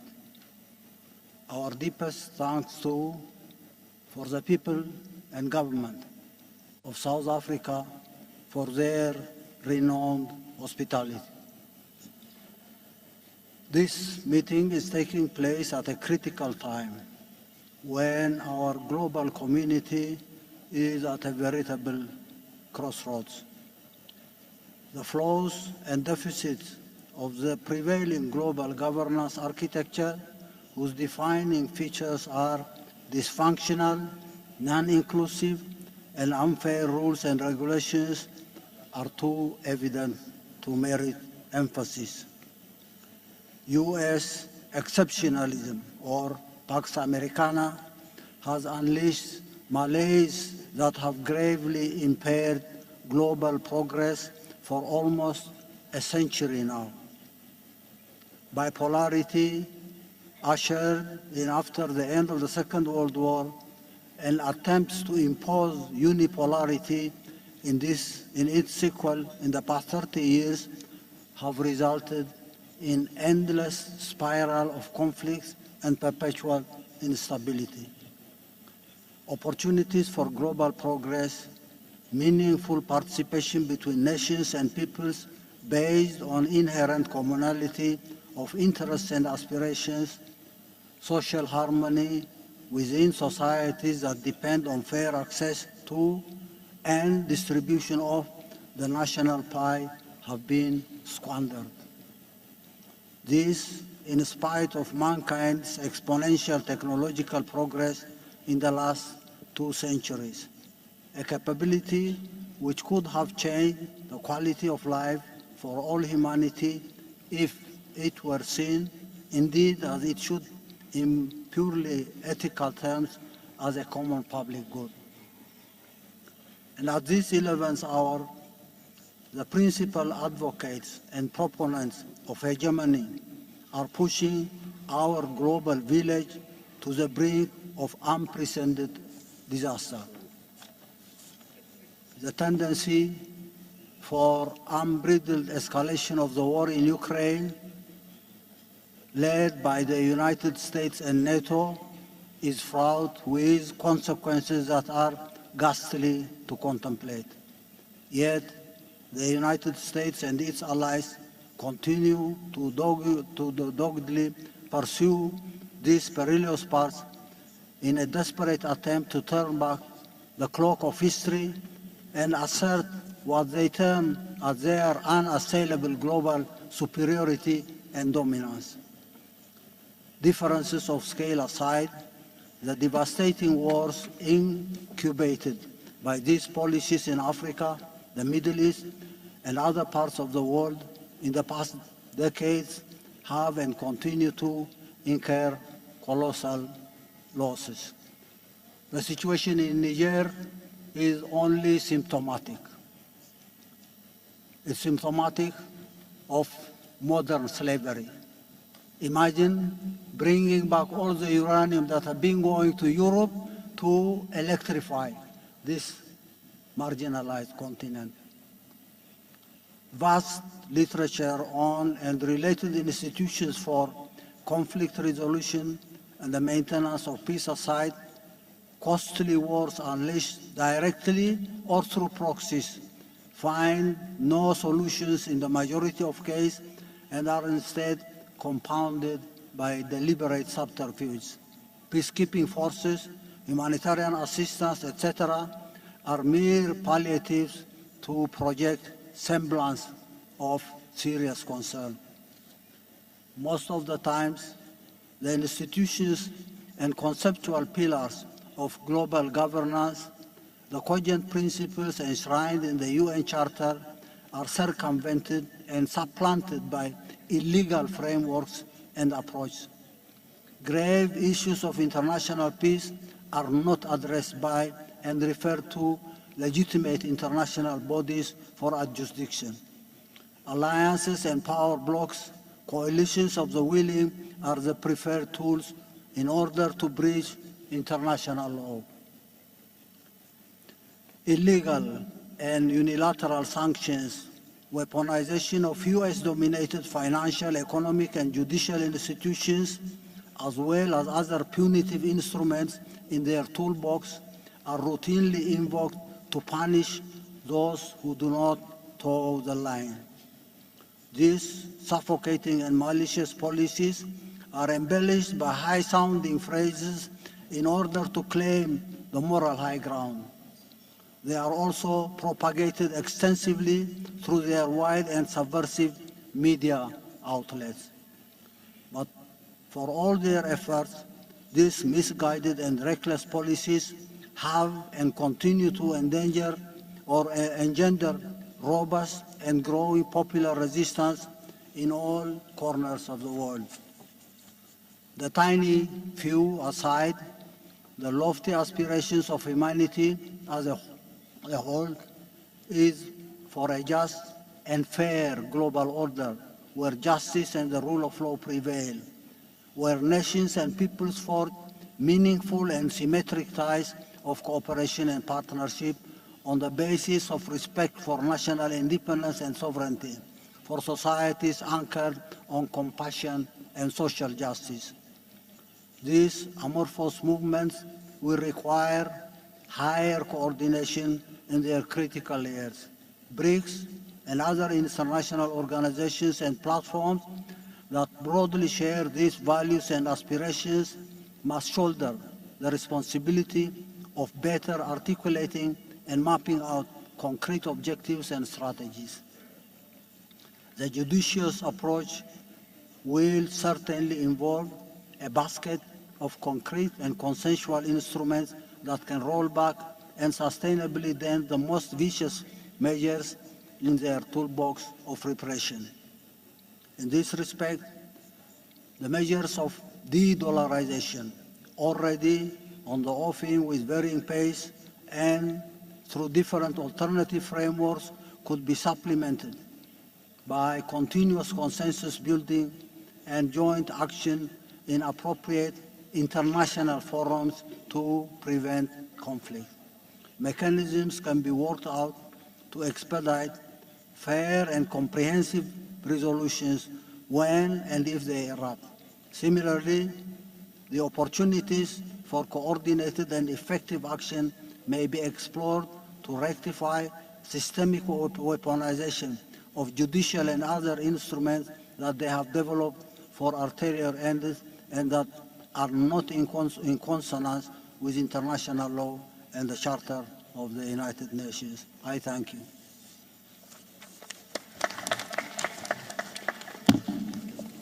Thank you very much, Your Excellency.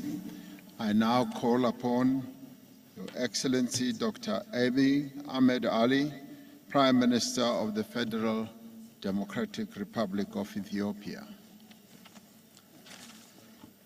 Your Excellency, President Ramaphosa, Excellencies, Heads of State and Government, distinguished ministers, ladies and gentlemen.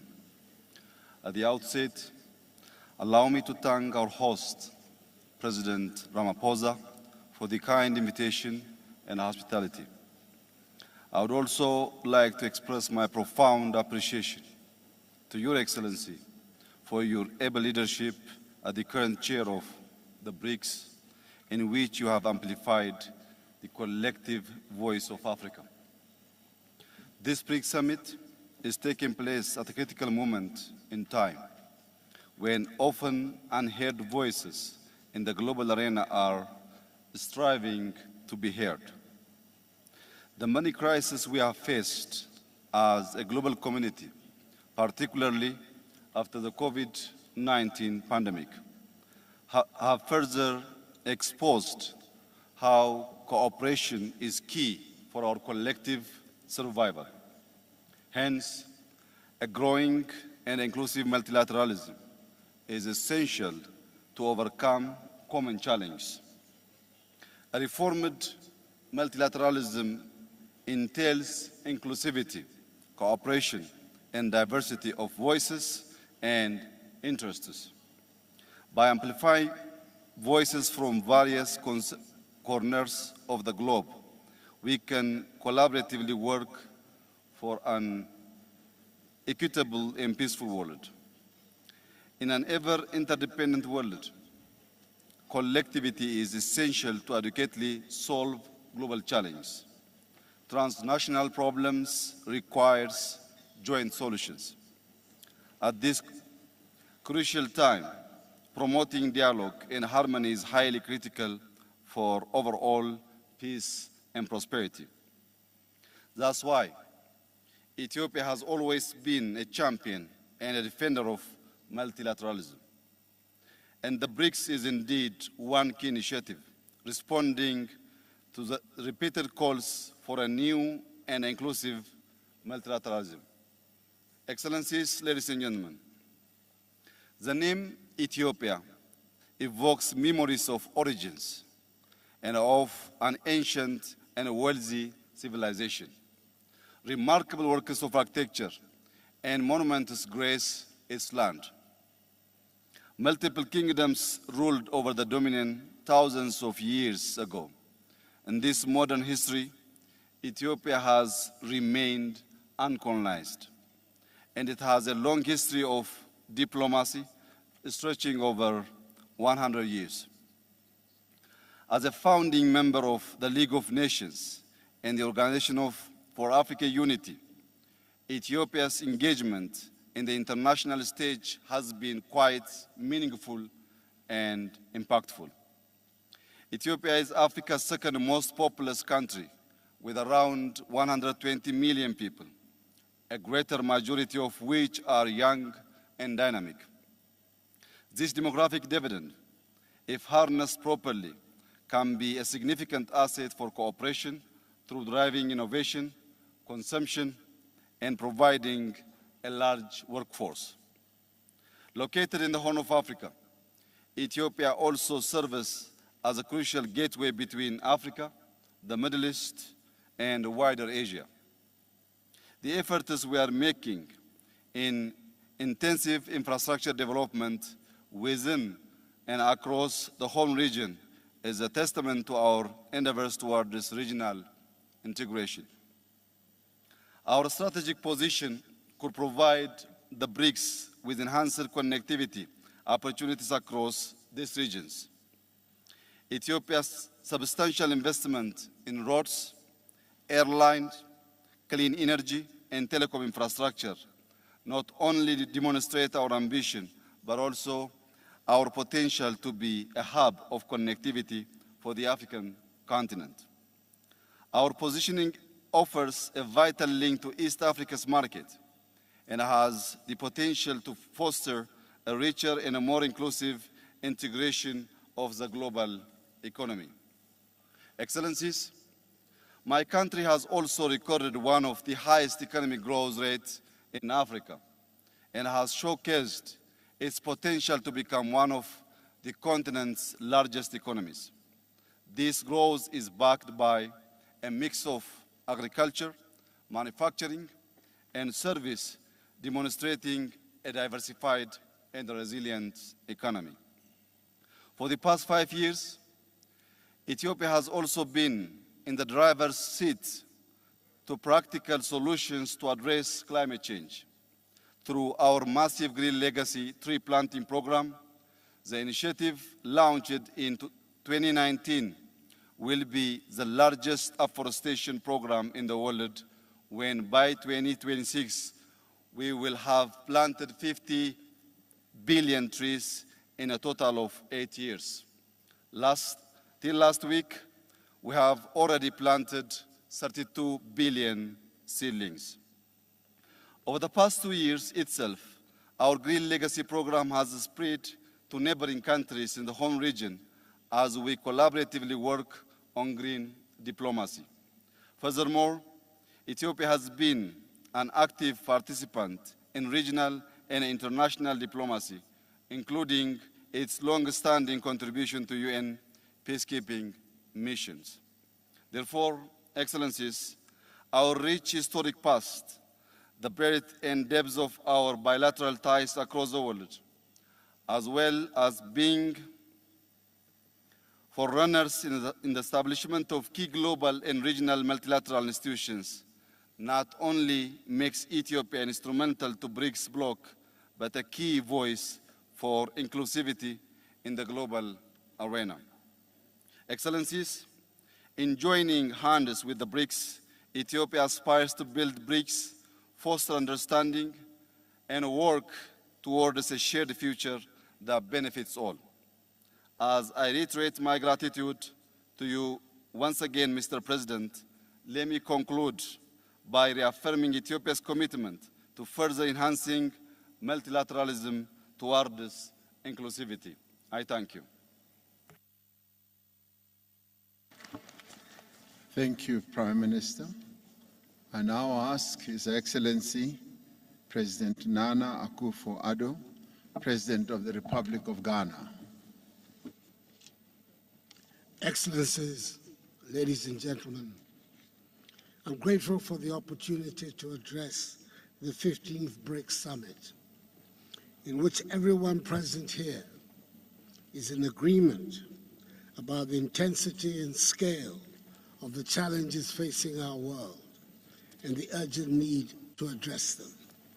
It is appropriate that the theme of this 15th Summit has Africa as its focus.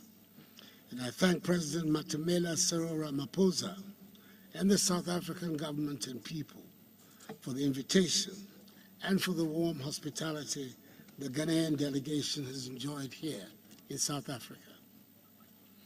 For an organization that represents some 30% of global GDP and some 42% of the world's population, the importance of BRICS, comprising Brazil, Russia, India, China, and South Africa, to the economic growth and the promotion of progress and prosperity around the world cannot be stressed enough.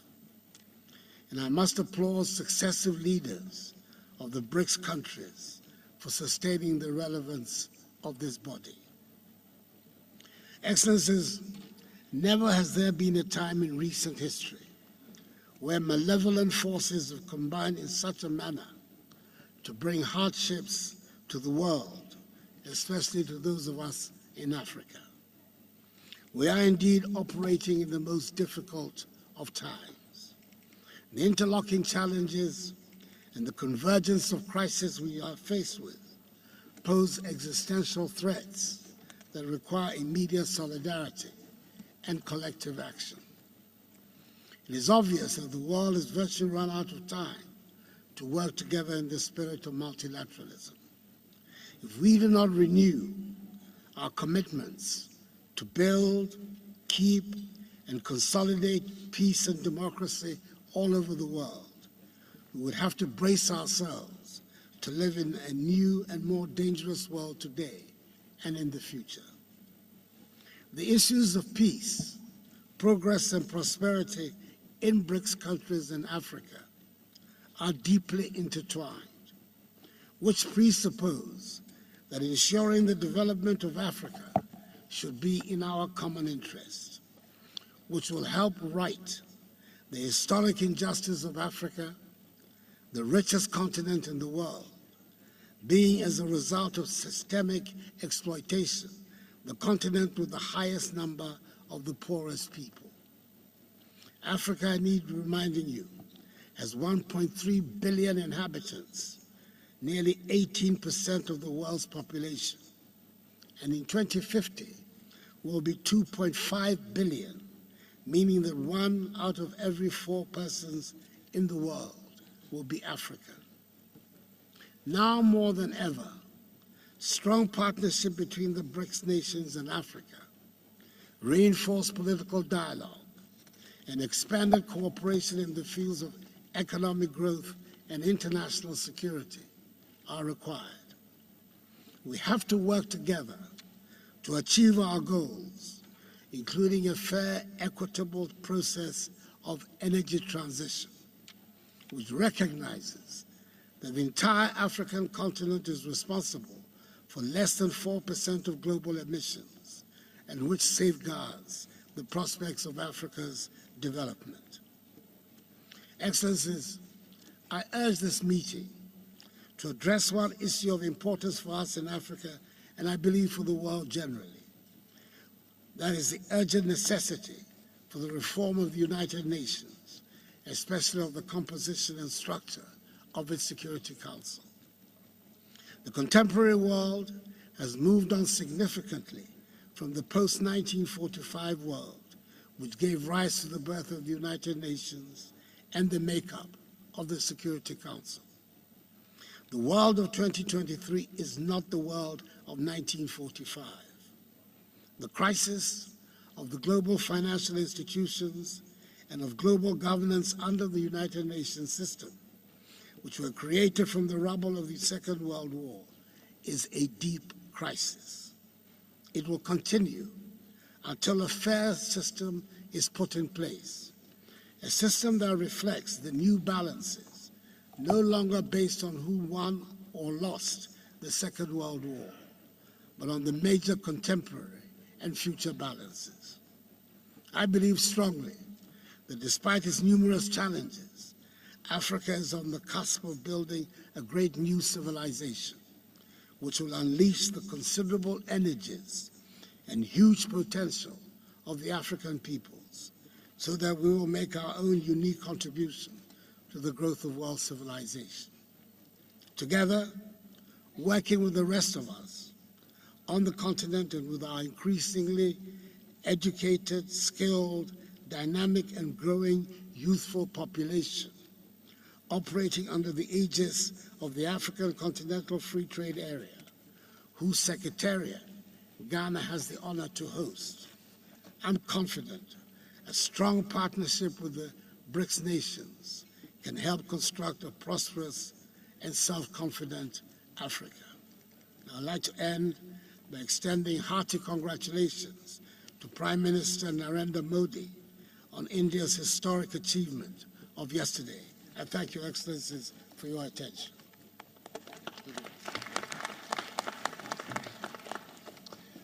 Thank you, President. I now have the honor of asking Dr. Said Ibrahim Raisi, President of the Islamic Republic of Iran. In the name of God, the most beneficent, the most merciful. The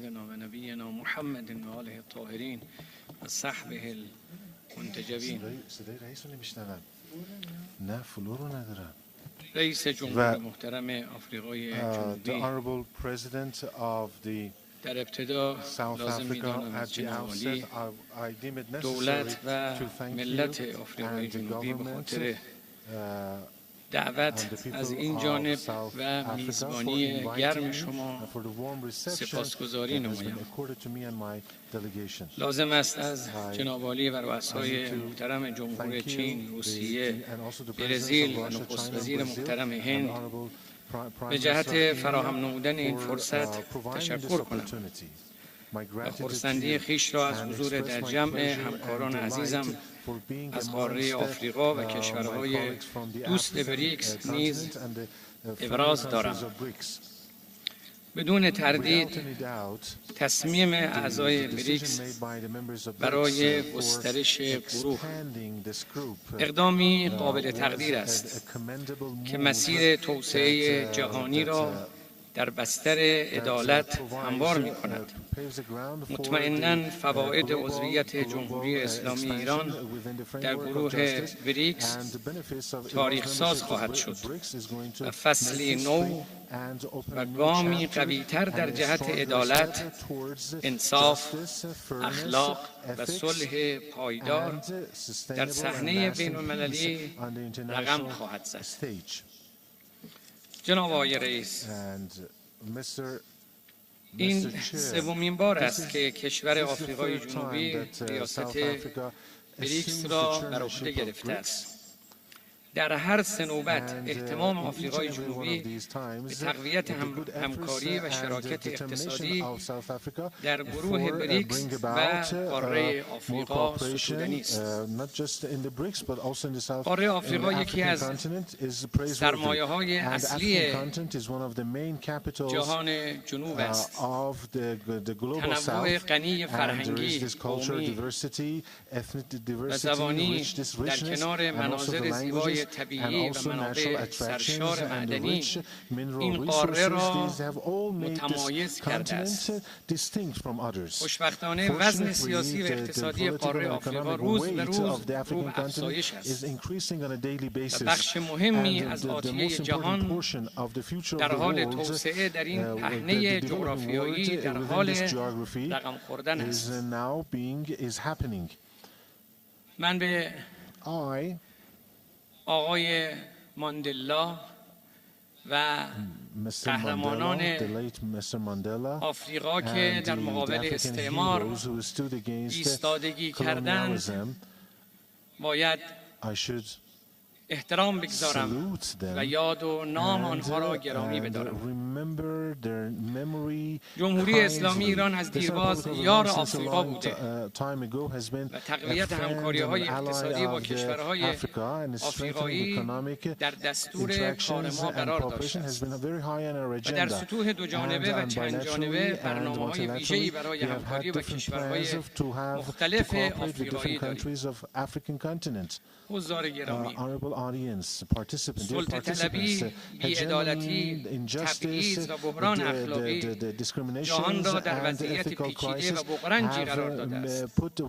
ظهور و گسترش مشکلاتی همچون گرسنگی، تغییرات اقلیمی، محدودیت منابع انرژی، عدم دسترسی به امکانات بهداشتی و پزشکی در کنار ناامنی سایبری و همچنین تهدیدات فرهنگی، ارزشی و هویتی تنها بخشی از این چالش هاست که نیازمند اهتمام همگانی و همگرایی برای تعمیق گفتمان عدالت و پیریزی یک نظام عادلانه و برخواسته از منافع جمعی است. بریکس نماد چنین تغییر و تحولی در مناسبات جهانی است که میتواند به حل معضلات جامعه جهانی کمک کند. به ویژه آنکه اعتماد جهانی به اثرگذاری بریکس رو به افزایش است. گسترش بریکس که سایر قدرت‌های جهان جنوب و در حال توسعه این چشمانداز را منسجم‌تر و جهانی‌تر خواهد کرد. جمهوری اسلامی ایران همکاری‌های سیاسی و اقتصادی چشمگیری با هر 5 عضو گروه بریکس دارد و در دوره اخیر نیز آشکارا شاهد جهش و تعمیق این همکاری‌ها بوده‌ایم. همکاری‌های راهبردی مختلف بین ایران و اعضای بریکس از جمله در حوزه‌های ترانزیت، انرژی و تجارت در دستور کار جهانی بریکس از این نگاه حمایت می‌کند. فواید اقتصادی پایداری را برای ملت‌های ما و جهان رقم می‌زند. جمهوری اسلامی ایران به صورت قاطع از تلاش‌های موفق بریکس در راستای دلارزدایی، از روابط اقتصادی میان اعضا و همچنین استفاده از ارزهای ملی و تقویت سازوکارهای بریکس برای پرداخت و تصفیه مالی حمایت می‌کند. جمهوری اسلامی ایران از ظرفیت‌های کم نظیری برخوردار است و آمادگی دارد در هر سه حوزه اصلی فعالیت‌های بریکس یعنی حوزه‌های سیاسی، امنیتی، اقتصادی، مالی و اجتماعی مشارکت نماید. تعامل حداکثری و تقویت سازوکارهای همکاری چند جانبه به خصوص با کشورهای مستقل در حال توسعه در کانون سیاست خارجی جمهوری اسلامی ایران قرار دارد. در همین راستا به دلیل موقعیت خاص ترانزیتی و با برخورداری از منابع گسترده انرژی و همچنین توان بالای علمی و مهندسی در حوزه‌های متنوع از جمله تولیدات صنعتی، فناوری، نانو و پزشکی، آمادگی خود را برای هر گونه همکاری، اقدام مشترک اقتصادی و سرمایه‌گذاری با کشورها اعلام می‌داریم. در پایان مایلم اشاره کنم یکی از چالش‌های موجود در جهان جنوب تداوم سیاست‌های نجات پرستانه، ناامنی‌های برآمده از ظلم، اشغالگری، هژمونیسم، تروریسم دولتی بخصوص از سوی رژیم صهیونیستی است که نه تنها مردم فلسطین را از اعمال حق تعیین سرنوشت خود باز داشته بلکه حق توسعه را نیز از آنها سلب کرده است. جناب آقای رئیس، بار دیگر لازم می‌دانم از جناب عالی و ملت کشور دوست و برادر آفریقای جنوبی به جهت میزبانی در این نشست مهم قدردانی نمایم و از حضار محترم به خاطر توجه آنها صمیمانه تشکر کنم و سلام علیکم و رحمت الله.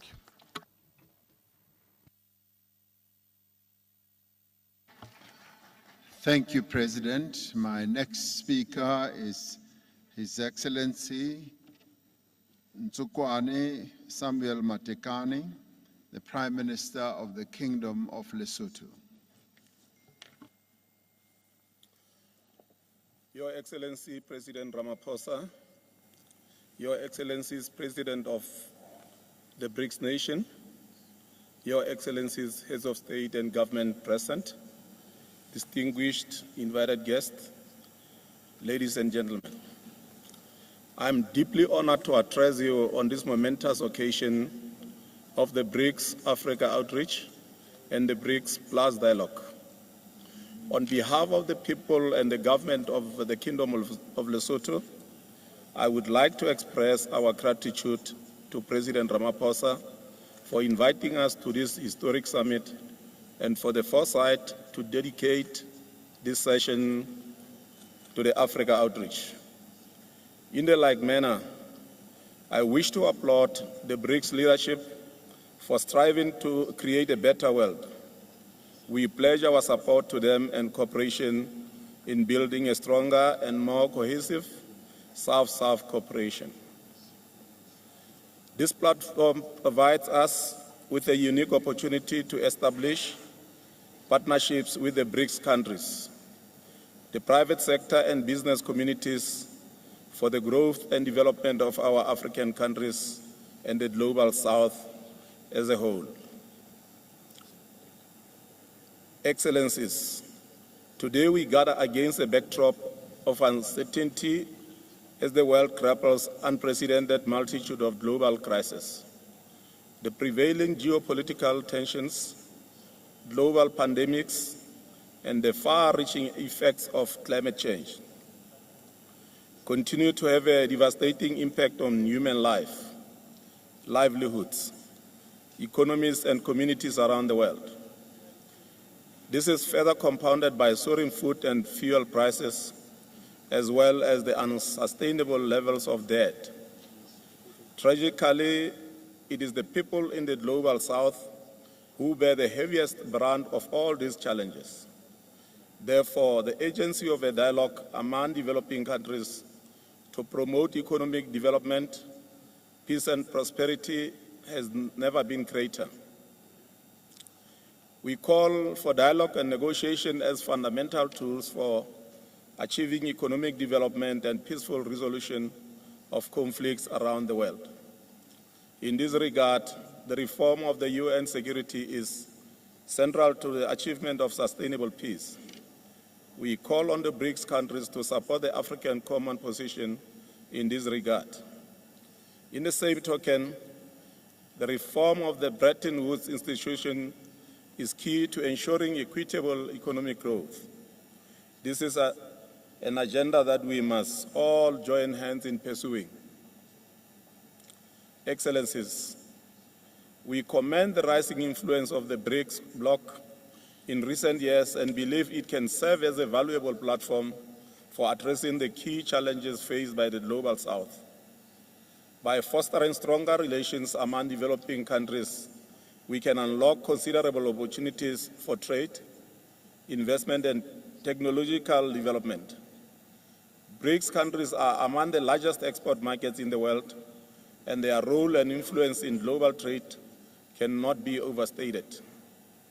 There are considerable opportunities for BRICS countries to pursue in Africa, including opening up the markets for products from smaller countries, investing in key sectors such as manufacturing, agriculture and agro-processing, services industries, energy, tourism, transport and general infrastructure in small countries like Lesotho, and extending support to our countries as they strive for industrialization and technological advancement.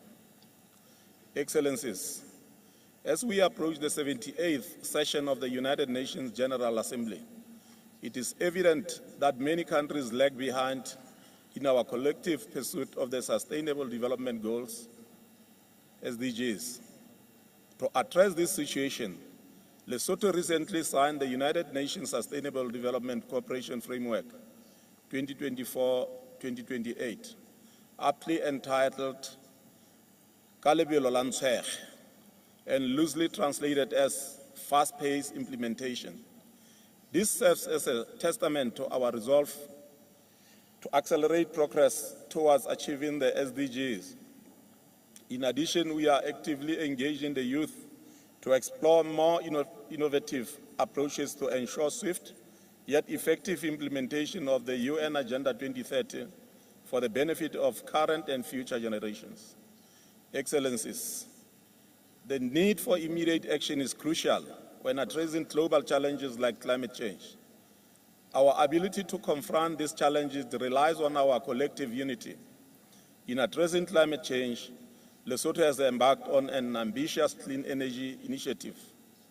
In the current public sector investment program, there are several infrastructure projects that are aimed at addressing the gaps in the energy and transport infrastructure. Lesotho is endowed with natural resources, specifically water and diamonds. Moreover, we have a huge potential for green energy generation, such as hydro, solar and wind power for domestic markets and export into the Southern African power pool. We therefore invite BRICS countries to partner with us and invest in these ventures which offer guaranteed lucrative returns on investment. Allow me also, Excellencies, to inform you that we are planning to convene the Water and Hydrogen Conference and Expo in Maseru, Lesotho from 12 and 13 October 2023. This conference will showcase the steps and action that Lesotho is undertaking towards becoming the world's first sustainable digital hydro nation. We welcome strategic partners with like-minded nations and institutions. We invite all of you to grace this groundbreaking conference with your presence. Further, we recognize the importance of infrastructure as catalyst for promoting economic growth and attracting private investment. Therefore, the development of air transport and road network is equally important. In light of this, the government has prioritized the construction of interconnecting roads that will link Lesotho and certain parts of South Africa with the Port of Durban. Moreover, efforts are being made to enhance and upgrade the international airport. This presents an auspicious opportunity for investment and collaboration with the BRICS countries and the business sector. Excellencies, as I conclude my remarks, allow me to indicate that with the establishment of the new development bank, we anticipate funding opportunities to implement various agreements, such as the African Continental Free Trade Area Agreement and China and India Provincial Arrangement. These funding possibilities can facilitate real growth and meaningful participation in regional and global value chains.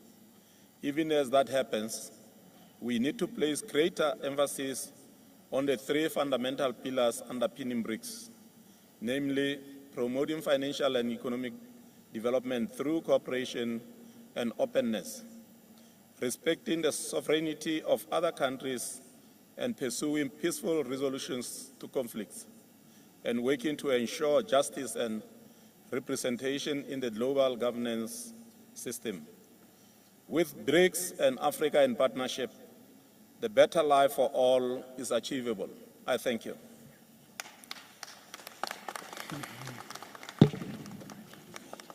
Thank you. Somebody has lost their wristwatch. If you have lost your wristwatch, please come to the table or send somebody to come and pick it up. My next speaker will be His Excellency Dr. Lazarus Chakwera, the President of the Republic of Malawi.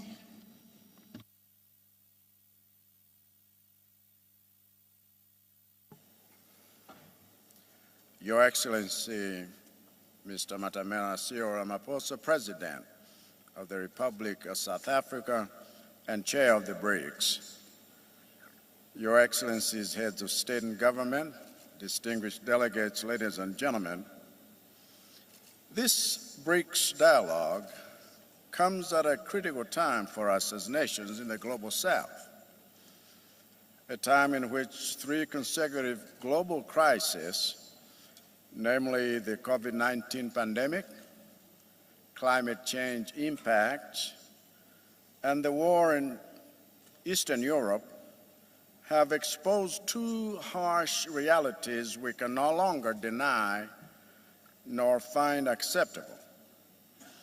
First, they have exposed the extreme vulnerability of our countries to external shocks owing to weak infrastructural, food, health, environmental management, governance, educational, and social protection systems that we need to develop to make our economies more resilient. Secondly, they have exposed the global financial and institutional systems' incapacity to respond to our needs speedily and fairly. So now that we know how vulnerable to shocks we are, and how unresponsive to our needs the global financial system and multilateral institutions are, what remains is for us to do something about it. And we are more than capable of doing something about it, for not only is there strength in our numbers, because the nations gathered here represent close to half of the human population, but there is also abundance in our resources.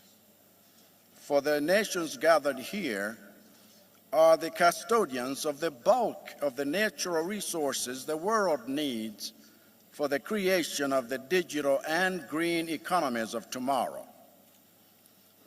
The place to start is for us to confront the barriers that have denied us a stake in global prosperity in the past.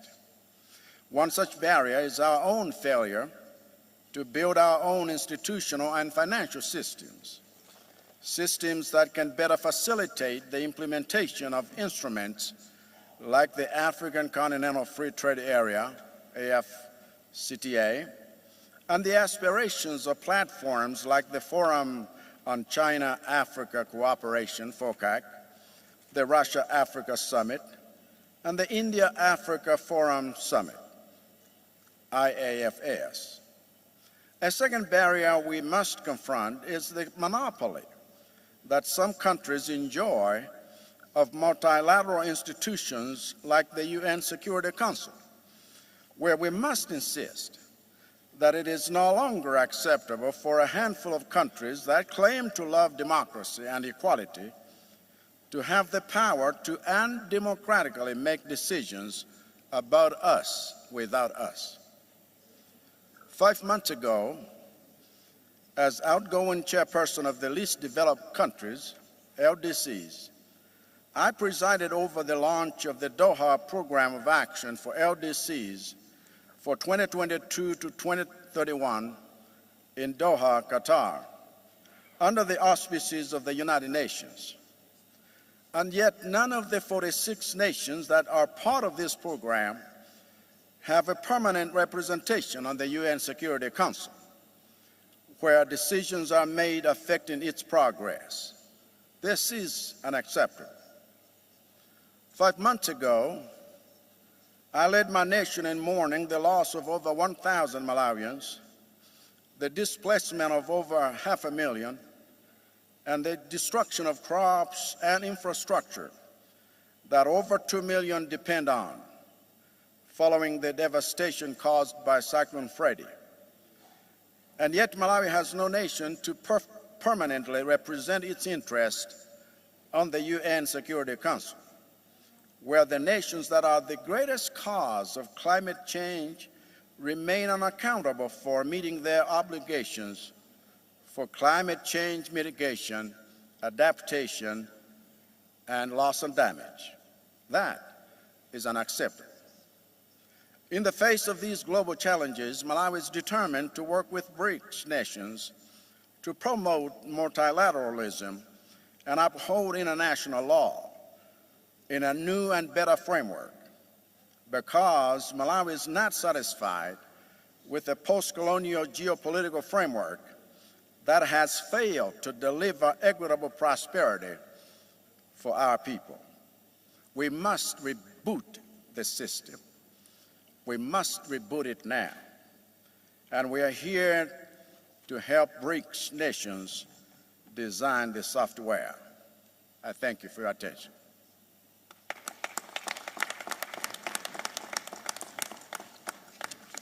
Thank you, President. I now call upon His Excellency President Filipe Nyusi, President of the Republic of Mozambique. Obrigado. Thank you very much. Caro irmão e bom vizinho, Sua Excelência Cyril Ramaphosa, Presidente da República de África do Sul e Presidente de exercício do BRICS. Senhores Presidentes e chefes de governos das nações do BRICS, senhores Presidentes e Ministros dos Estados convidados, Excelências, minhas senhoras e meus senhores, ao iniciar a minha intervenção como Estado convidado a esta Cimeira dos BRICS, quero, em nome da República de Moçambique e em meu próprio, agradecer o honroso convite endereçado por Sua Excelência Cyril Ramaphosa, Presidente da República de África do Sul. Esta participação confere-me a oportunidade de participar nos diálogos BRICS Plus e BRICS Outreach, fórum que constitui dos mecanismos importantes de fortalecimento da cooperação internacional e promoção de aceleração do crescimento econômico dos países emergentes e em desenvolvimento. Senhor Presidente, na dinâmica da atualidade, a cooperação multilateral para o desenvolvimento constitui grande desafio para a esfera das relações entre os Estados na perspectiva de inclusão do Sul global, nos sistemas multilaterais como forma de promover o crescimento econômico. Permitam-me que ressalte alguns aspectos que, a nosso ver, são críticos no contexto atual. Primeiro, aspecto relevante que decorre de recuperação econômica no período pós-Covid-19, apesar de haver indícios de uma trajetória de melhoria na maioria dos países, ainda prevalecem fatores negativos que amortecem a velocidade de crescimento, nomeadamente a persistência da inflação em quase todo o mundo e a alta das taxas de juros nos países credores, interest acarretou rate of o aumento de custo de financiamento para os países africanos. Esta realidade implica o aumento do serviço da dívida, a quebra das reservas externas, com consequência na depreciação cambial. Segundo aspecto crítico que se relaciona com a transição energética e as mudanças climáticas. O efeito, o nosso continente tem um contributo insignificante nas emissões de carbono e é habitado por milhões de pessoas que ainda não têm acesso à energia. Ao mesmo tempo, os nossos países são vítimas de ciclones tropicais e secas recorrentes, com impacto na produção agrícola, o emprego para os jovens, a qualidade da vida das pessoas e a deslocação de milhares de pessoas dentro do continente e em relação à Europa. Assim, torna-se premente que se adote uma transição energética justa, que permita a capitalização do potencial econômico dos países africanos com recursos energéticos em desenvolvimento, que indubitavelmente jogam um papel fundamental na segurança energética global nas próximas décadas. Terceiro, a industrialização por via da consolidação de cadeias de valor regionais de diversos produtos, tendo por base a edificação de infraestruturas que liguem o continente africano para potenciar a zona do comércio livre continental. Ressalta como importante o processamento de produtos agrícolas e minerais estratégicos nos nossos países, combinando recursos de vários países para ganhos de economias de escala e acesso à energia em condições viáveis, onde Moçambique deverá desempenhar um papel importante face ao potencial da sua matriz energética e localização geográfica estratégica. Senhores presidentes e chefes de Estados dos BRICS, a iniciativa de cooperação dos BRICS com países não BRICS como Moçambique, aliada à sua expansão, configura uma mais-valia para a materialização das iniciativas africanas refletidas na Agenda 2063 para o desenvolvimento de África em consonância com as agendas das comunidades regionais. Este desenvolvimento só serão possíveis com paz e estabilidade. O combate cerrado ao terrorismo, a pirataria marítima no continente africano e no mundo, tendo por base os fóruns multilaterais com participação ativa dos países menos desenvolvidos, em linha com os ditames da lei internacional e sem influências de rivalidades geopolíticas. Por último, gostaria de mais uma vez saudar a iniciativa dos BRICS relativas ao novo Banco de Desenvolvimento que deverá reduzir o déficit de infraestruturas no continente africano. Saudamos o fato de privilegiar o componente de financiamento de infraestruturas econômicas e sociais vitais, sendo de destacar a necessidade concreta de construção de estradas e pontes, escolas e hospitais, barragens e outros sistemas de retenção e gestão da água, entre outros. Estas infraestruturas bastante importantes no impulso do progresso econômico, o que poderá criar o bem-estar para os moçambicanos. Senhores presidentes e excelências, ao associar-se a estes diálogos Moçambique, falo com a convicção de que BRICS pode construir mais uma forma de destaque para compartilhar interesses e esforços através de ações concretas, propiciando benefícios mútuos num ambiente de complementaridade e solidariedade que caracteriza o Sul global em diversas questões de interesse estruturantes dos nossos Estados. Muito obrigado pela atenção. Thank you very much, Mr. President, for your attention. Thank you, President. My next speaker will be, and it is an honor to call upon President Hage Geingob, the President of the Republic of Namibia. Thank you, Your Excellency. Your Excellency Cyril Ramaphosa, President of the Republic of South Africa and host of the 15th BRICS Summit, and other excellencies who are members of BRICS, other heads of state and government, honorable ministers, ladies and gentlemen, I wish to express my gratitude and appreciation to President Cyril Ramaphosa for hosting this important BRICS Africa outreach and BRICS Plus dialogue. The attendance of so many African nations today under the BRICS Africa outreach initiative is testimony to the strong desire and commitment of Your Excellencies to the expansion of BRICS through greater African and South-South participation and cooperation in global economic and financial affairs. The historical dominance of the Bretton Woods financial institutions, whose modus operandi is built on low conditionalities and political prescriptions, which has at times bordered on disregard for national sovereignty, has increased the appetite among many nations for a counterweight such as BRICS. Hence, BRICS offers that alternative option by assuring like-minded countries an opportunity to participate and do business in an international economic and financial system which is based on universally recognized international principles and values such as non-interference in domestic affairs, mutual respect, and win-win cooperation.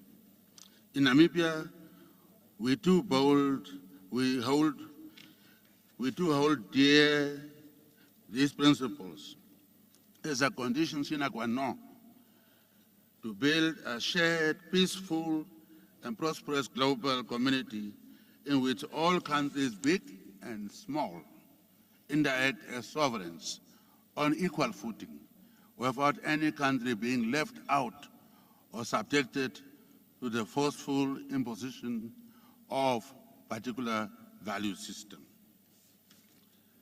The African Union has themed this year the year of the acceleration of the African Continental Free Trade Area implementation. Namibia is at an advanced stage in the development of its green hydrogen industry and the supply of critical raw materials, including lithium, which is needed for the green energy transition as part of our fight against climate change. We invite you to come and invest and assist us in the development of the green energy infrastructure to consolidate regional energy value chains and offtake agreements. We are open for business. In conclusion, I trust that this dialogue will elaborate on some of the crucial modalities of how an expanded BRICS Plus will function in the best interests of all its members. We hope that BRICS will not be divided like United Nations,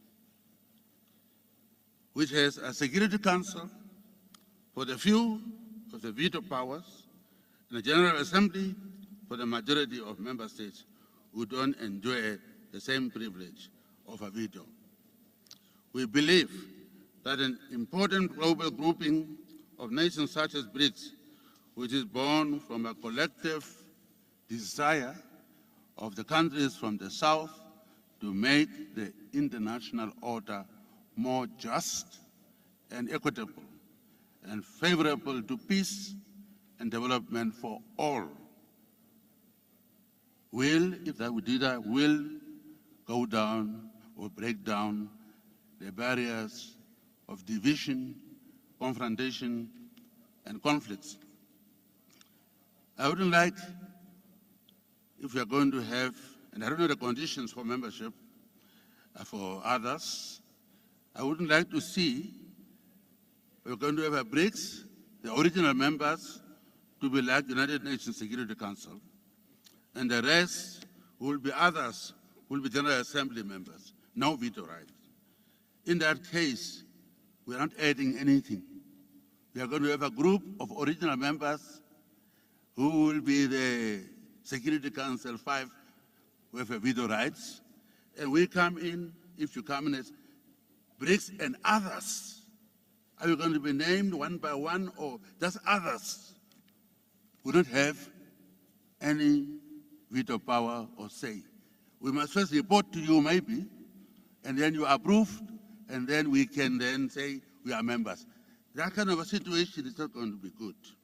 So since we are starting a new organization of equals, I'm not saying because Namibia is very small, but I'm saying because Namibia fought for freedom against South Africa, not serial South Africa, the other one. And we won. So therefore, I want equality. And I would like to know what are the conditions under which we, the small countries, will be members of reformed BRICS. With these very few remarks, I look forward to further engagement during this dialogue. And I thank you very much.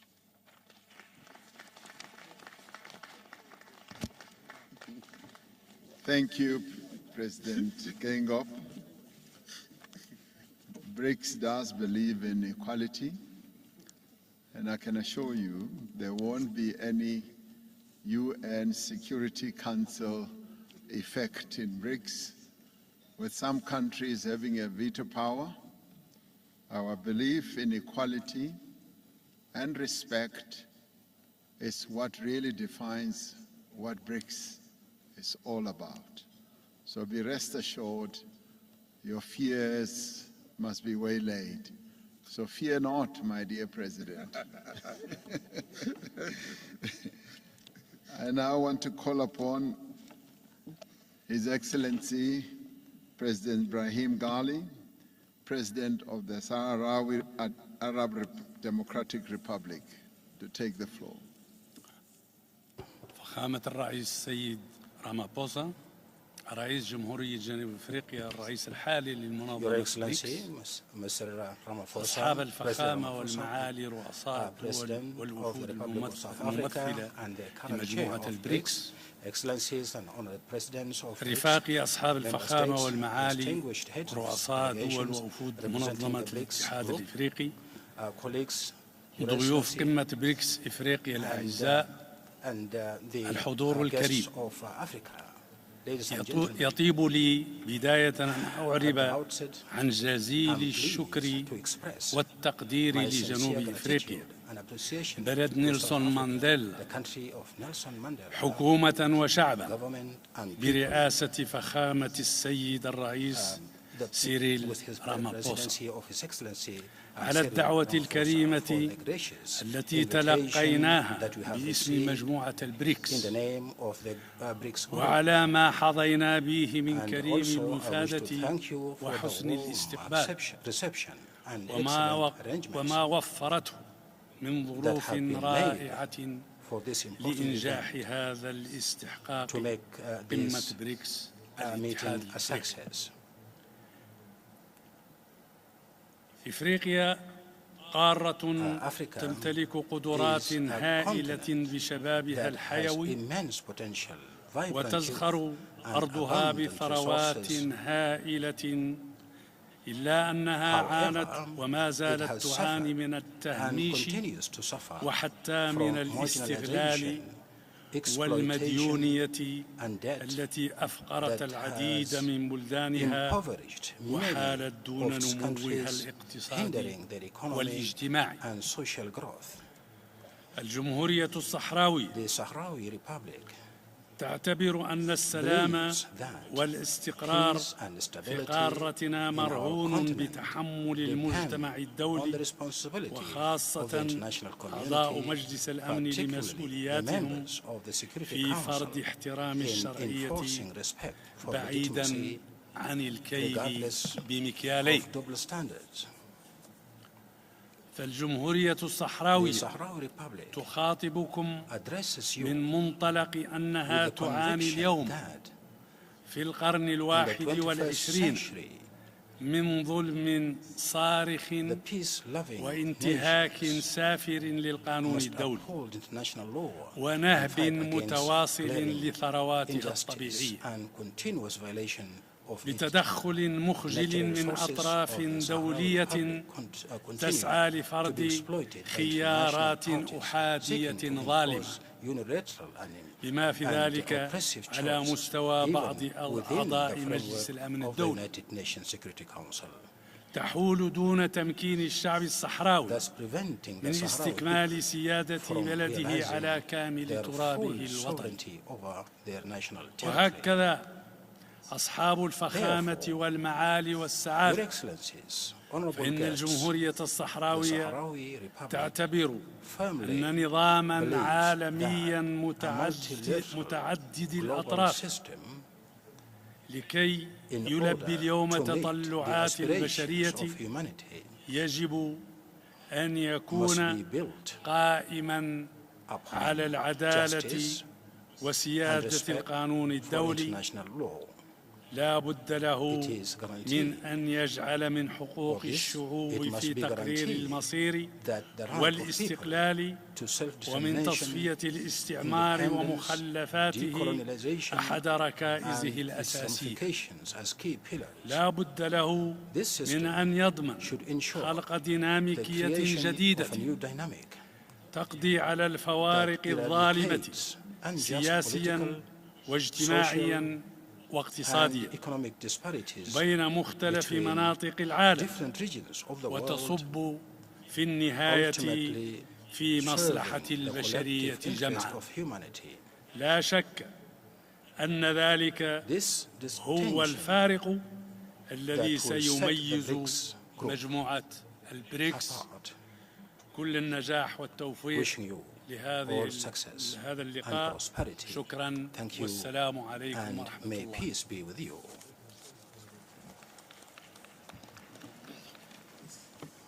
Thank you, President. My next speaker is His Excellency Carlos Villanova, President of the Democratic Republic of Sao Tome and Principe.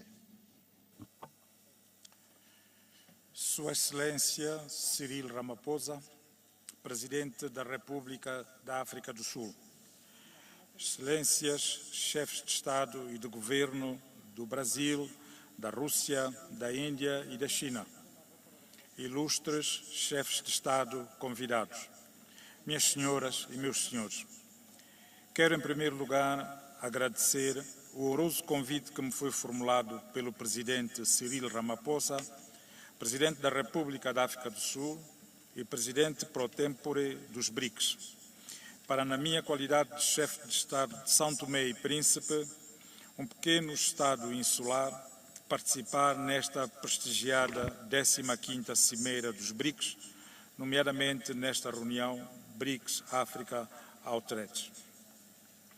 Quero igualmente felicitar o Presidente Ramaphosa pela excelente iniciativa de ocasionar, uma vez mais, o encontro BRICS África. A nossa presença aqui sublinha a importância de forjar parcerias entre os BRICS e as nações de África, um continente repleto de potencial e oportunidades de crescimento, com vista ao desenvolvimento sustentável. Excelências, minhas senhoras e meus senhores, a Aliança BRICS emergiu como uma força poderosa na cena mundial. Representa não só a proeza econômica, mas também o compromisso de promover a colaboração entre nações com histórias, culturas e aspirações diversas. Ao reunirmos-nos, reconhecemos a importância de aproveitar o nosso potencial coletivo para enfrentar os desafios que abrangem continentes e sociedades. O meu país, São Tomé e Príncipe, personifica a resiliência de uma nação que convive cotidianamente com complexidades dos recursos limitados e das restrições geográficas. Encaramos as nações que compõem os BRICS como parceiros valiosos da nossa caminhada rumo ao crescimento e ao desenvolvimento sustentável. Acreditamos que, ao combinarmos os nossos pontos fortes, podemos encontrar soluções inovadoras para desafios comuns. como as alterações climáticas, a redução da pobreza e o desenvolvimento de infraestruturas. Na verdade, uma abordagem colaborativa entre os BRICS e a África pode conduzir a avanços transformadores que proporcionarão a melhoria das condições de vida das nossas populações, no respeito da salvaguarda do nosso planeta. Excelências, o desenvolvimento sustentável não é apenas uma simples retórica, é um imperativo moral e uma responsabilidade partilhada. Os países que compõem o BRICS vêm demonstrando a sua dedicação a esta causa, por exemplo, através de iniciativas que promovem as energias renováveis, a transferência de tecnologia e o investimento responsável. Estas são algumas dentre muitas áreas em que a cooperação BRICS-África reveste-se de extrema relevância.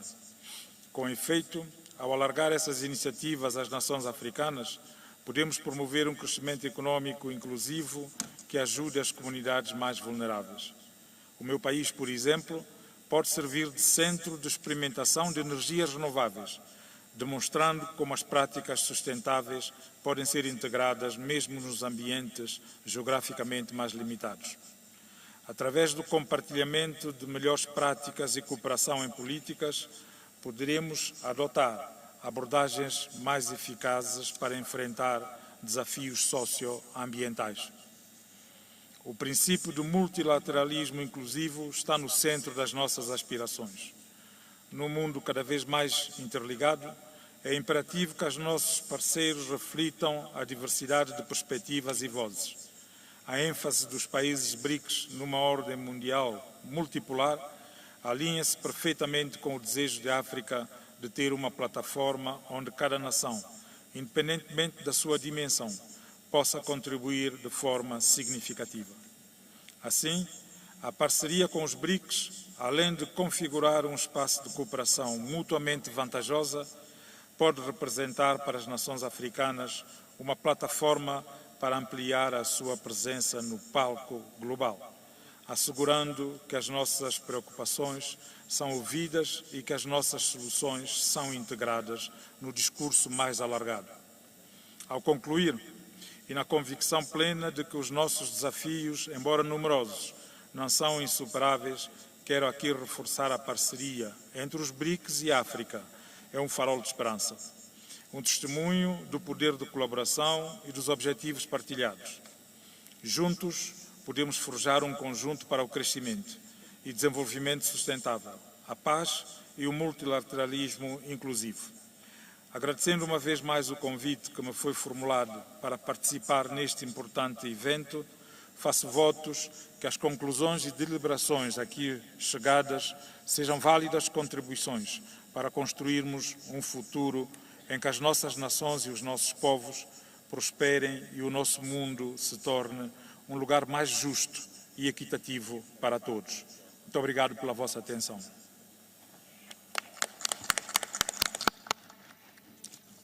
Thank you, President. We now move on to my next speaker, and I ask His Excellency, President Macky Sall, President of the Republic of Senegal.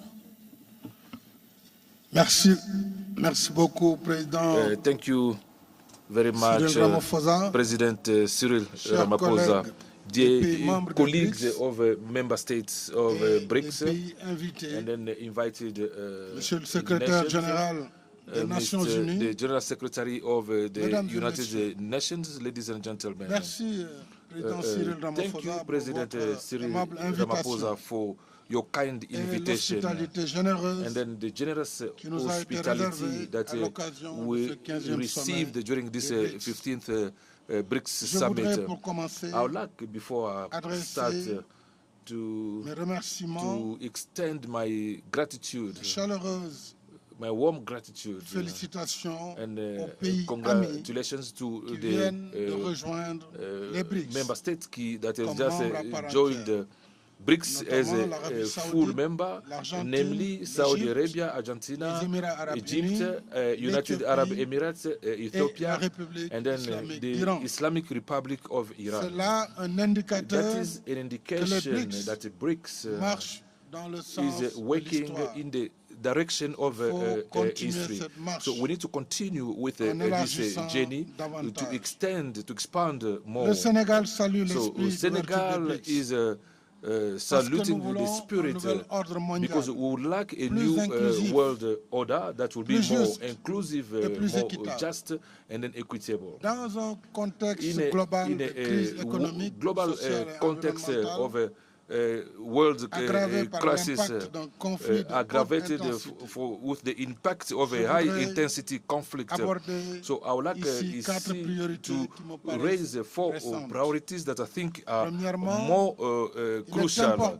First of all, it's very important for us to work on a peaceful world environment in order to attenuate the effect of a crisis and then to avoid an escalation that can lead the humanity to a major crisis.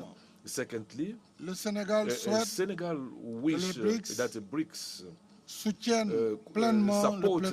fully advocacy of countries from the South for the implementation of a financial commitment agreed in regard to the Paris Agreement in relation to climate and also for the energy transition by taking into account responsibility, each one responsibility, and also this is like it's a delay in our process of industrialization, and also to have universal access to electricity, which more than 600 million Africans who do not have access to electricity. Thirdly, we are calling for the mobilization of a special draw for eligible countries and for the consequent implementation of a G20 initiatives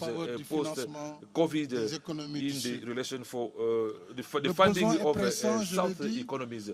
So these issues are very pressing because from United Nations estimate 50 countries are behind with payment. So the majority of these countries, the least developed, the most vulnerable countries in climate change. Fourthly, the reform of a political governance, political, economic, and financial governance is an imperative. Everybody knows that the composition of main international institutions, their working method, including their process of making decisions, do not reflect the world reality. So together we should work for the evolution of the United Nations Security Council, so that it could become more representative and then represent the interests of all the member states. It's the same for the reform of the evaluation systems in practical, mostly the over-evaluation in countries, in developing countries, in particular in African countries. That's lead and then lead to consequences to have a loan cost that are abusive, that goes even up to 80%, 8 times superior to developed countries. So I would like to finish to thank our friend for BRICS for their support for the candidature of the African Union to G20. With regard to our subscription to G20, so we are contributing to an advent of a more inclusive multilateral. I thank you. Thank you, President. I now have the honor to call upon His Excellency Salva Kiir Mayardit, the President of the Republic of South Sudan.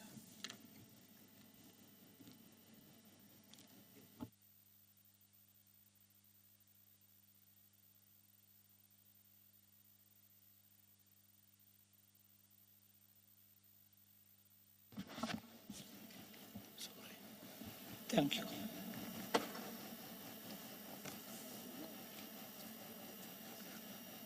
Your Excellency, Cyril Ramaphosa, President of South Africa, Republic of South Africa, and Chairman of the BRICS, Excellencies, Heads of State and Government, allow me to extend my sincere thanks to His Excellency Cyril Ramaphosa for inviting me to attend this historic summit. Let me congratulate him for successfully organizing this remarkable event in this beautiful city of Johannesburg. As Africans, we are all proud to host a summit of this magnitude here in the continent. Excellencies, I would like to pay tribute to the founding members of BRICS for their courage and bold leadership to create a new vision for a multipolar world.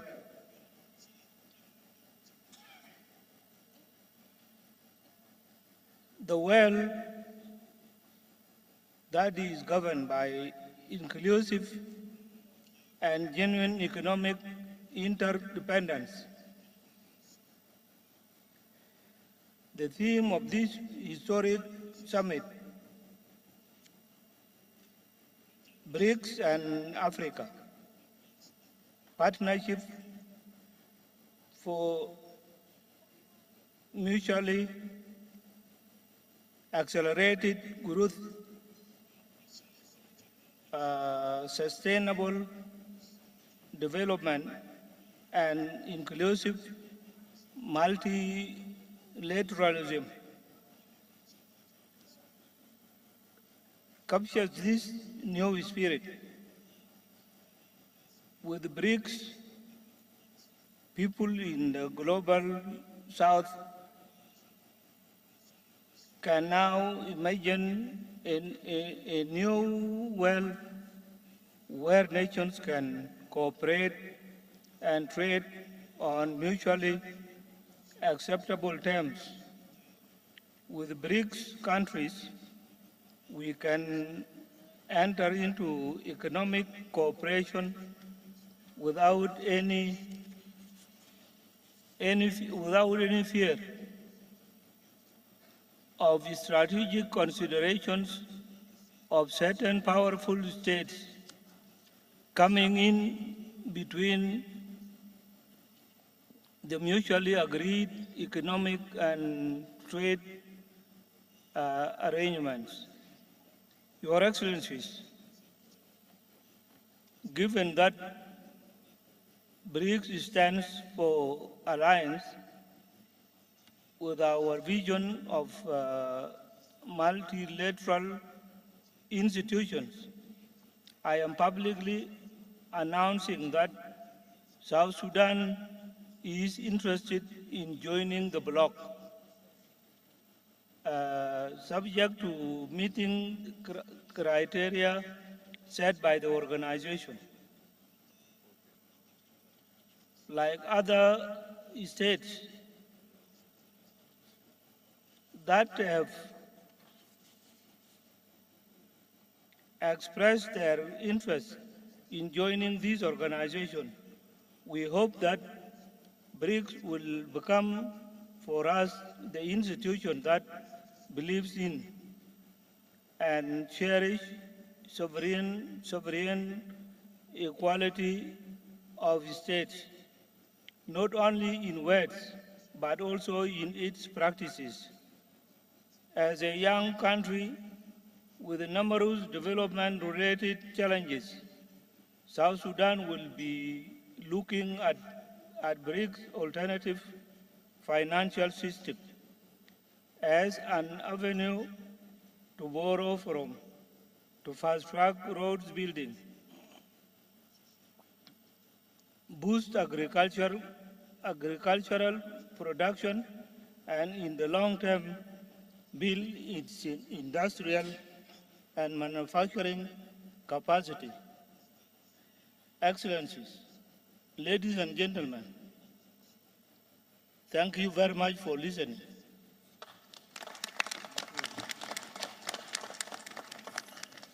Thank you very much. It's now my honor to call upon Her Excellency, President Samia Suluhu, President of the United Republic of Tanzania.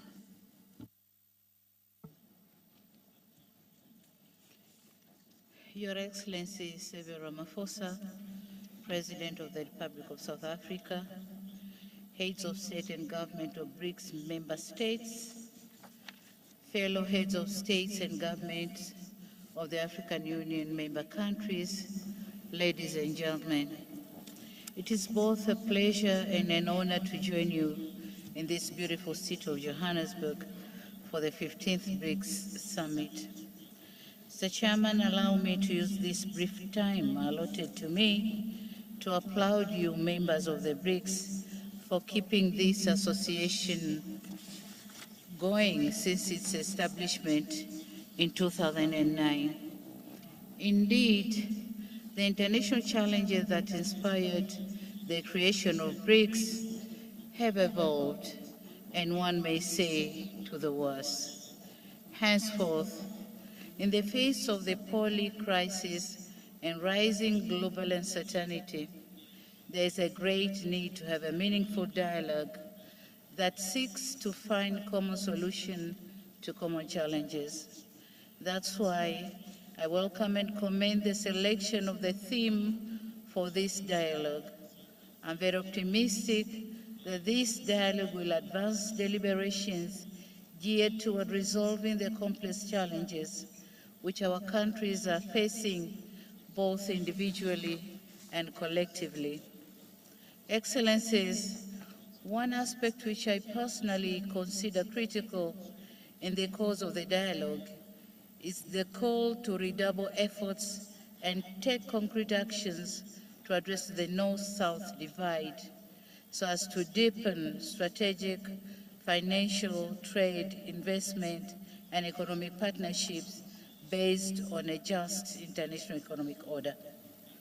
It is gratifying, however, to note that amidst these challenges, the BRICS offer a possibility of coming up with a more equitable, balanced, and fair mechanism to deal with an international economic order that has thus far remained unattainable and an elusive aspiration.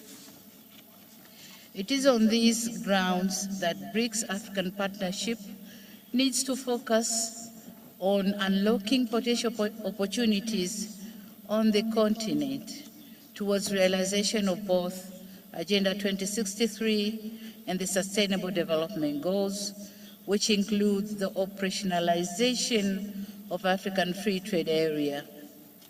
Forging ahead, Tanzania envisages the BRICS African Partnership that supports African endeavors in promoting and strengthening regional value chains, and furthermore, partnership that can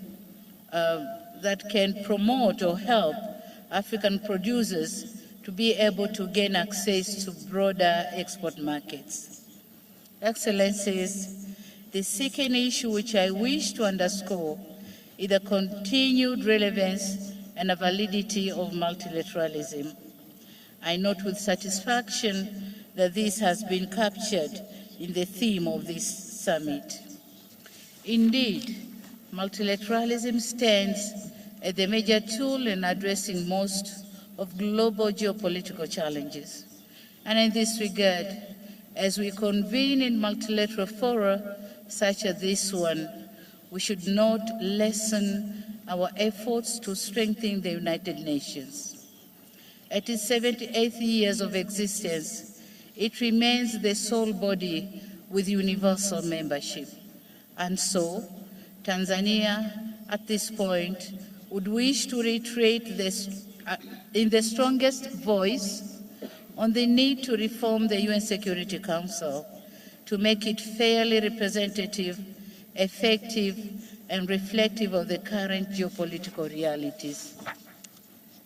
Excellencies, ladies and gentlemen, as I conclude, I would wish to commend the Republic of South Africa for the excellent hosting of this summit. I should also commend the BRICS countries for their efforts geared toward the advancement of the South-South as well as the African agenda for growth, development, and integration. It is Tanzania's hope that African issues and concerns, as well as priorities, will continue to feature in the upcoming BRICS engagements. The United Republic of Tanzania is and remains a staunch supporter of multilateralism, more inclusive and fair global system, a well-functioning financial architecture, and a deeper South-South cooperation. This regard to remain a true friend and partner of BRICS in all its interventions. I thank you very much for your kind attention. Thank you, Mr. Thank you, President. Please accept my apology. I have to step out for a while. Deputy President Paul Mashatile, Deputy President of South Africa, will take the meeting forward as I now call upon His Excellency Dr. Joseph Dion Ngute, Prime Minister of the Republic of Cameroon.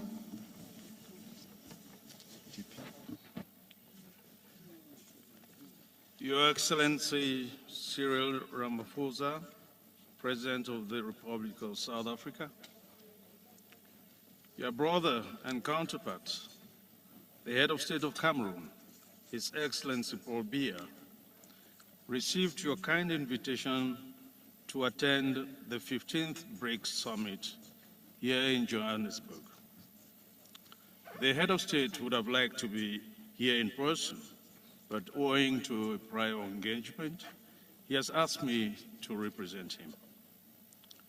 I hereby take this opportunity to express our sincere thanks to you, to your government, and to the friendly people of South Africa for the very warm welcome given to us since we arrived here, and of course, of the excellent arrangements you've made for this summit.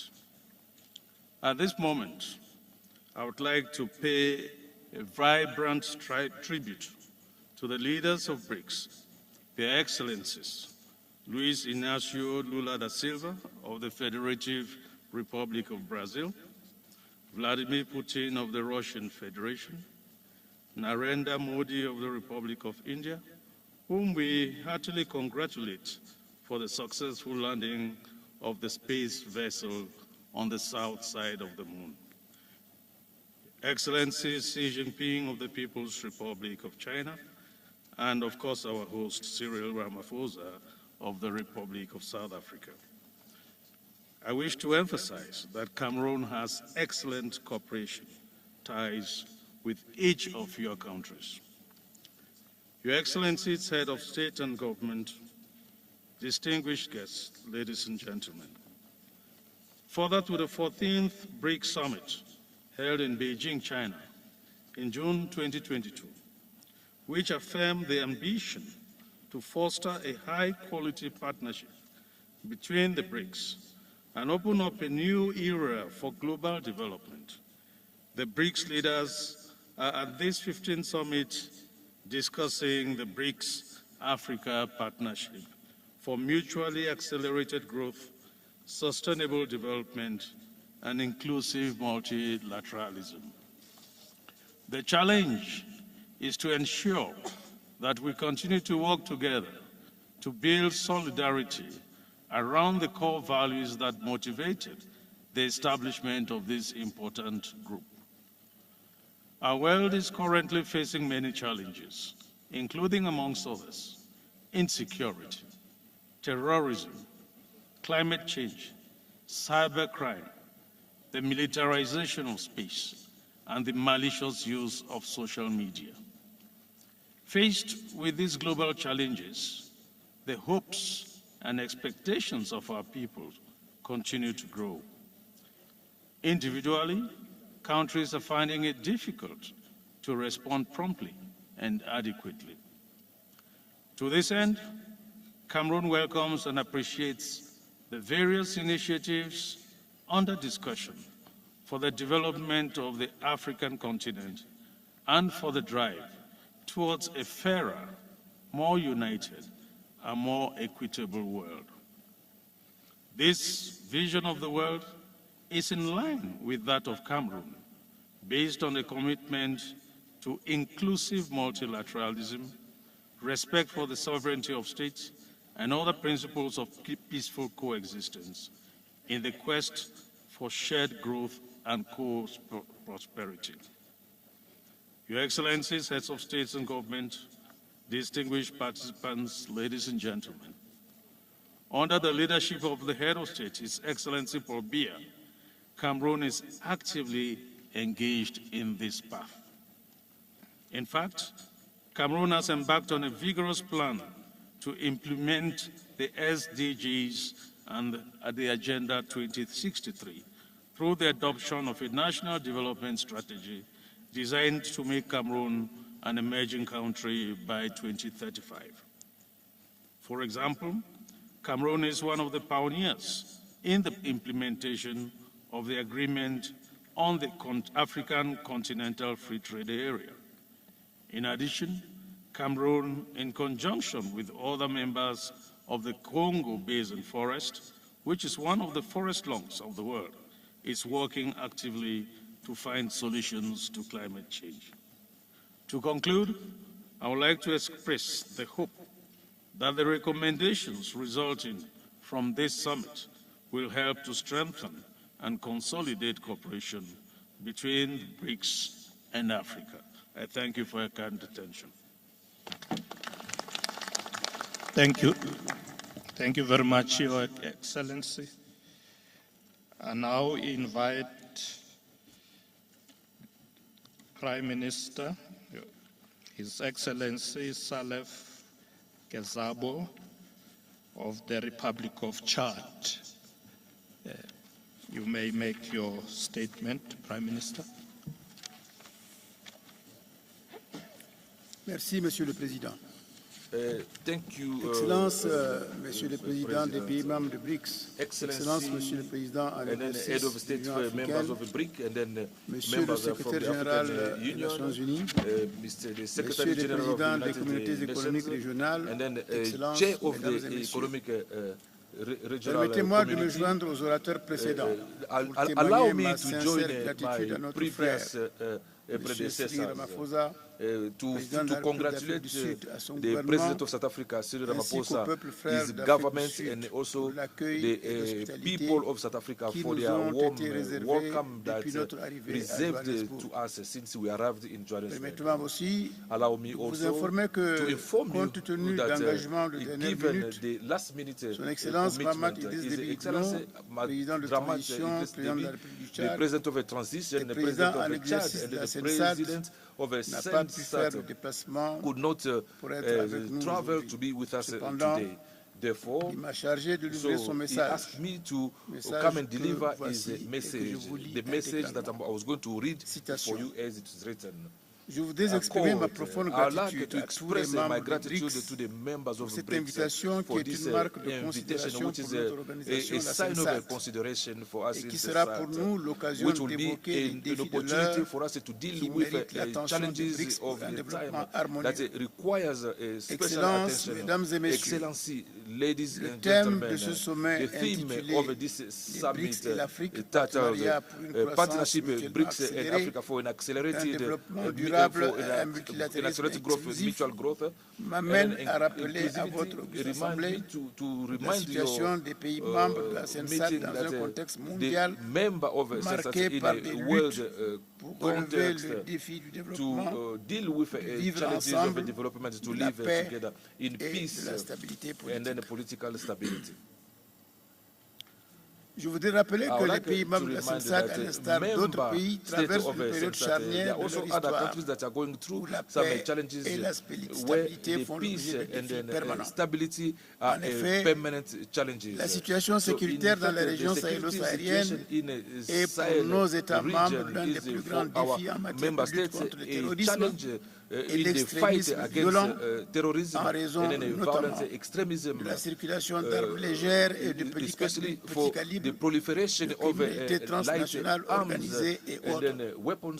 En effet, de 2011 à 2023, nous avons été témoins de la dégradation de la situation en Libye, causée par les puissances internationales, dont les conséquences sont toujours visibles dans le Sahel et dans le bassin du lac Tchad.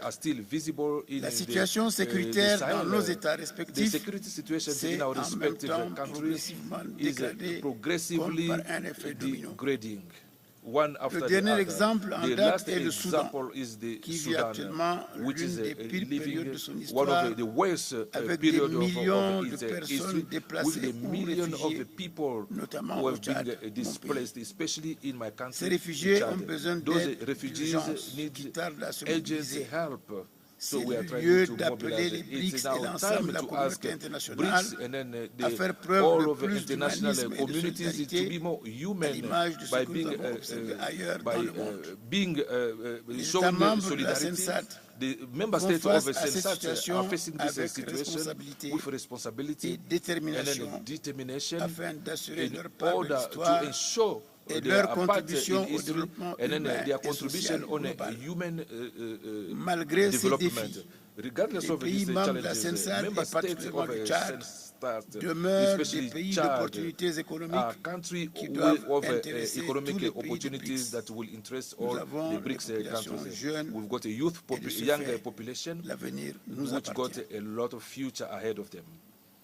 Excellences, Mesdames et Messieurs, les États membres de notre communauté économique régionale disposent d'énormes ressources agricoles, de forts potentiels en élevage et de riches terres, aussi bien en surface qu'en profondeur.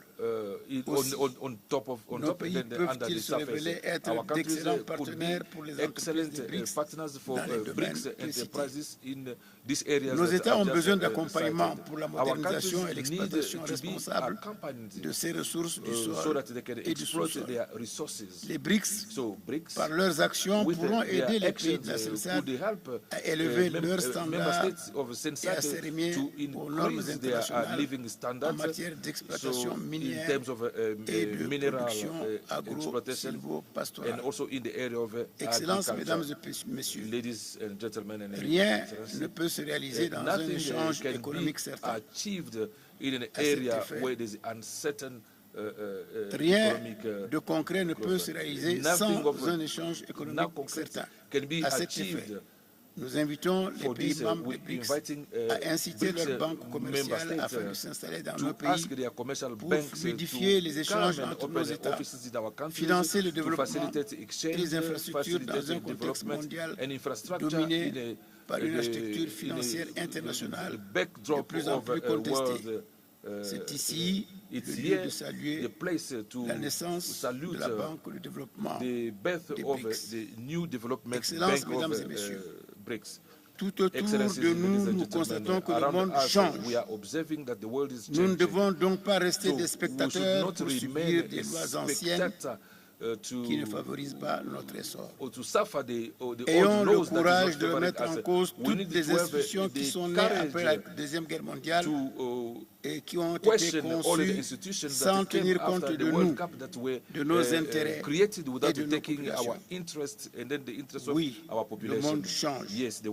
Toutes ces institutions, tous ces modes de développement, toutes ces architectures ont été conçues non pas pour notre vrai essor, mais pour notre exploitation. Dans ces conditions, mettons-y fin. Et à l'instar de la conférence de Bandung de 1955, instaurons un nouveau courant de solidarité et nous saluons la création des BRICS. Nous saluons l'adhésion d'un certain nombre de pays, dont les pays africains, l'Égypte et l'Éthiopie. Et je vous déclare solennellement ici que le Tchad souhaite y adhérer dès maintenant. Chad is ready Je vous remercie pour votre adhere to the BRICS. Thank you. Thank you. Thank you very much, Your Excellency. I now invite His Excellency, Mr. Jean Michael Sama Lukonde, Prime Minister of the Democratic Republic of Congo. You may now deliver your input.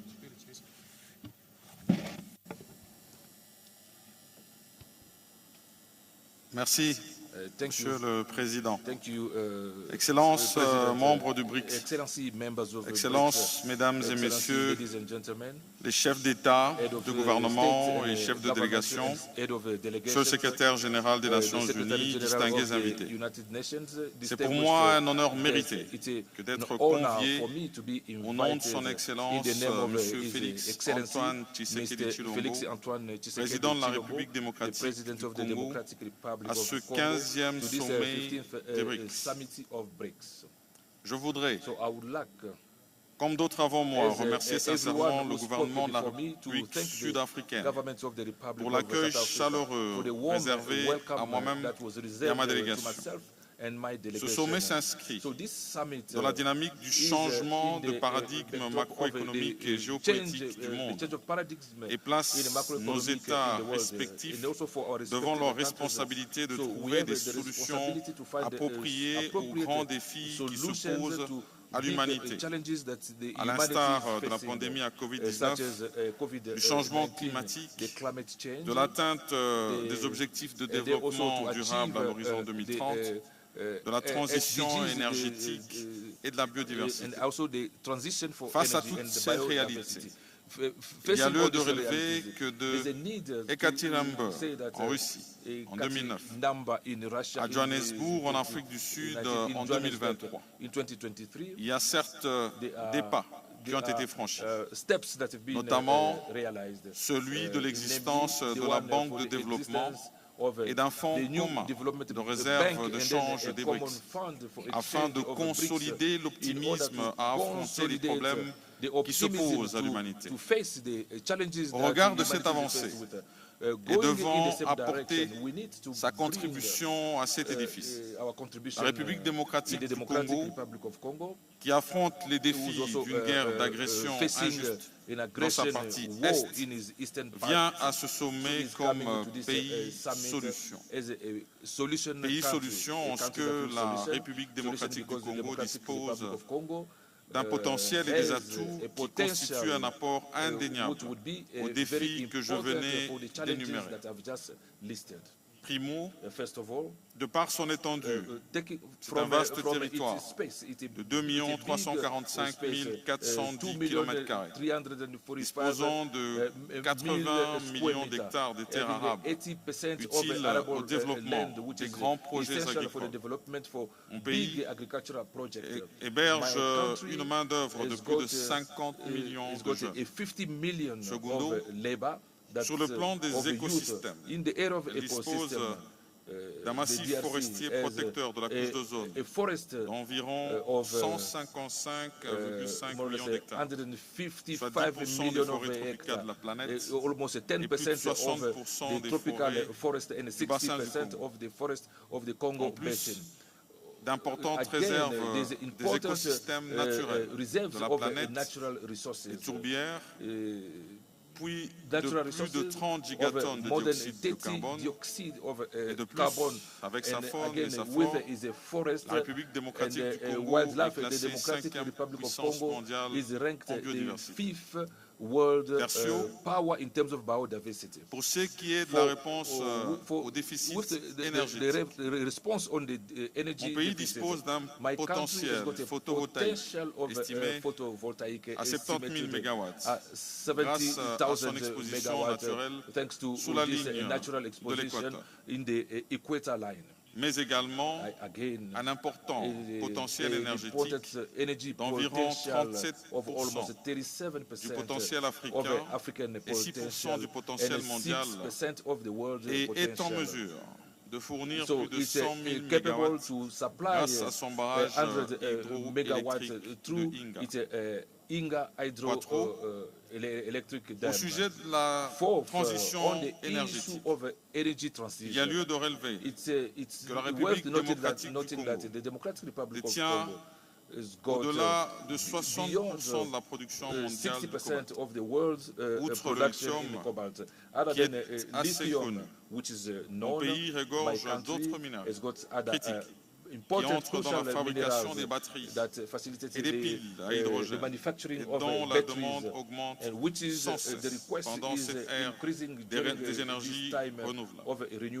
Au regard de tous ces atouts, j'aimerais bien attirer l'attention de tous à plus d'engagement financier dans les programmes destinés aux domaines cités, mais spécifiquement à ceux orientés vers nos centres semi-urbains et villages concernés par la transition énergétique et qui impliquent la protection de l'environnement. Excellences, Mesdames et Messieurs les chefs d'État, de gouvernement et chefs de délégation, l'évaluation des potentialités que regorge mon pays m'amène à réaffirmer son caractère de pays solution. Car les investissements souhaités et attendus et qui s'inscrivent dans une coopération multilatérale gagnant-gagnant permettront au monde d'affronter les défis qui s'opposent à lui sans heurts. Tout en réitérant mes remerciements, je souhaite plein succès à ces présentes assises. Et je vous remercie.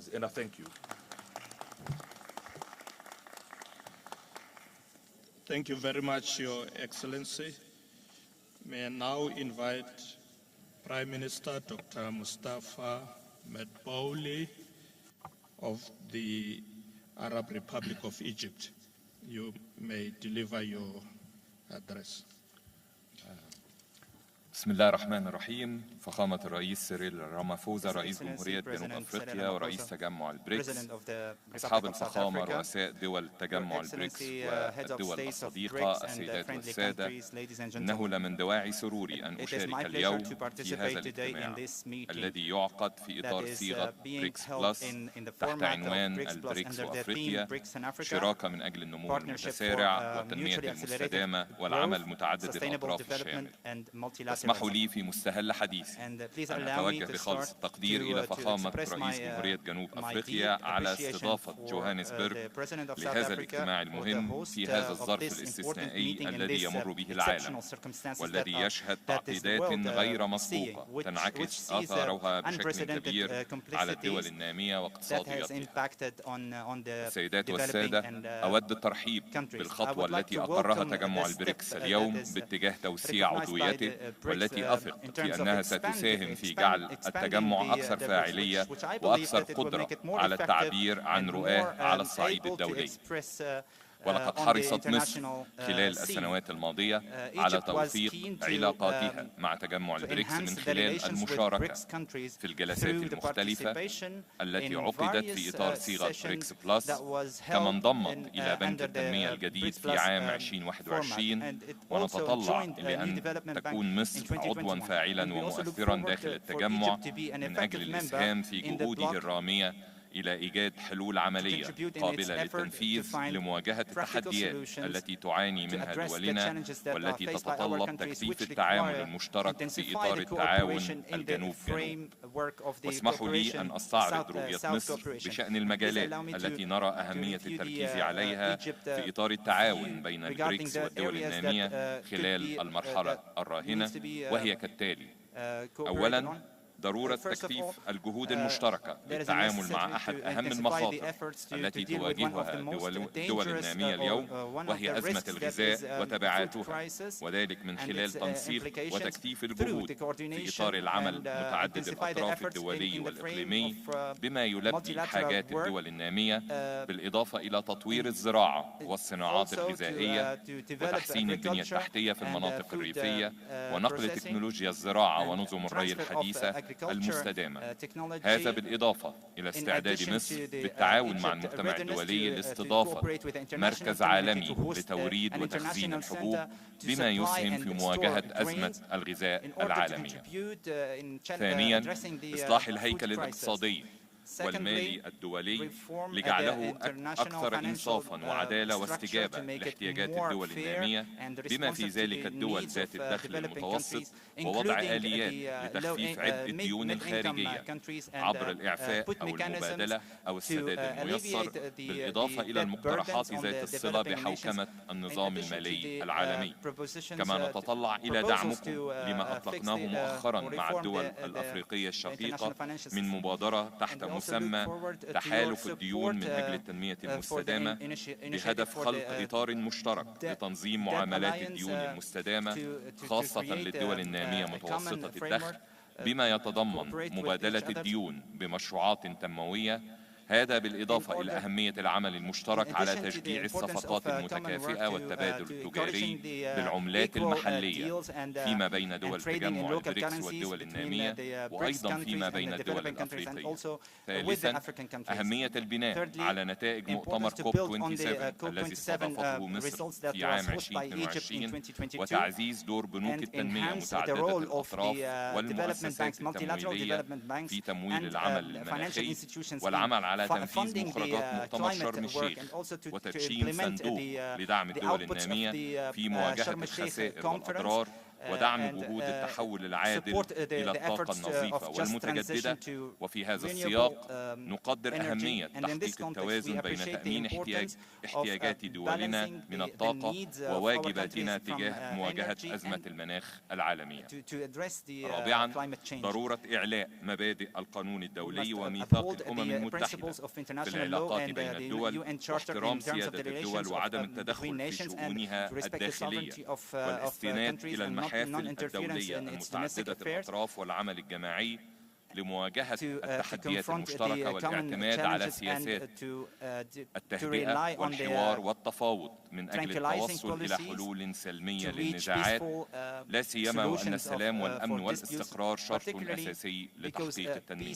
خامسا، تعزيز التعاون بين البريكس وأفريقيا بهدف تحقيق المصالح المشتركة بما يسهم في إطلاق الطاقات الغير المستغلة في الدول الأفريقية، وتستند رؤية مصر في هذا الصدد في ضوء رئاستها الحالية للجنة التوجيهية لرؤساء دول وحكومات وكالة الاتحاد الأفريقي للتنمية النيباد إلى دفع معدلات التكامل الاقتصادي والعمل على تسريع تنفيذ أجندة التنمية الأفريقية 2063، وكذا أهداف اتفاقية التجارة الحرة القارية مع تسخير الخبرات والإمكانات المصرية في مجالات البنية التحتية والطاقة والاتصالات والتحول الصناعي والأمن الغذائي بمشاركة القطاع الخاص وبالتشاور المستمر مع أشقائنا في الدول الأفريقية.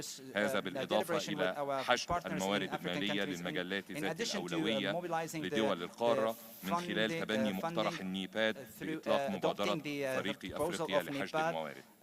وفي الختام، أود تأكيد تطلع مصر إلى تعزيز التعاون ومواصلة العمل المشترك مع دول البريكس في مختلف المجالات على المستويين الثنائي ومتعدد الأطراف، وترحيبها بكافة المبادرات والمشروعات التي تهدف إلى تحقيق المصالح المشتركة وبناء شراكة مستدامة. وشكرا لحضراتكم. Mutual interest, and thank you very much. Thank you. Thank you very much, Your Excellency. I'd like to now invite His Excellency Mr. Kashim Shettima, Vice President of the Federal Republic of Nigeria. You have the floor, Your Excellency. Your Excellency Cyril Ramaphosa, President of the Republic of South Africa and Chair of the 15th BRICS Summit, Your Excellencies, distinguished heads of state and governments of the Global South, ministers, distinguished ladies and gentlemen. Gathered here for the third BRICS Africa outreach and BRICS Plus dialogue, alongside the 15th BRICS Summit, I convey warm greetings from His Excellency President Bola Ahmed Tinubu of Nigeria. Regrettably, due to pressing official matters at home, he couldn't join us today. President Tinubu, on behalf of the government and people of the Federal Republic of Nigeria, extends our deepest gratitude to the government and people of the Republic of South Africa for convening the 15th BRICS Summit and bringing together stakeholders from around the world.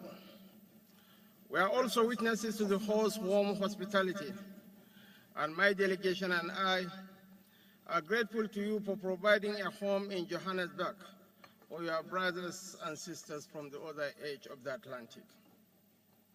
The prevailing theme of this summit, BRICS and Africa, Partnership for Mutually Accelerated Growth, Sustainable Development and Inclusive Multilateralism, resonates as a compass guiding the trajectory of the world.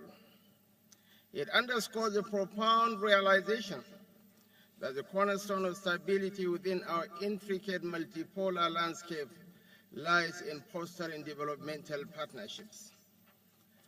Your Excellencies, the disruptive events of the past and present years have rendered emerging economies and many developing countries vulnerable, leaving them in search of beneficial alliances.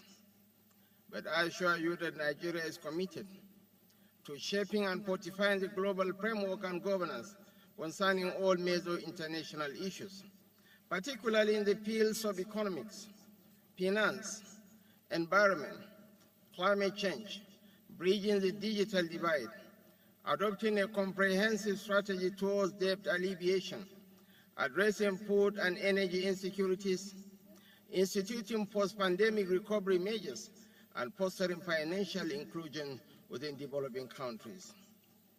Your Excellencies, the international global governance structure to which we currently adhere was established prior to the independence of the African continent and many countries in the global south. So it's indeed imperative to reform global governance to align with the realities of today's world and to acknowledge the necessity for partnerships that ensure shared prosperity, inclusivity, and sustainable development. Your Excellencies, the trajectory of President Tinubu's economic reforms and diplomatic alliances is intended to attract investments and partnerships to Nigeria, while aligning with international and regional cooperation that corresponds with the government's objectives. The new government, which began less than 3 months ago, is examining the variables and evaluating the scope and level of regional and global cooperation to pursue in order to establish Nigeria as a desired friend and partner. The government's final decisions will be determined once our ongoing in-depth discussions within the Economic Advisory Council, the National Assembly, and the Executive Council are concluded and adopted. It is needless to add that Nigeria is Africa's largest economy, and with a population of 220 million people, is undoubtedly the most populous country in Africa. Mr. Chairman, as we approach the target completion date of the Agenda for Sustainable Development Goals, the reality of achieving the SDGs remains bleak for many countries, especially developing ones. These nations confront historical developmental vulnerabilities and challenges that are beyond their control. Thus, it is imperative for us to unite within regional groups and forge a novel form of international cooperation. This endeavor aims to foster global economic governance reform while enhancing the representation and voice of emerging market economies or developing countries. Your Excellencies, in a multipolar world, creating mutually beneficial partnerships is challenging, but can be overcome through proper alliances, realignments, and the use of rules-based multilateralism. The key is to establish effective partnerships that will effectively respond to these challenges, based on 1, harnessing the agricultural potential of our nations, 2, harnessing renewable energy to revolutionize Africa, 3, fostering technology, innovation, and job prospects for holistic and equitable progress, 4, collaborative efforts on climate change and nature-centered approaches to development, 5, strengthening vibrant private sector participation among countries of the Global South. And 6, nurturing youth employment and skill building as a deterrent against terrorism, organized crime, and related challenges. 7, proactive crisis management and heightened resilience. And lastly, promoting proactive involvement of business leadership in shaping and improve an ideal landscape for trade and economic exchanges in the Global South. We therefore look forward to working closely with BRICS members and other regional alliances. Our aim is to join forces with nations sharing our vision. Our aim is to foster a partnership aimed at expediting growth and sustainable development across the African continent and the Global South. Thank you very much for listening. Thank you very much, Your Excellency. I now invite Her Excellency Ms. Jessica Olupo, Vice President of the Republic of Uganda. Your Excellency Cyril Ramaphosa, the President of the Republic of South Africa and Chair, I am here to represent His Excellency Yoweri Kaguta Museveni, the President of the Republic of Uganda, and to present to you his message, which reads as follows.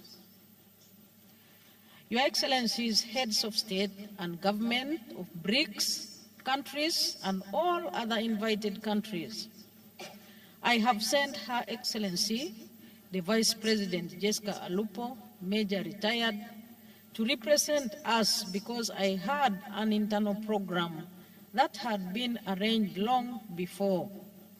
However, these are our brief comments. The human race has been here for 4.5 million years, ever since man evolved into Homo sapien from lower primates. During all that time, man has faced two major oppressions. These are oppression by nature, e.g., disease, hunger, droughts, floods, earthquakes, etc., and oppression by fellow man, e.g., slavery, imperialism, aggression, feudalism, dictatorship, etc. Man has been responding to both oppressions. He has been responding to oppression by nature through scientific discoveries and better socio-economic organization. Hence, the discovery of fire 1.5 million years ago, the domestication of crops 10,000 years ago, the domestication of animals or livestock 10,000 years ago, the invention of the steam water pump in the year 1698 by Thomas Savery, and the invention of the steam engine in the year 1823 by George Stephenson, etc., etc., are all the phenomena that enabled man to handle better the oppression of man by nature. These are steps that the whole of the human race should welcome and share. Unfortunately, on account of ideological bankruptcy and parasitism, these advances in human knowledge are more often than not used to reinforce the oppression of man by man.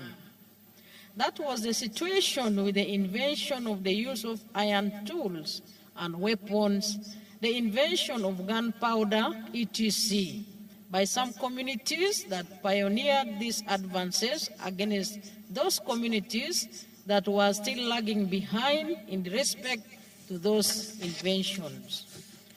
God equipped man with three characteristics that have enabled him to find solutions to the two oppressions against man mentioned above: oppression by nature and oppression by fellow man. The three characteristics are a superior brain, bipedalism or ability to walk on two legs, and a hand that can do work create tools and use them to do work and create more complicated tools and machines. Therefore, oppression of man by nature, e.g. by droughts, floods, diseases, should not be a problem anymore if it was not for the parasitism which leads some actors not to share knowledge with others or use knowledge to oppress others. This is a distortion that needs to be combated. Your Excellency, by sharing scientific knowledge and management practices, many problems caused by nature to man would be solved if we also banish parasitism. The danger to the environment is, for instance, caused by greed and parasitism of some actors in the world and individual countries. Your Excellencies, the struggle against oppression of man by fellow man has been progressing, but again with unnecessary interruptions caused by imperialism in the last 600 years, feudalism and other forms of dictatorships. In the fight for freedom from oppression of man by fellow men, it is important to remember what the Bible teaches us. In the book of Acts of the Apostles, chapter 17, verse 26, it goes as follows. And he has made from one blood every nation of man to dwell on all the face of the earth, and has determined their pre-appointed times and the boundaries of their dwellings, so that they should seek the Lord in the hope that they might grope for him and find him. I close quotes. Therefore, Your Excellencies, nations and the boundaries of those nations are the work of God, and nobody should interfere with the work of God. Imperialism is therefore a heathen, unchristian idea. Therefore, in the fight for the emancipation of man from oppression of man by fellow men, we should respect the choices of the different nations and countries. The Bible again states in the book of Matthew, chapter 5, verse 16, I open quotes, "Let your light so shine before men that seeing your good deeds, praise our Father in heaven," I close quotes. In other words, influence people by example and not by coercion, manipulation, etc. Your Excellencies, bearing the foregoing in mind, you can see the relevance of the BRICS effort. It is aghast with fresh air that after 600 years of slave trade, colonialism, genocides, imperialism, neocolonialism, aggressions, etc., a group has come up to illuminate a new way for human race, a new way that insists on justice, equality of people, and respecting independence of people and countries. Uganda therefore supports the effort of the BRICS countries, and at the right time, we will want to join. I thank you, Your Excellencies. Signed, Yoweri Kaguta Museveni, President of the Republic of Uganda. Thank you very much, Madam Vice President. I now invite His Royal Highness Sheikh Saud bin Saud Mohammed Al-Qasimi, member of the Federal Supreme Court of the United Arab Emirates, ruler of Ras Al Khaiman. You have the floor. You will be followed by Botswana. Botswana, be ready.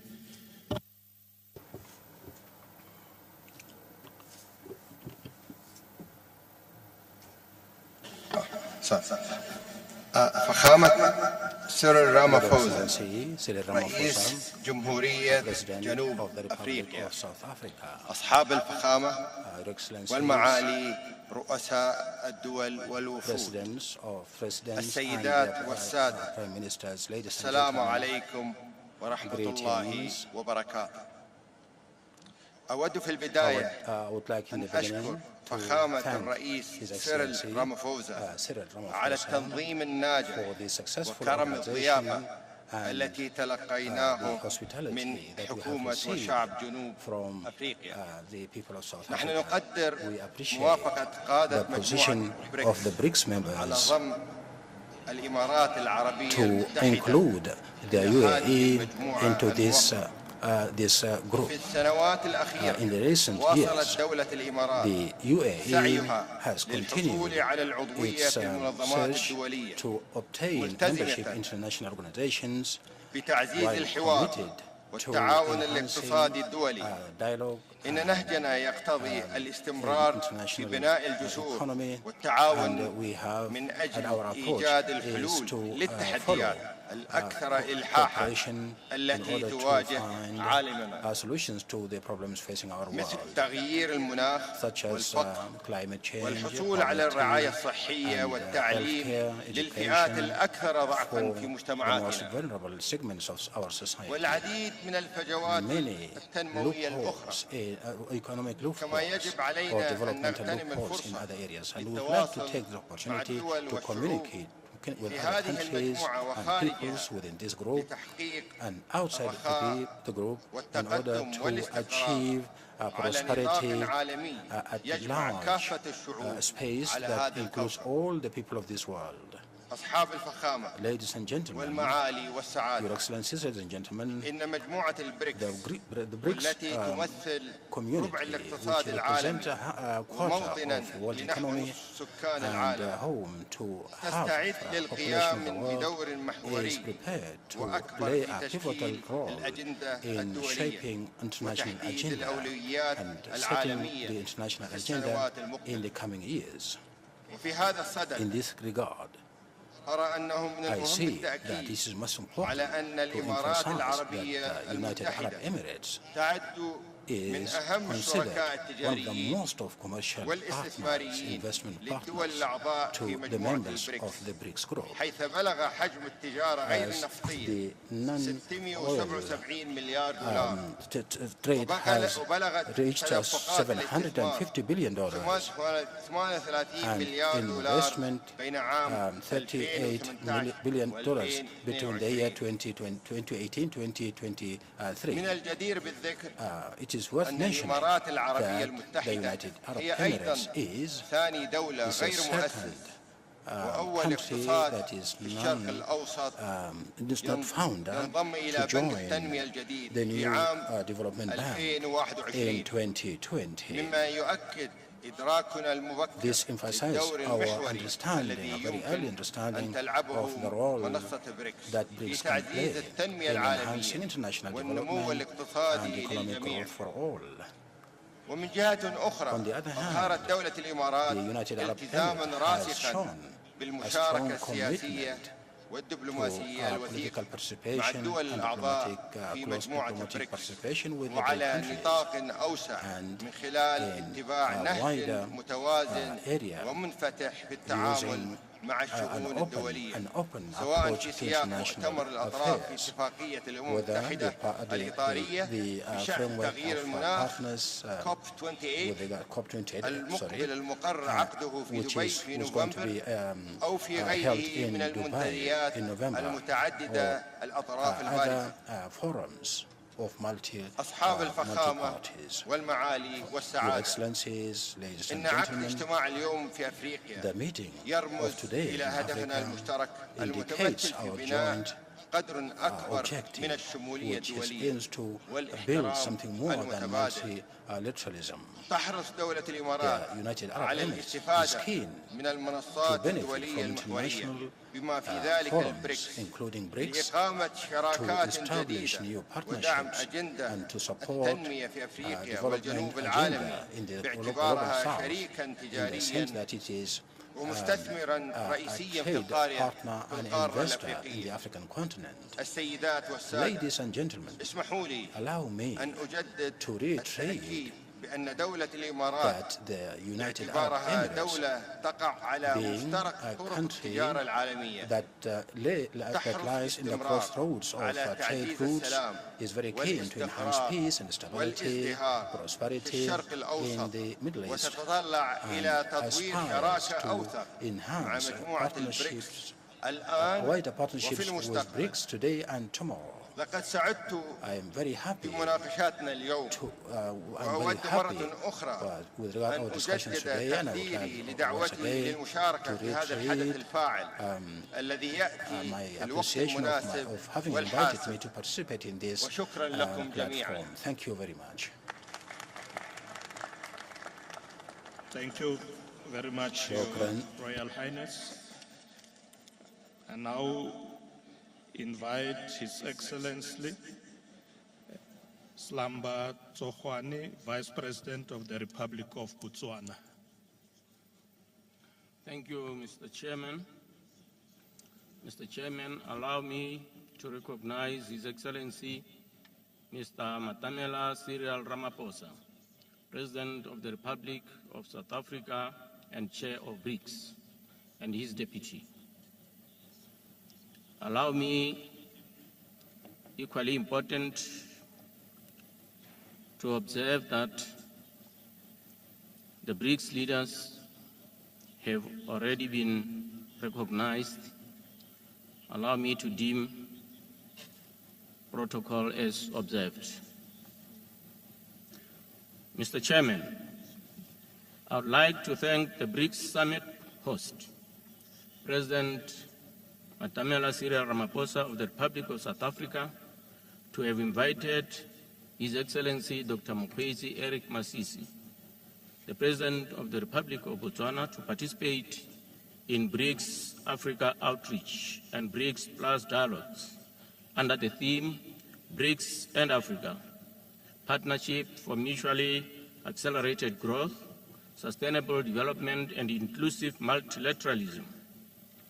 Unfortunately, due to other pressing commitments, His Excellency the President of the Republic of Botswana, who would have loved to be here, is unable to be here today. His Excellency has delegated me to represent him. Today's theme is apt because it acknowledges and recognizes the important role the BRICS plays in promoting strategic partnerships that spur accelerated growth and sustainable development and inclusive multilateralism, particularly for developing regions such as Africa. Excellencies, it is worrisome that economic growth on the African continent remains sluggish, dragged down by a series of severe and mutually reinforcing shocks, including COVID-19 pandemic, climate change, surging inflation and low investment growth, food and energy crisis, to mention but a few. Excellencies, despite being hit by a confluence of shocks, African economies remain resilient. However, there is need to accelerate growth by, among others, scaling up energy investments. 2, increasing the employability of workers as well as the productivity of enterprises through skills development. 3, enhancing digital cooperation and developing dynamic innovation ecosystems. 4, partnering with countries of Global South in creating mechanisms for intellectual property protection and commercialization. 5, strengthening participation in manufacturing global value chains through increasing value-added exports and promoting innovation. And 6, lastly, broadening and diversifying financial products. Mr. Chairman, recognizing that BRICS economies represent a significant share of both global trade and world GDP. There is an opportunity to enhance economic cooperation and open new opportunities, boost economic exports and attract foreign investment to the African continent. Excellencies, the Sustainable Development Goals report of 2023 illustrates that halfway to the deadline of 2030 agenda, we are leaving more than half of the world behind, casting doubt of the likelihood of realizing sustainable development goals. On that note, Mr. Chairman, I must recognize milestones by different countries. They demonstrate pockets of successes. In that note, Mr. Speaker, in the context of the health target of the Global Sustainable Development Goal, Botswana has achieved a milestone under what is regarded as 95-95-95. We are able, or we have been able to achieve 95-98-98. This is what raises hope, Mr. Chairman. Within the African Union, we are gearing up into second 10-year implementation plan of Agenda 2063, whose goals and targets have a 70% inherent interconnections with those of Agenda 2030. Excellencies, about half of the Agenda 2030 targets are off track.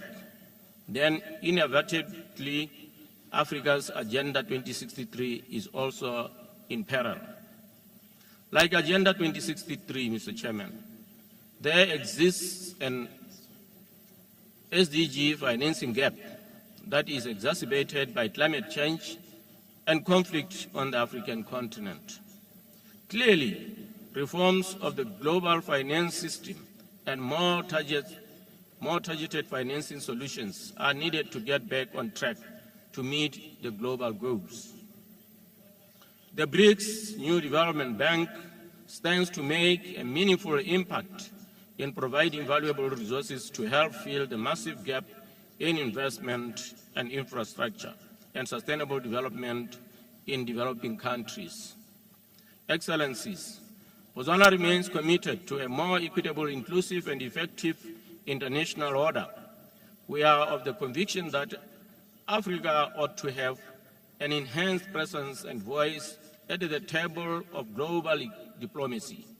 For us, this is a legitimate demand as Africa is increasingly being recognized as a new center of power, as others already stated today. Today's dialogues are a perfect platform to continue efforts towards a more representative, fairer, and balanced international order. Excellencies, we note with keen interest the BRICS leaders' ongoing discussions on BRICS expansion, underscoring the growing significance of this bloc. We view the BRICS family as an important trade and development partners, sources of foreign direct investment, and champions of the interests of the global South. On trade, we are also following the BRICS leaders' discussions on the possibility to use local currencies in trading. Under the African Continental Free Trade Area, a Pan-African payment and settlement system has been launched in 2022 that enables the efficient flow of money across African borders, bringing about financial integration. We believe that this payment system will shape the ebb and flow of not only intra-Africa trade, but also trade with countries of the global South and the rest of the world. As previous speakers have clearly stated, partnerships in a bedrock of the BRICS since its founding. In this respect, I commend the BRICS country to promoting inclusivity and engagement with our beloved continent of Africa through the BRICS Africa Outreach and BRICS Plus dialogue. Before I conclude, Mr. Chairman, I would like, Mr. Chairman, because of other pressing commitments, to seek leave immediately as I have concluded. I thank you very much for your attention and your endurance for a long day. Thank you very much. Thank you. Thank you very much, Your Excellency. I now invite His Excellency General Nyikadzino Chiwenga, Vice President of Zimbabwe. Huh?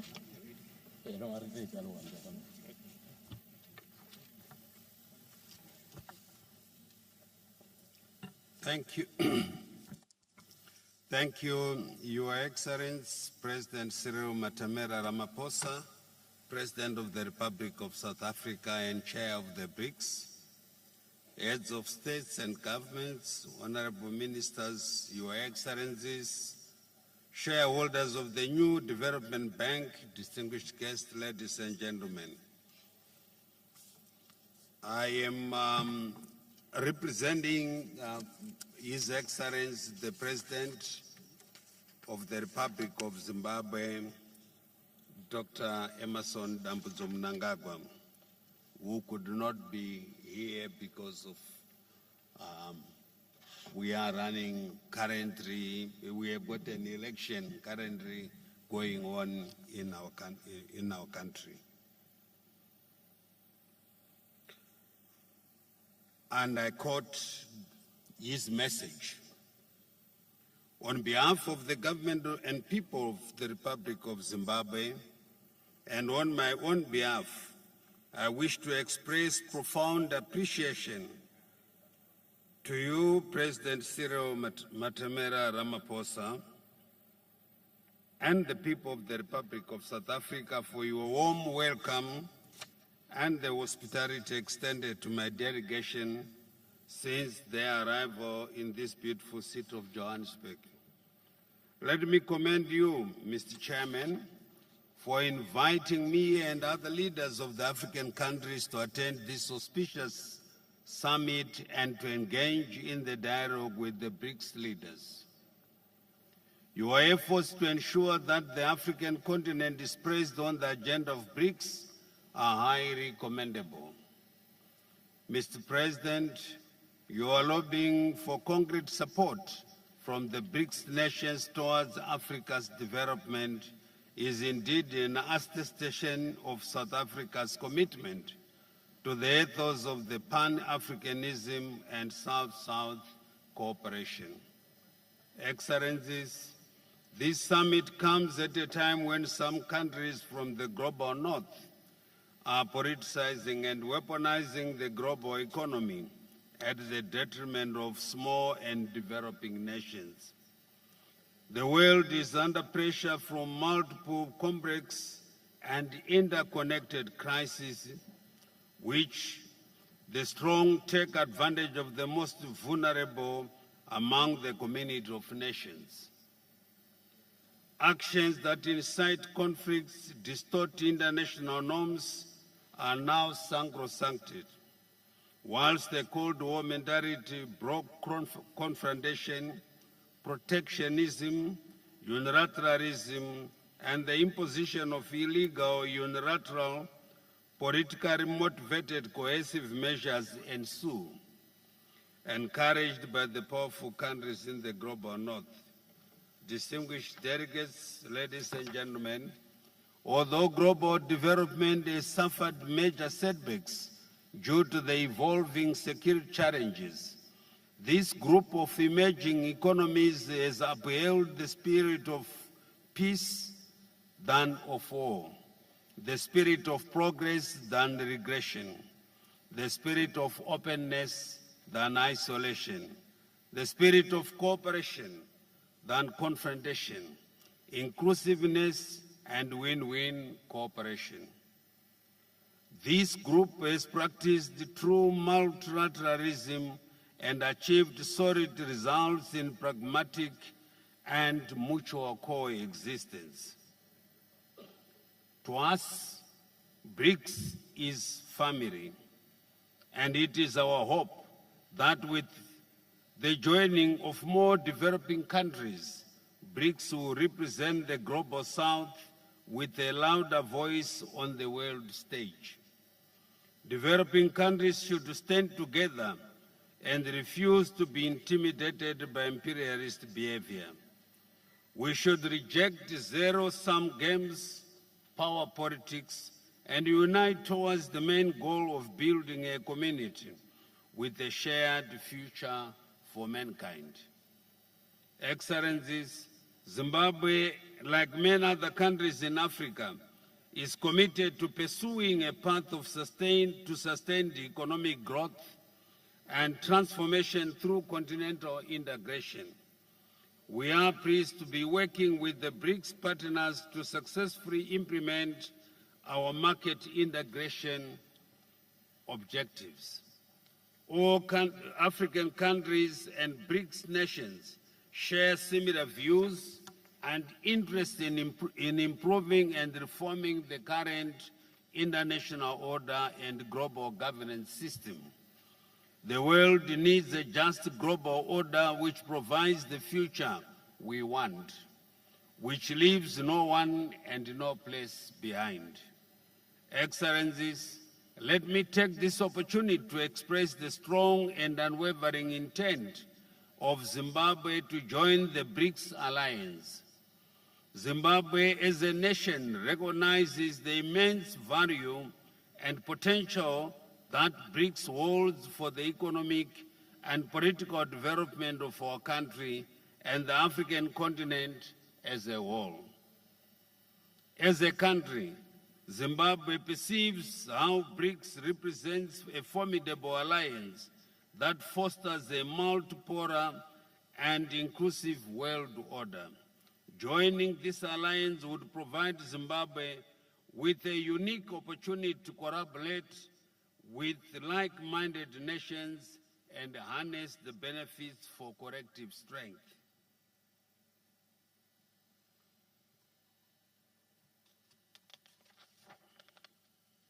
Excellencies, as a country, Zimbabwe applauds the establishment of the new development bank and the proposal to use local currencies between member states in the BRICS and other countries of the South.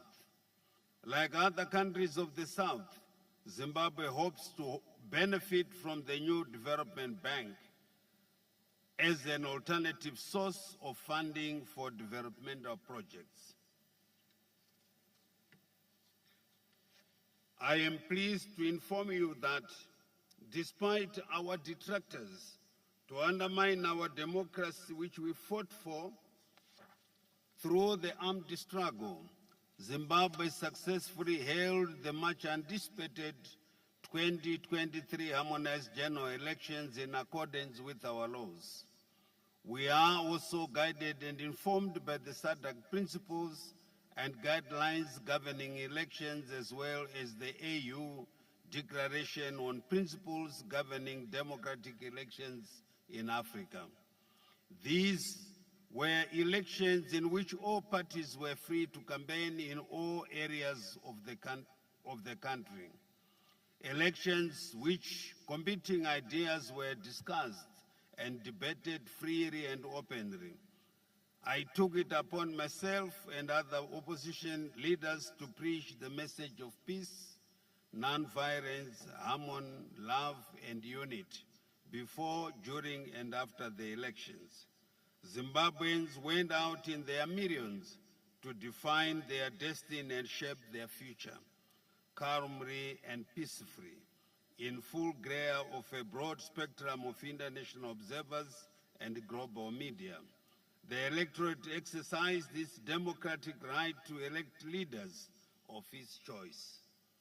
Let me assure you that Zimbabwe will continue to be peaceful as we wait for the announcement of the harmonized general election results by the Zimbabwe Electoral Commission in line with our laws. In conclusion, let me assure you that as a country, we are fully behind BRICS in its role on Africa's development in line with the theme of this summit, BRICS and Africa Partnership for Mutually Accelerated Growth, Sustainable Development, and Inclusive Multilateralism cross-court, and I thank you. Thank you. Thank you very much, Your Excellency. I now invite His Excellency Don Pramudwinai, Deputy Prime Minister and also Minister of Foreign Affairs of the Kingdom of Thailand. Thank you. Your Excellency, Mr. Paul Mashatile, Deputy President of the Republic of South Africa, Secretary General of the United Nations, Honorable President and Prime Minister, distinguished delegates. I wish to thank the government of South Africa for hosting this BRICS Plus meeting at a time and juncture where vision, courage, and leadership are so needed to meet the increasingly complex challenges of our world. BRICS provides a foreground for the growing clout and role of emerging economies that could rise above the political and ideological divide. It represents a novel type of cooperation that not only recognizes but respects each nation's sovereign rights. It seeks to find a common ground for advancing tangible and intangible developments that are inclusive and sustainable, and based on the shared interest and common benefits of our peoples. After all, rising tide should raise all boats. Thailand welcomes the decision of BRICS leaders to expand the grouping's membership so it truly represents the world's diversity and inclusive development. On our part, Thailand has partaken in all three BRICS Plus meetings since it was launched in 2017. Our participation is not just to show up, but to demonstrate our shared vision with that of BRICS and our commitment to quality development as a unifying and enabling factor of world peace and common prosperity. On the matter of African outreach, our engagement with Africa dates back over a few decades. We have projects in more than 50 African nations, providing scholarships, sharing our development models of sufficiency economy philosophy that focuses on sustainability and grassroots participation to foster that sense of ownership. We share our experience in the new bio-circular green economic model that highlights the complementarity between development and environmental equilibrium. Two facts evident in BRICS and BRICS Plus efforts is the importance of multilateralism and cooperative competition, or co-opetition, that leads to the constructive outcomes for all involved, because its primary motivation is not to win at the expense of others, but rather to gain and optimize knowledge of relative competence for development and cooperation. Your Excellencies, Mr.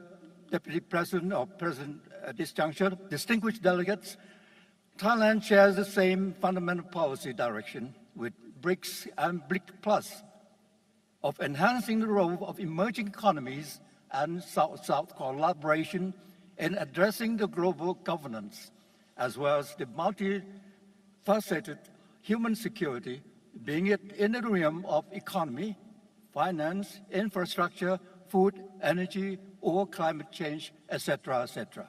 We seek to further engage with BRICS and all partners in furtherance of the fulcrum for peace, growth, and sustainable development and inclusive multilateralism. Our parting plea to this congregation now here today and the world at large is that we all should strive for peace and unity and turn our differences into our strength for development, not the justification for war and conflicts. I trust that the goal and objective of every government is the betterment of the livelihood of our peoples, not the infliction of sufferings and deprivation. Such is not an unattainable lofty ideal, but our guiding realism as envisioned by the Secretary General of the United Nations in his new agenda for peace. Thank you, BRICS, and thank you, Africa. Thank you. Thank you very much, Your Excellency. I now invite His Excellency Dr. Ziad Abu Amin, Deputy Prime Minister of the State of Palestine. His Excellency President Cyril Ramaphosa, the President of the Republic of South Africa. Your Excellency, the Chair, Paul Mashatile, the Vice President of the Republic of South Africa. On behalf of President Mahmoud Abbas, the President of the State of Palestine, I convey the warmest regards and deep gratitude to Your Excellencies for inviting Palestine to this summit.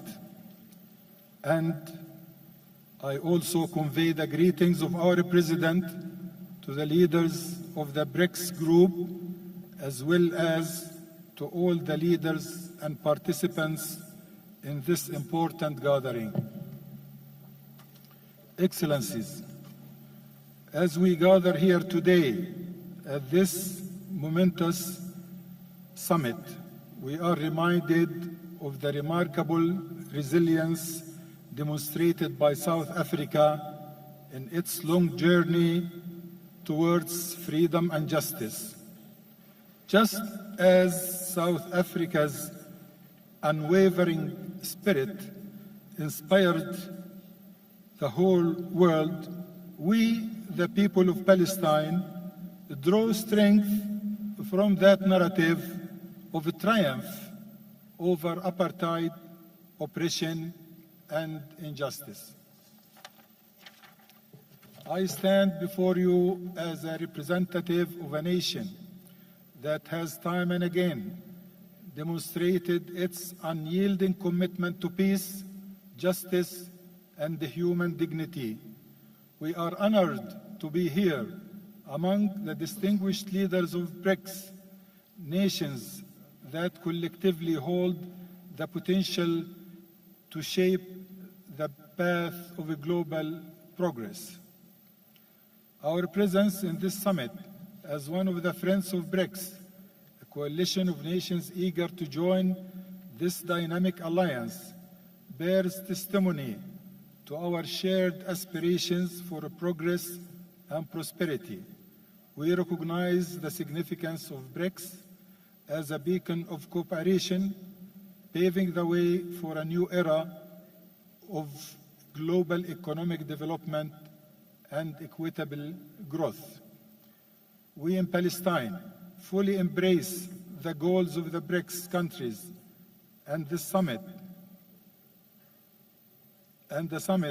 are trying to achieve, be it managing the dangers of climate change, enhancing sustainable social and economic development, fighting poverty, and ensuring equality and justice in this world of ours.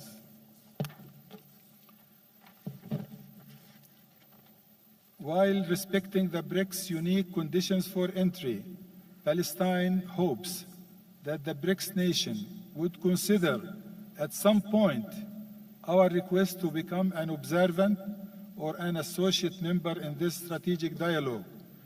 We wish to stand shoulder to shoulder with you, so please keep the door open for us to become a part of this vital alliance.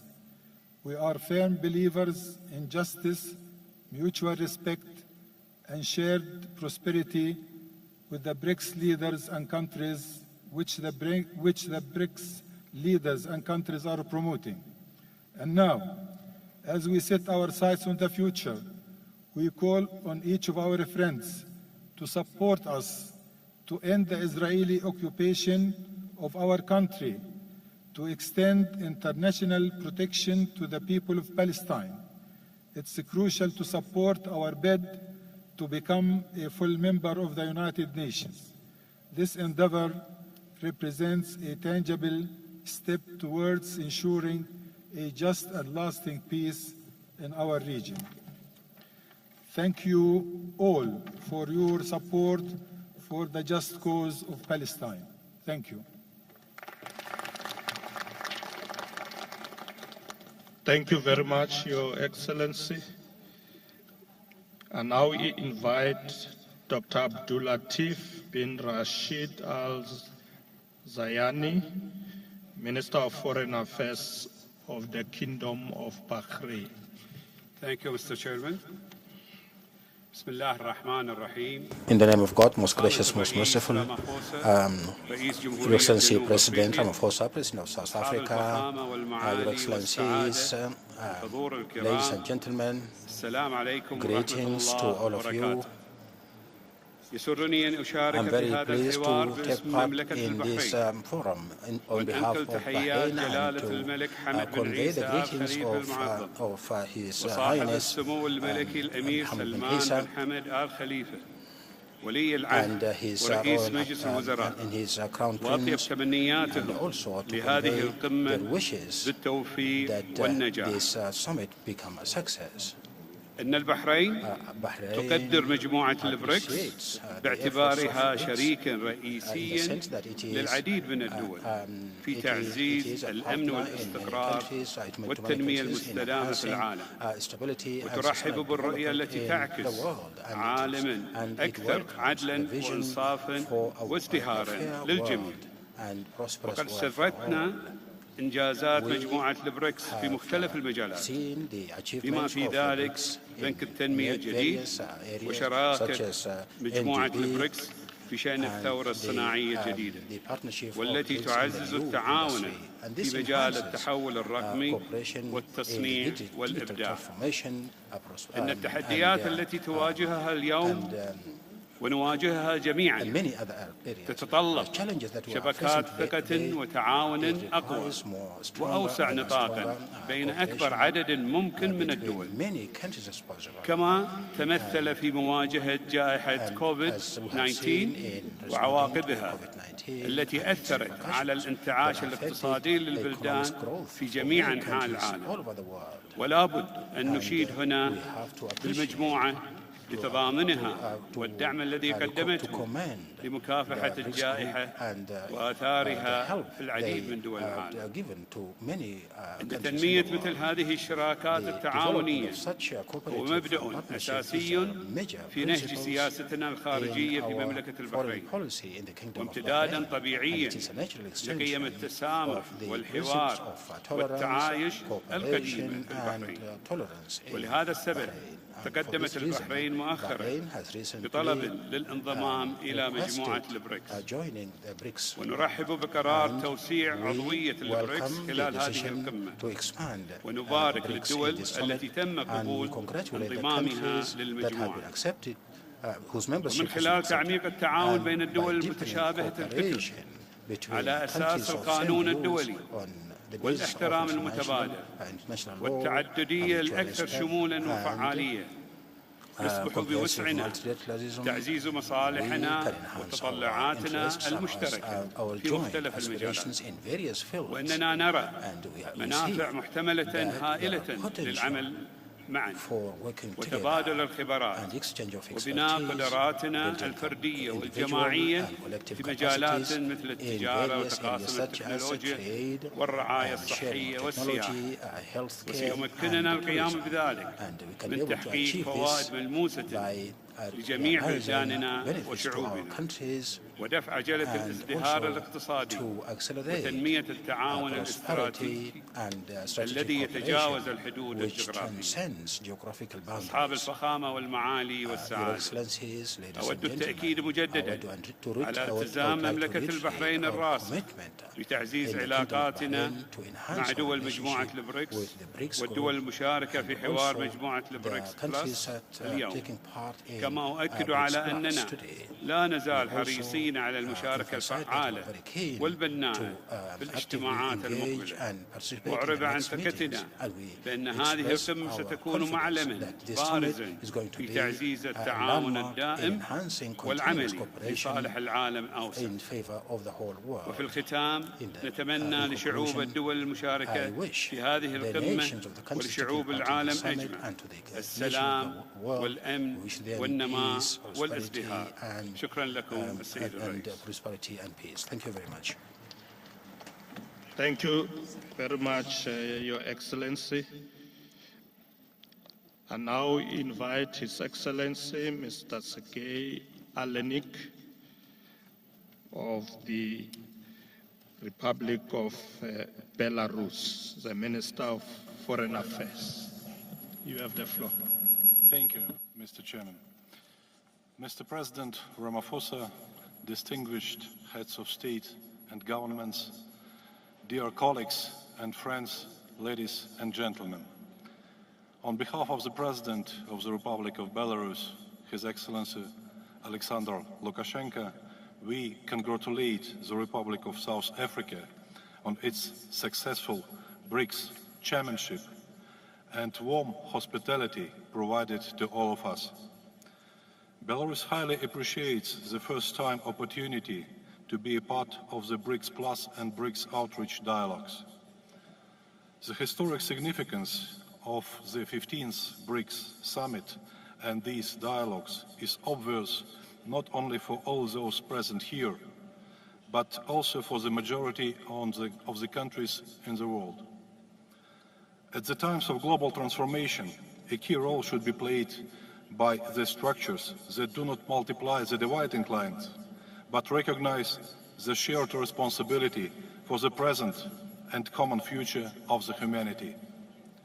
It is now more than ever the world needs organizations and platforms which seek ways to improve cooperation, to ensure development, and move forward rather than oppose each other.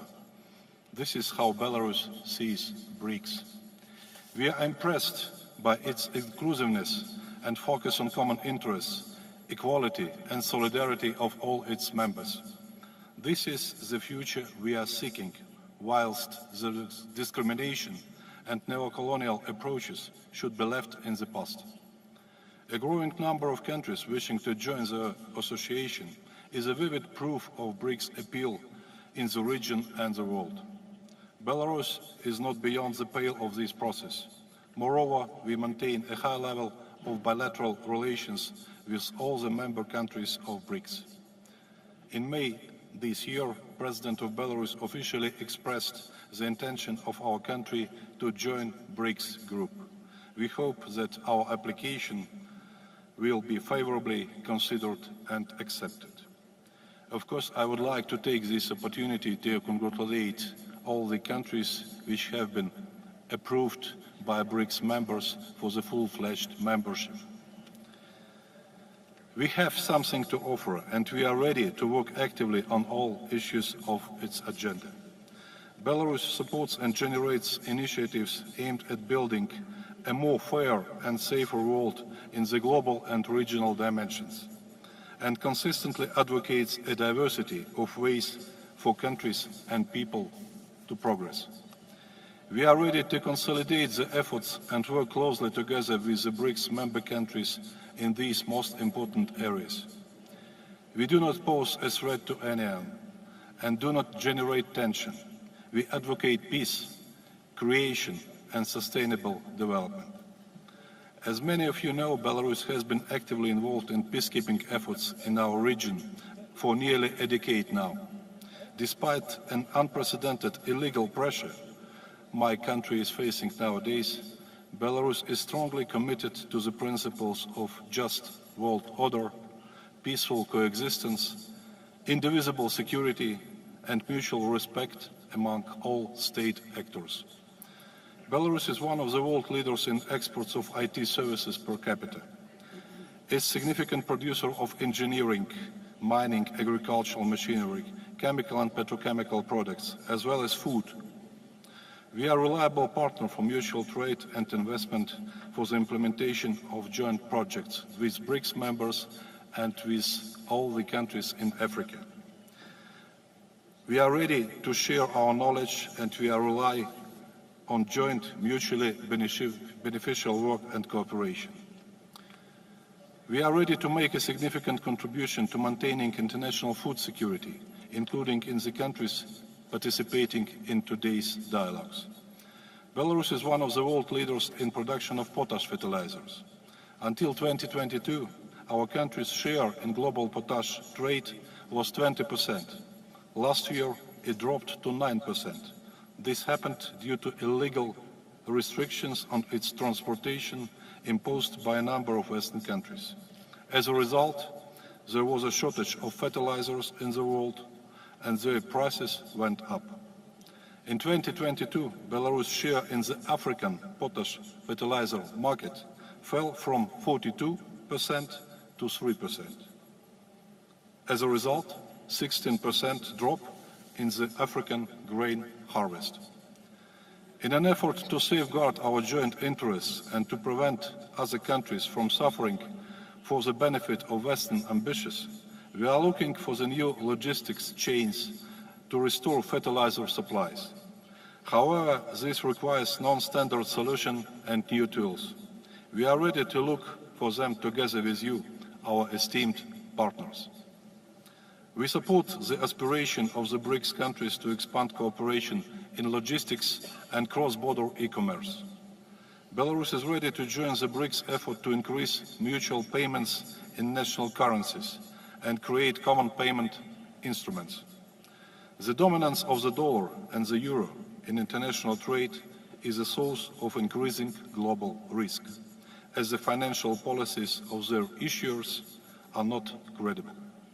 Developing countries must be protected against arbitrary action and be able to trade freely. The new BRICS Development Bank and its initiative to finance more projects in local currencies could play a key role in this process. We are interested to kick off the process of joining this young but very promising international financial structure. We are convinced that the solution to the challenges our countries facing nowadays would be facilitated by the combined efforts of various regional formats that have similar goals and approaches. We see such potential for cooperation in the synergy between BRICS, Eurasian Economic Union, Shanghai Cooperation Organization, perhaps other regional formats.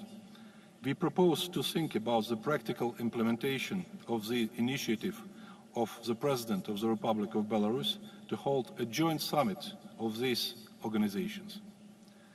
We also support the initiative to hold the BRICS Sports Games in 2024. If invited, our team will be ready to take part in this significant sports event. Considering current discrimination within international Olympic movement, we believe that all athletes should have the right to show their skills in a fair competition without political speculation. Excellencies, Belarus is confident in the future of BRICS and is ready to work for our common goals and for our common good. I thank you. Thank you very much, Your Excellency. I now invite His Excellency Carlos Pinto Pereira, Minister of Foreign Affairs, International Cooperation and Communities of the Republic of Guinea-Bissau. You have the floor.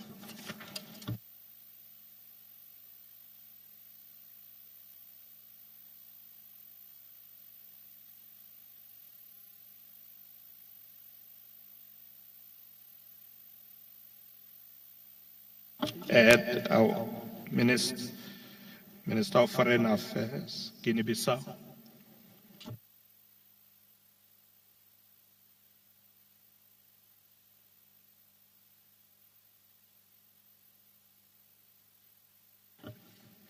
Okay, is the minister not here? Okay, we'll come back if the minister is back in the room.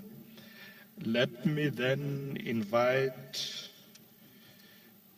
His Excellency Dr. Alfred N. Mutua, Cabinet Secretary for Foreign and Diaspora Affairs of the Republic of Kenya.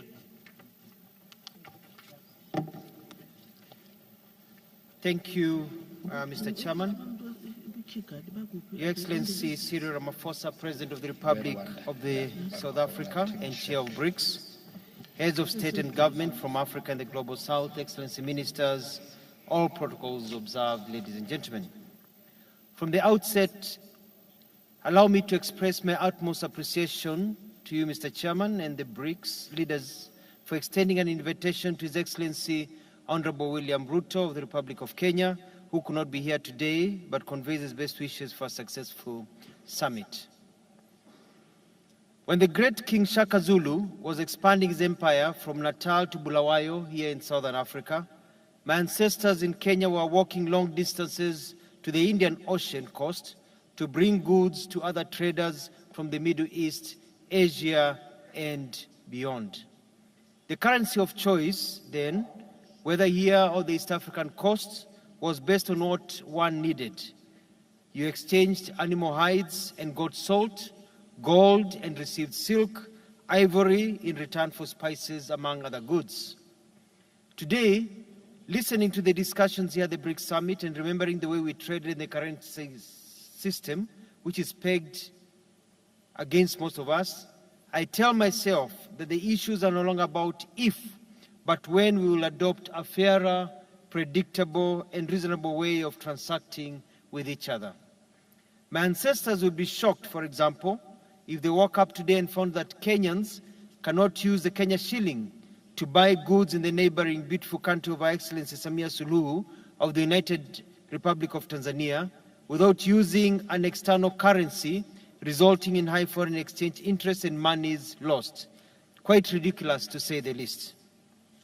Last night, during the colorful cultural performances and dinner hosted by Excellency Cyril Ramaphosa, the President of South Africa, he said that our diversity is our greatest strength. This meeting is showing us that our unity, especially the unity of purpose, is the only way forward if we are going to have to change that and be able to benefit from it all. President Lula da Silva, with a Pan-African tone this morning, enumerated the challenges we face in this African continent despite the available opportunities. This has also been echoed very well by the African Union Chair, President Azali Ousmane of the Union of Comoros.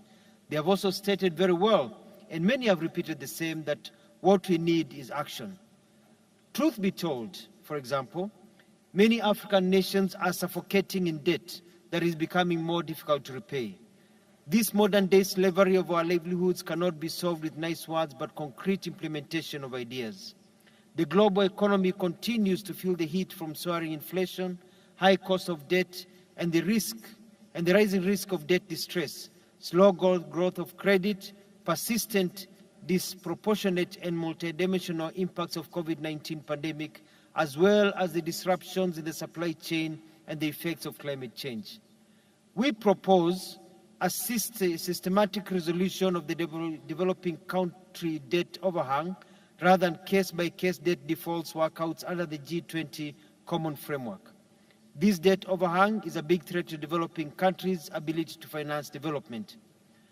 Now, for avoidance of doubt, we are not saying that we want our debts to be forgiven and forgotten or that we do not wish to meet our obligations. What we are saying is that with the effects of COVID, climate change, international geopolitics, it is impossible for many nations to pay their debts and have anything left for development. That is just the truth. Our proposal is for the debt repayments to be renegotiated and suspended for a period of time, say 10, 15, or 20 years, so that the monies that are available are used for development. We do not want to keep on borrowing because all the monies we have are tied to debt repayments. We have to break the cycle.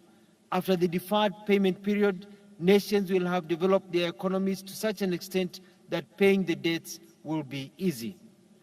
Excellencies, ladies and gentlemen, we deeply regret that increased financing gap in developing countries is as a result of an unstable international financial system.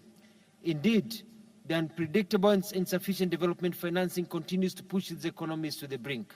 As President Hakainde Hichilema of Zambia put it this morning, the cost of capital has to be addressed. Kenya, like many other developing countries, has consistently expressed concern with the existing world development order, characterized by an asymmetrical international financial system that is discriminative to the developing world. There is no vivid example of inequality and discrimination in the world order as an exclusion in the permanent seat of the UN Security Council. Kenya stands with the sentiment expressed by many, including His Excellency the President of Eritrea, Lesotho, Ghana, Malawi, Namibia, Senegal, and others. At the very least, this situation, this status in the UN has to change. There is an urgent need to broaden as well as strengthen the voice and participation of developing countries in the decision-making and global economic governance as well. We do not want to be participants, but also want to be shareholders. Excellencies, ladies and gentlemen, economic development cannot occur without a stable government. We must all stand together in condemning undemocratic regimes which usurp the will of the people by overthrowing democratically elected governments, as happened in Niger. We cannot go to an era of coups. Peace, security, and the resultant stability are critical for desired development. In conclusion, ladies and gentlemen, Your Excellencies, allow me to inform you that His Excellency President William Ruto, President of the Republic of Kenya, in his capacity as the chairperson of the Committee of African Heads of State and Government, extends a warm invitation to the African Climate Summit, which is scheduled to take place from 4th-6th September 2023 in Nairobi, and collectively champion and chart a sustainable path in the fight against climate change. The Nairobi Summit will not be business as usual, but will be the beginning of a revolution that will change with climate change is managed and funded. We welcome you all. See you in Nairobi. Thank you. Thank you very much, Your Excellency. I now invite Her Excellency Ms. Yvette Giuliani Sila, Minister of Foreign Affairs of the Republic of Madagascar.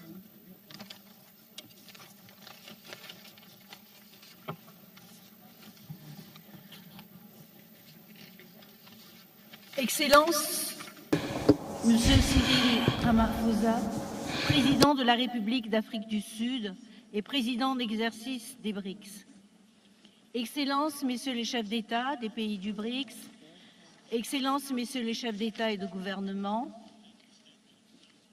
Monsieur le Secrétaire général des Nations Unies, honorables délégués, Mesdames et Messieurs. Mes premiers mots s'adressent my first word addressed to Mr. President, because I would like to express les profonds regrets de son Excellence Monsieur Ange Rajoelina, Président de la République de Madagascar, qui aurait voulu honorer personnellement cet important rendez-vous avec les leaders des BRICS, du BRICS+, et des chefs d'État de l'Afrique. Permettez-moi ainsi de transmettre ses vœux de plein succès pour les dialogues BRICS-Africa à Outreach, qu'il considère comme grande opportunité pour manifester notre volonté commune de solidarité, de respect mutuel, de coopération fructueuse. Je voudrais ensuite remercier le gouvernement et le peuple sud-africain pour l'accueil chaleureux ainsi que l'hospitalité réservée à la délégation malgache et à moi-même depuis notre as the arrivée delegation à of Madagascar Johannesburg. and in my name. J'aimerais également I would like saluer also to salute le leadership the leadership de la République of the d'Afrique du Republic Sud of South Africa pour l'organisation for réussie having de hosted cette rencontre successfully internationale this international d'envergure meeting à laquelle nous avons le plaisir de prendre part. We are proud to be Ces part. pays This country jettent une lumière is particulière enlightening a particular light sur le continent on the africain et les African pays du continent Sud. and the global À un South moment countries at a où moment le where monde a besoin the de world solidarité, need solidarity, d'action collective collective action, et de réponses communes and face collective aux défis answer émergents in face et of partagés.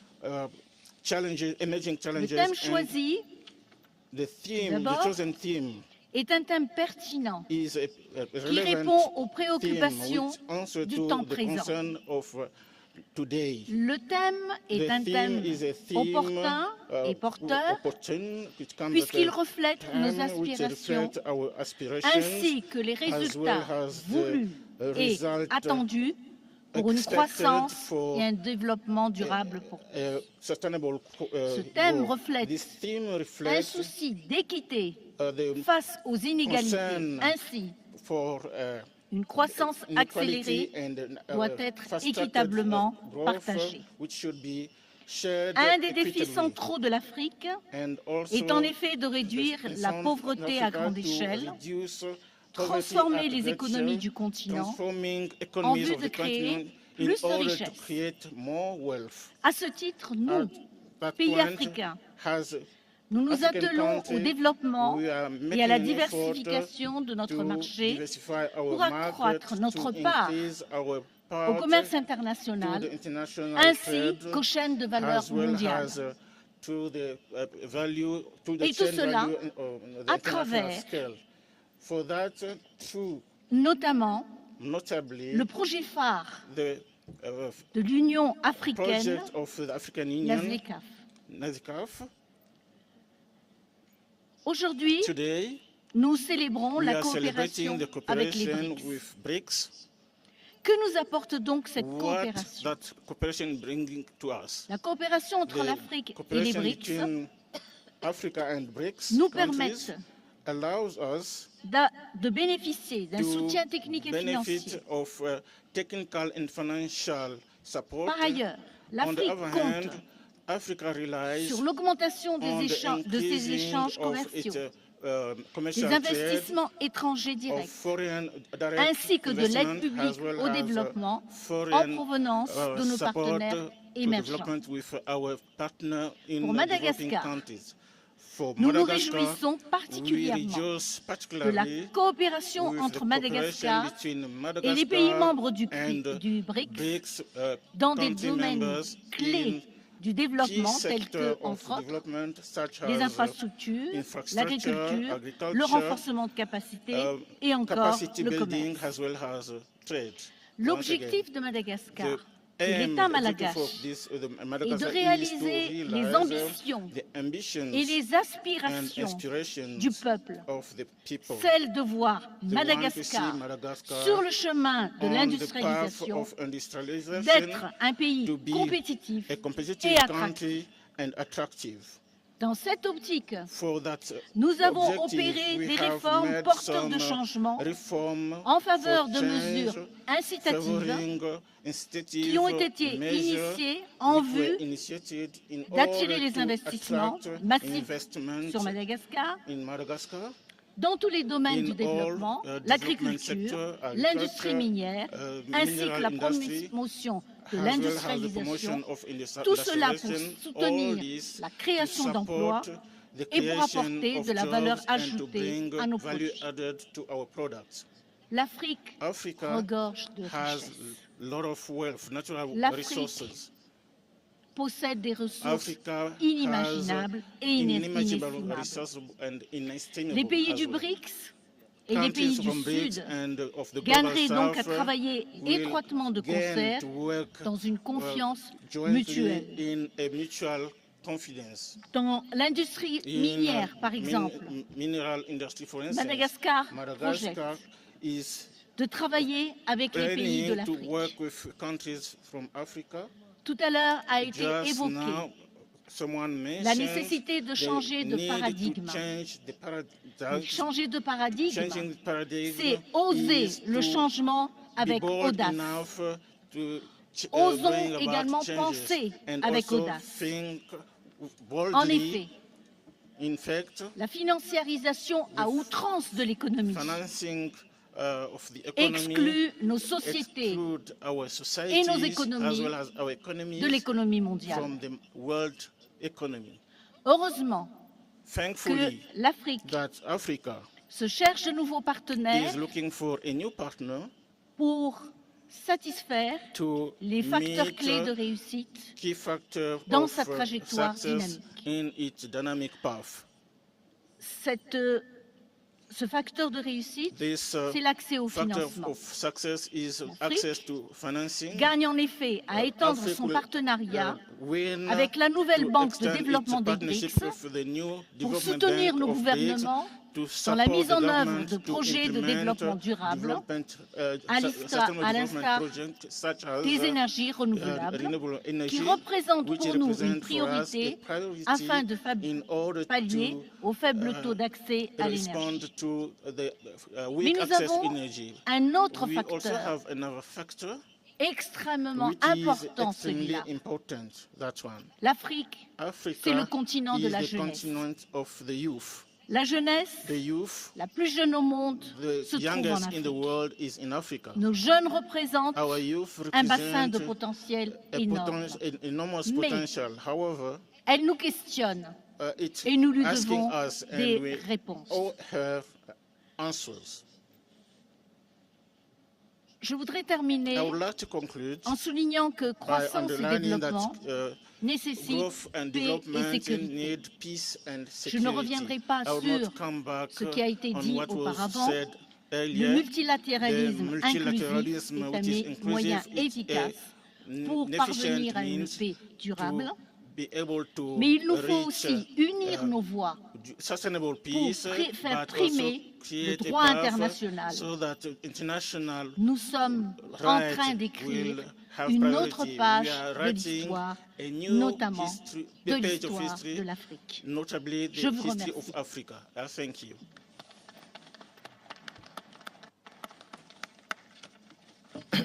Thank you very much, Minister. I now invite His Excellency Mr. Alain Ganou, Minister of Land Transport and Land Rail, Foreign Affairs, Regional Integration and Trade of the Republic of Mauritius. Thank you, Chair. Your Excellency, Mr. Cyril Ramaphosa, President of the Republic of South Africa and Chair of BRICS, Your Excellencies, respected leaders of the BRICS, distinguished heads of state and government, ladies and gentlemen, and dear friends. It is a great pleasure and an honor for me to be here today with leaders from BRICS and the Global South. I wish at the very outset to convey the warm greetings of Honorable Pravin Kumar Jagnnath, the Prime Minister of the Republic of Mauritius, who unfortunately could not be present. Let me express also my gratitude to our brother President Ramaphosa for having invited the leaders of our continent to today's dialogues to engage in building mutually beneficial partnerships for a multipolar world. The BRICS outreach to Africa is a significant and milestone initiative because I am sure you will all agree with me that the current global environment often leaves the impression that Africa's realities and issues are not sufficiently being given due attention. We are indeed glad that BRICS have chosen to partner with our countries and have elevated Africa at the very core of their summit.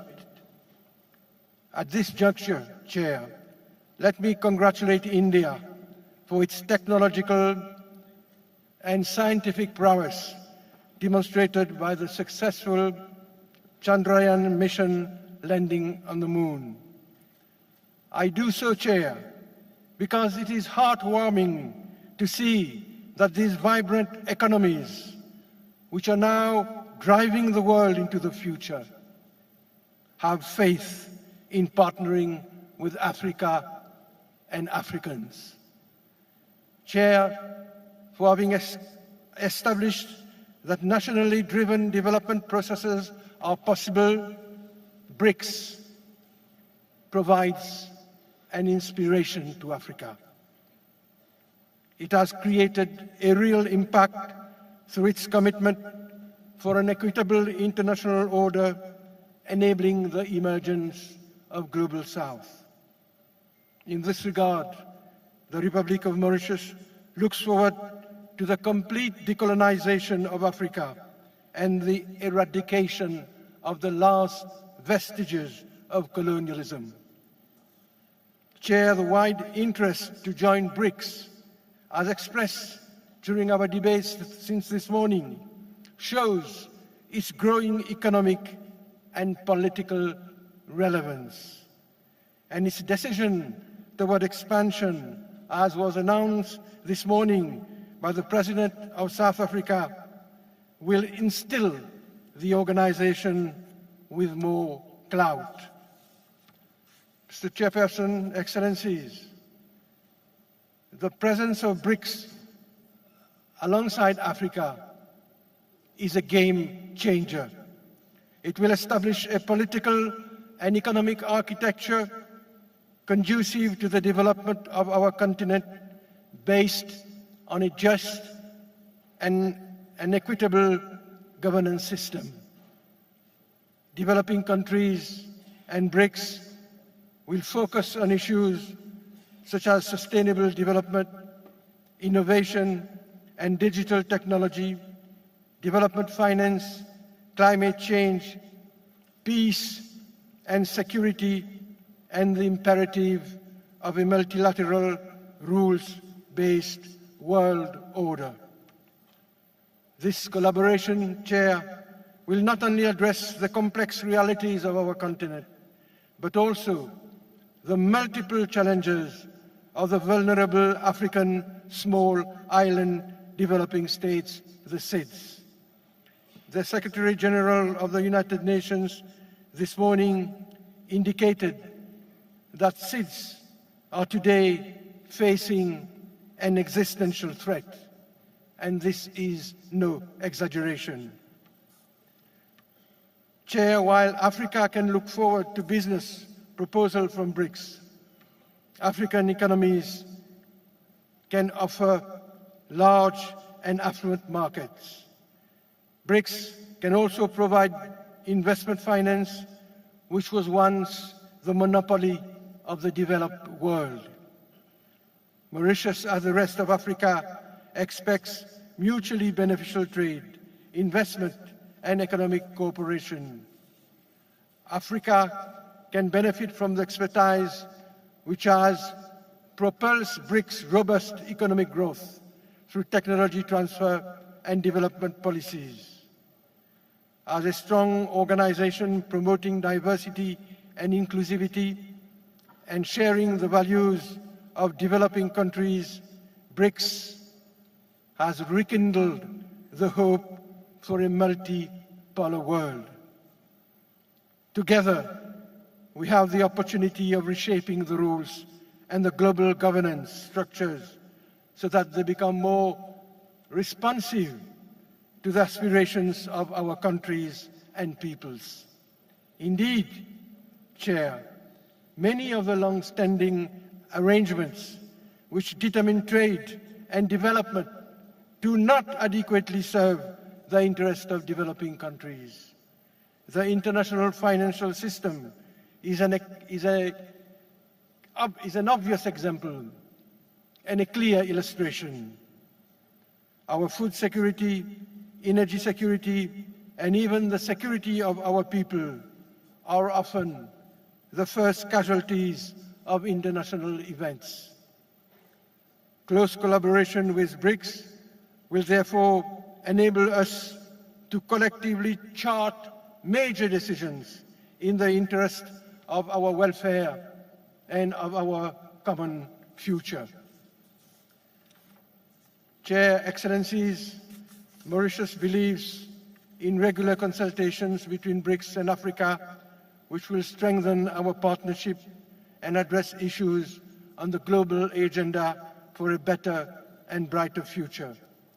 We are confident that the South African chairmanship of the BRICS will continue to be the voice of the global South and promote inclusivity. Let me conclude, Chair, by reiterating our deep appreciation to the government of South Africa for its invitation to the summit, for its warm welcome and its hospitality. I have done, Chair, and I thank you for your attention. Thank you very much, Minister. I now take this opportunity to invite His Excellency, Mr. Abzir Omajama, Minister of Foreign Affairs and International Cooperation of the Republic of Somalia, Federal Republic of Somalia. You have the floor. Your Excellency, honorable delegates of the BRICS nations, distinguished guests, ladies and gentlemen, Assalamu alaikum wa rahmatullahi wa barakatuh. It's an honor to address before you today as the Minister of Foreign Affairs and International Cooperation of the Federal Republic of Somalia. Our journey has been marked by resilience, determination, and the unwavering spirit of our people as we participate in this BRICS conference. We are reminded that collaboration and mutual understanding hold the key to forging a brighter future that transcends borders and benefits all humanity. In Somalia, we are gradually transforming the scars of our past into stepping stones towards progress.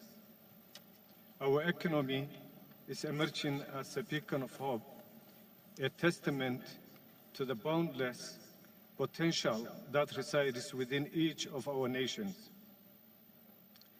Through perseverance and strategic planning, we have cultivated an environment where innovation thrives and opportunities abound for our citizens. This forum provides a fitting platform where nations converge to deliberate, share experience, and forge partnerships. Together, we possess the power to shape policies that prioritize sustainable development, inclusivity, and the eradication of poverty. Your Excellencies, as we navigate the complex web of international relations, let us remain mindful that our shared values and aspirations unite us more closely than our differences may divide us. Our diversity is our strength, and by pooling our expertise, resources, and wisdom, we can tackle the most pressing challenges of our time. From climate change to economic inequality, from technological advancement to public health crisis, our cooperation can be a force for positive change. By building bridges between our nations, we create pathways for cultural exchange, trade, and the exchange of knowledge. It's through these exchanges that we learn to appreciate the richness of our differences and to build a world where every voice matters. Your Excellencies, the road ahead is not without obstacles, but we stand united in our commitment to overcoming them. Let us work collaboratively to ensure that our economy becomes an engine of sustainable growth, generating prosperity for our people. Let us strive to create an environment where innovation is nurtured, where the fruits of development are equitably shared, and where no one is left behind. Having said that, I conclude by reminding all of us that as we engage in dialogue and cooperation, let us be guided by principles of fairness, justice, and compassion. We urge the nations represented here to seize the opportunity to shape a world that reflects the hopes and dreams of every citizen, regardless of their nationality and background. I thank you all. Thank you. Thank you very much, Your Excellency. Your Excellencies, we are now left with 6 statements. Let me just indicate who they are so we make sure we don't miss anybody. So it will be the Republic of Algeria, Republic of Angola, Republic of Gambia, the State of Kuwait, Republic of Mauritania, and lastly, the Republic of Rwanda. Those are the remaining statements for this afternoon or early evening. So what we're going to do is I'm going to ask Minister of Agriculture and Land Reform, Minister Togo Titis, to facilitate the remaining statements. And after that, I will return to close the session. Thank you very much.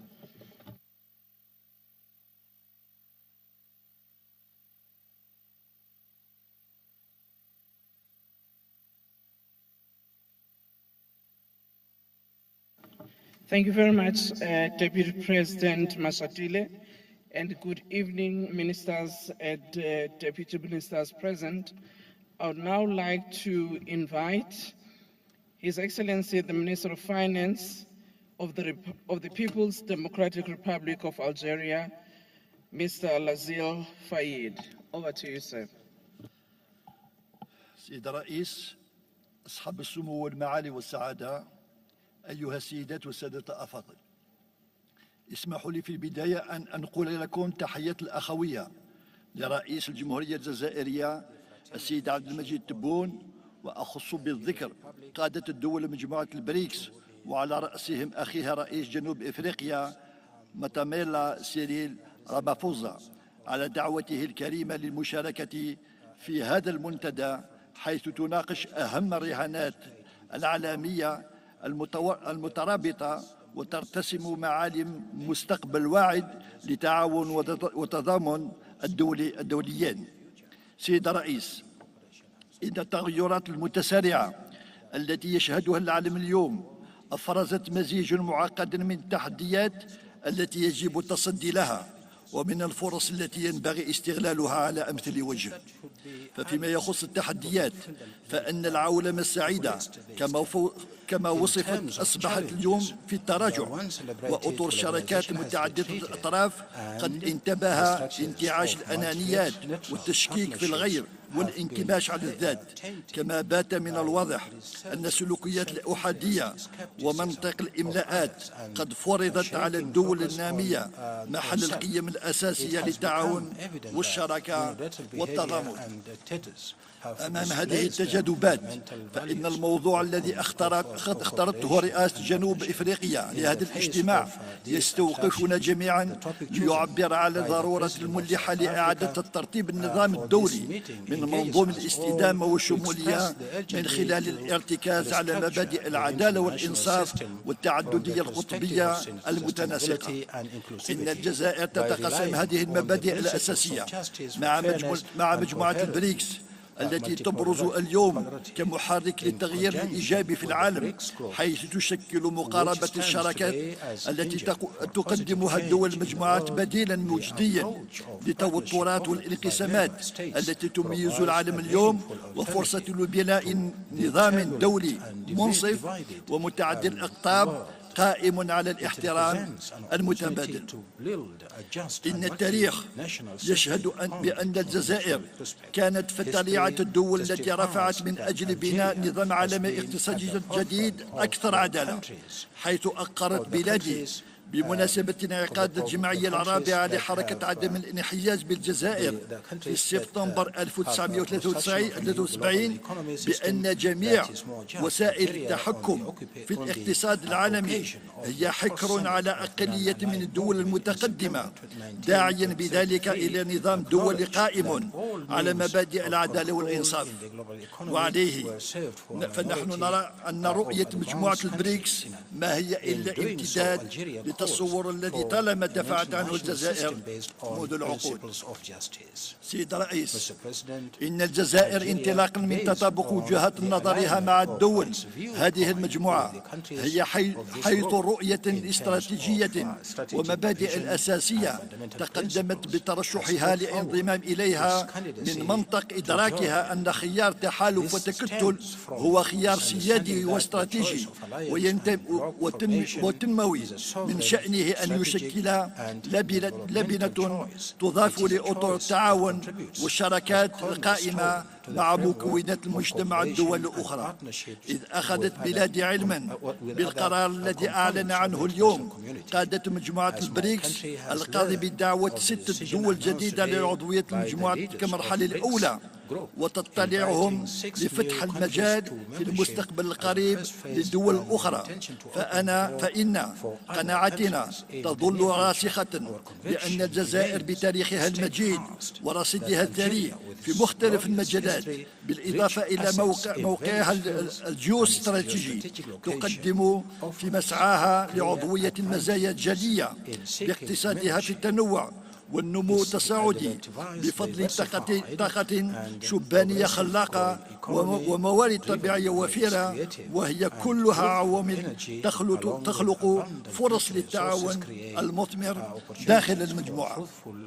بالإضافة إلى هذه المؤهلات، فإن تمسك الجزائر بأولوية الحلول السلمية للنزاعات وإيمانها بضرورة تغليب مبدأ الحوار في حل الأزمات والاحترام القانون الدولي والدعم القضايا العادلة يعكس التزامها بتحقيق السلم والاستقرار والعدالة على الصعيد العالمي، كما سيعزز تمثيل إفريقيا في نقاشات العالمية.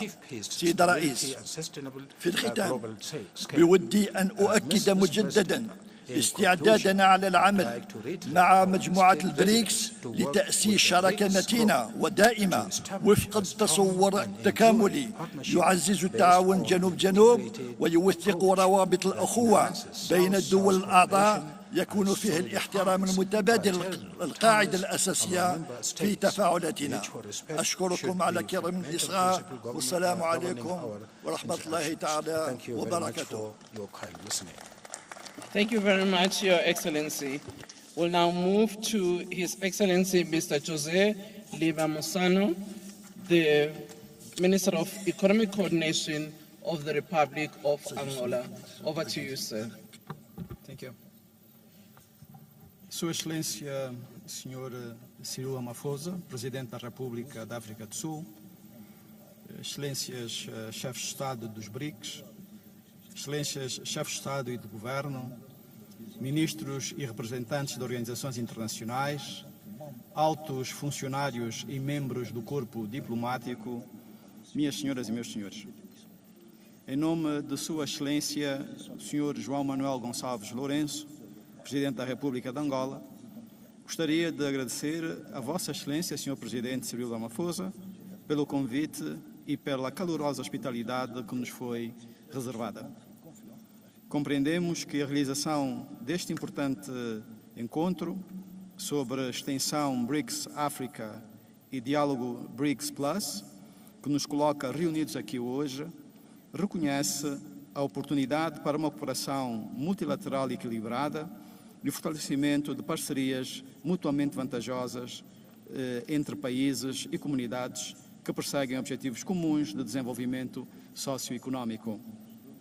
As diversas crises que vivemos mundialmente neste século deixam a clara importância do desenvolvimento sustentável para o continente africano, que tem perto de 18% da população mundial e onde cerca de 60% tem menos de 25 anos, mas que ainda apresenta níveis elevados de pobreza, não obstante as potencialidades económicas que se reconhecem em cada um dos nossos países. A República de Angola é bem conhecida dos BRICS, porque mantém relações diplomáticas e económicas de longa data, que consideramos estratégicas e de imenso valor. Entretanto, para benefício de muitos outros participantes neste evento, e tendo em conta o tempo que me foi atribuído, farei uma breve introdução do nosso país. Angola é o 7º maior país da África, com uma área territorial de 1,2 milhões de quilómetros quadrados, contando com cerca de 34 milhões de habitantes. Pese embora apresentar um PIB anual de cerca de 120 mil milhões de dólares e os inúmeros recursos naturais de que dispõe, Angola enfrenta ainda o desafio da diversificação económica e do crescimento sustentável e inclusivo. Assim, entre outros objetivos, definimos como prioridades o desenvolvimento do capital humano para proporcionar melhores oportunidades de inclusão social e de geração de renda. E temos na segurança alimentar o veículo estruturante de prosperidade nacional. Engajamos-nos na melhoria da nossa infraestrutura de base em todas as dimensões, que também concorre para a dinamização da nossa indústria. E implementamos diversas reformas macroeconómicas nos últimos 5 anos, tornando Angola mais acessível e atrativa ao investimento. São imensas as oportunidades, desde a agricultura à pesca, exploração de madeira, mineração, produção industrial, turismo, banca, seguros, construção, telecomunicações, etc. Mas gostaria de destacar a nossa grande extensão de terras férteis, o clima favorável à agricultura, os muito grandes rios que atravessam o nosso país e que representam uma boa base para o alcance da segurança alimentar com o apoio dos BRICS e dos parceiros de cooperação aqui presentes. Por último, mas não menos importante, sublinho que Angola é um país que se mantém firme no compromisso com a paz e com a cooperação internacional, baseada na soberania dos Estados e no respeito mútuo entre nações. Gostaria de terminar esta minha breve nota estendendo um convite para visitarem Angola e explorar as oportunidades que temos para partilhar no espírito da plataforma BRICS. Muito obrigado. Muito obrigado. Thank you very much, Your Excellency. Just to apologize to everyone, my colleagues, that we did not have the translation in Portuguese. Thank you very much. We now move to His Excellency Mr. Boubacar Osmania Diouf, the Minister of Trade, Industry, Regional Integration and Employment of the Republic of the Gambia. Over to you, sir. Your Excellencies, Heads of State of BRICS countries, Your Excellencies, Heads of State from African countries, Your Excellency, the United Nations Secretary General, Honorable Ministers here present, members of the Diplomatic and Consular Corps, ladies and gentlemen. It is indeed an honor and privilege to join the BRICS family as representative of His Excellency Adama Barrow, President of the Republic of the Gambia, who could not attend the summit due to other domestic commitments. Please allow me, on behalf of His Excellency, the President, to thank President Ramaphosa of South Africa for inviting the Gambia to attend the BRICS Africa Outreach and BRICS Plus dialogue. In addition, I want to take this opportunity to further thank the President of South Africa and the people of South Africa for the hospitality and excellent facilities accorded me and my delegation since my arrival in this beautiful city of Johannesburg. Chairperson, BRICS nations have become a strong engine of South-South cooperation. The most significant outcome of the emergence of BRICS is the shift they have brought to the balance of power in global affairs. The past decade has steadily accelerated commercial and strategic engagements between BRICS and Africa. The BRICS countries constitute Africa's largest trading partners and are home to their newest investors. BRICS has nourished Africa's economic emergence and elevated the continent's contemporary global positioning. A BRICS-Africa partnership would be important for Africa's journey towards structural transformation to achieve green industrialization and to leapfrog towards cleaner technologies. For sustainable and inclusive development, we must pursue a transformational agenda that is aimed at reconciling economic growth with ecological limits and social equity.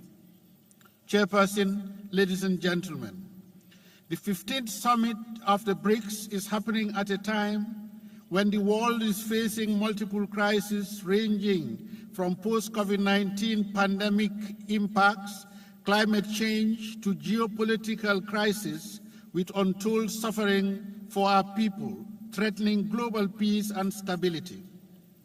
We must therefore be resolute in confronting this crisis with all our strength and resources at our disposal.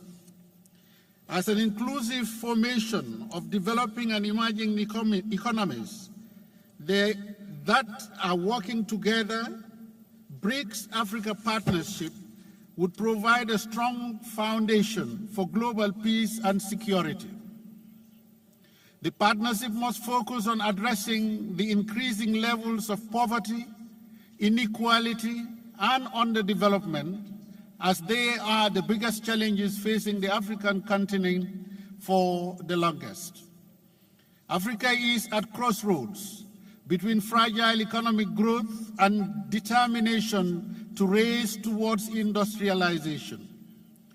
The continent's structural transformation towards more value-added activities and modern jobs is often deflected by a dominant primary extraction sector, and this presents more major challenges. Many of the ingredients needed for structural transformation will also be useful in fighting climate change and charting a course that is aligned with the continent's aspiration for inclusive green growth. BRICS currently plays an increasingly prominent role in world trade, investment, finance, and governance. Globally, you represent more than 40% of the population, 25% of GDP, and 50% of economic growth. BRICS can therefore have a significant impact on the African continent by offering opportunities and alternative pathways for aligning economic growth in adopting similar comprehensive innovation and approaches for economic transformation.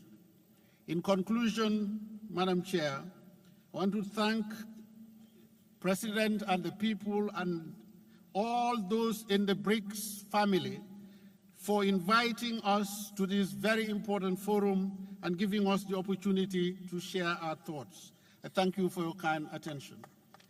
Thank you very much, Your Excellency.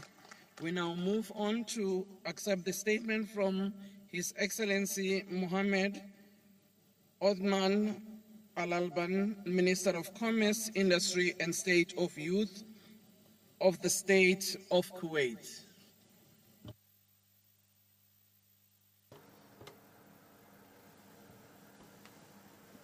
Over to you, sir.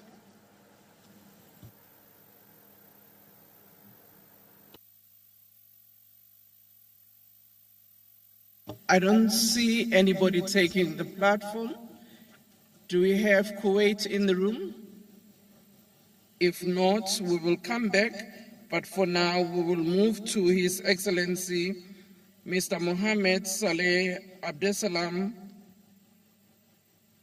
Ahmed, Minister of Economy and Sustainable Development of the Islamic Republic of Mauritania.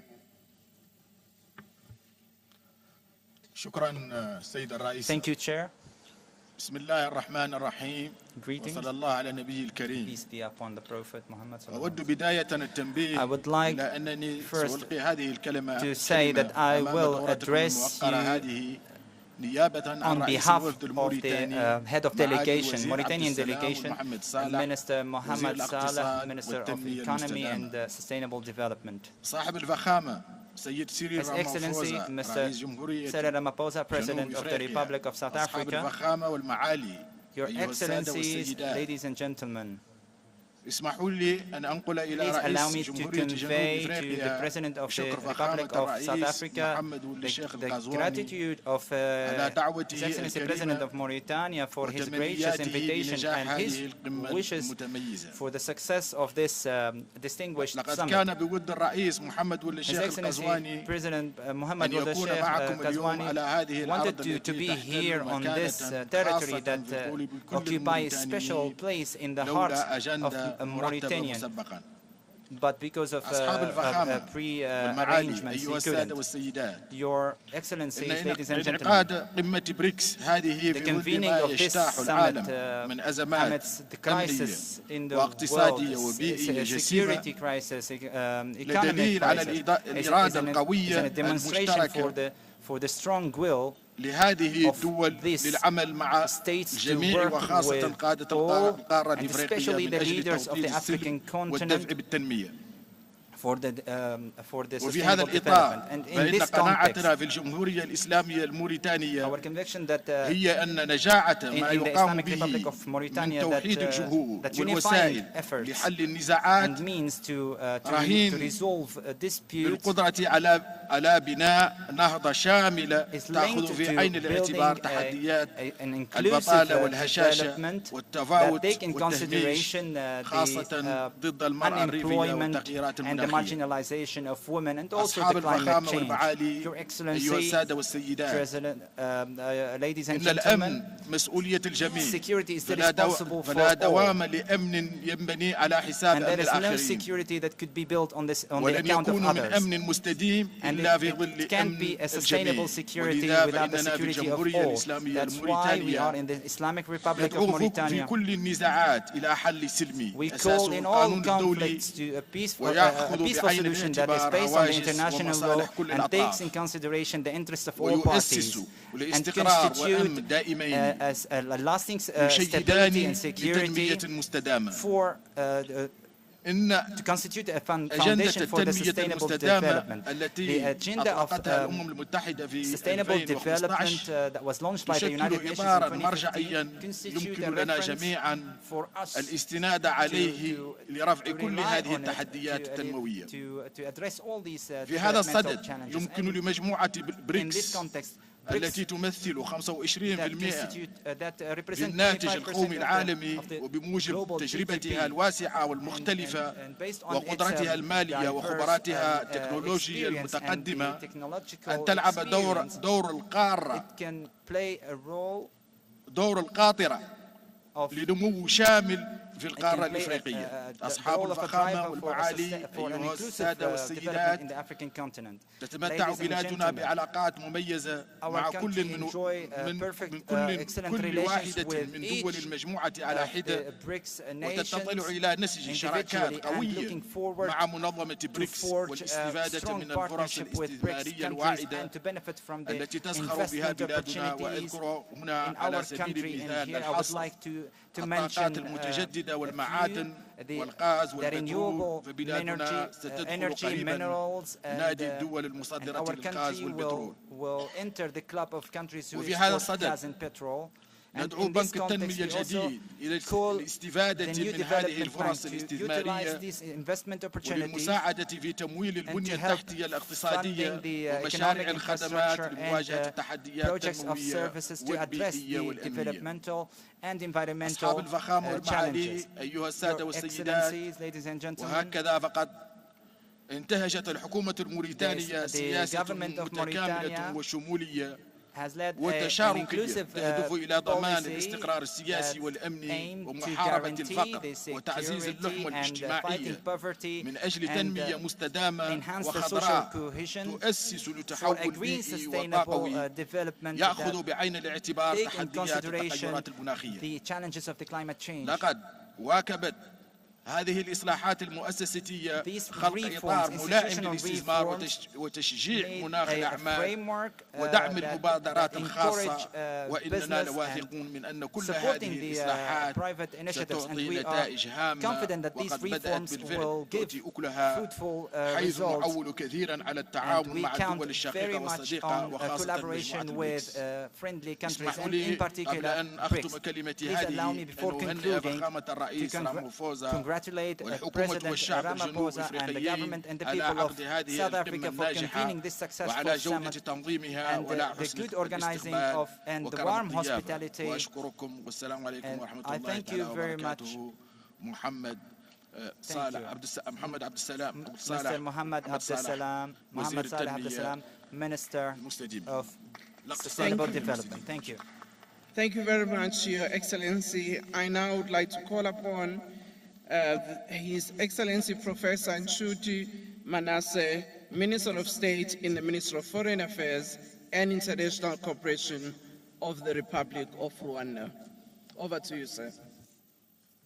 Your Excellency, the President of the Republic of South Africa, Mr. Ramaphosa, His Excellencies, Heads of State and Government, Excellencies, Heads of Delegation, ladies and gentlemen, all protocols observed. On behalf of His Excellency Paul Kagame, the President of the Republic of Rwanda, I want to extend our heartfelt congratulations to the people of South Africa for its gracious welcome and for hosting this esteemed gathering. The spirit of hospitality resonates deeply with the spirit of cooperation that unites us as nations working together a bright future. Excellencies, our deliberations today are firmly anchored in the principles of partnership, propelling us towards mutually accelerated growth, sustainable development, and inclusive multilateralism. These principles stand as bedrock of our collective advancement. In these times of intricate global interconnectivity, it's paramount important that we put our efforts to craft comprehensive solutions that effectively tackle our multifaceted challenges we face today. The pressing need for climate ambition serves as an unequivocal reminder that prompt action is imperative to combat climate change. The recovery from COVID-19 pandemic must not be pursued in isolation from a steadfast commitment to environmental sustainability. This juncture presents an opportunity to build our economies with resolute focus on green initiatives. Our investments should center on renewable energy, sustainable infrastructure, and fortification of resilient communities. Excellencies, when we deliberate on the pivotal subjects, we must not overlook the profound digital divide that persists between our countries in the global landscape. The pandemic has undoubtedly spotlighted the stark inequalities in technology access and internet connectivity. Bridging this digital chasm is a prerequisite step to ensure equitable participation for our nations, particularly those most vulnerable in this digital age. This inclusivity allows the broadening of access to education resources and benefits to technological advancement. Esteemed leaders, the matter of financing or development remains a pressing concern. The global economic recovery mandates sustainable investments, necessitating collective efforts to establishing financial mechanisms that are not only impartial and transparent, but also responsive to the needs of developing nations. This imperative entails addressing issues ranging from debt relief, sustainable investment and innovation, financial instruments that foster inclusive growth. Excellencies, on the part of African growth, African governments should take responsibility for their internal securities so that we avoid self-inflicted security issues that end up harming our people and also our development in the process. In this case, amid our endeavors, we must remain mindful of the profound contribution of women and girls. Let us acknowledge their pivotal role in the process of the development, and that empowerment of women is an assurance for the full participation of our economic agents in our development agenda. Excellencies, to conclude my remarks, I wish to extend our invitation to all of you to join us in Kigali in June 2024 for the third meeting of the least developed countries, landlocked countries, in small island developing states known as Kigali Program Action.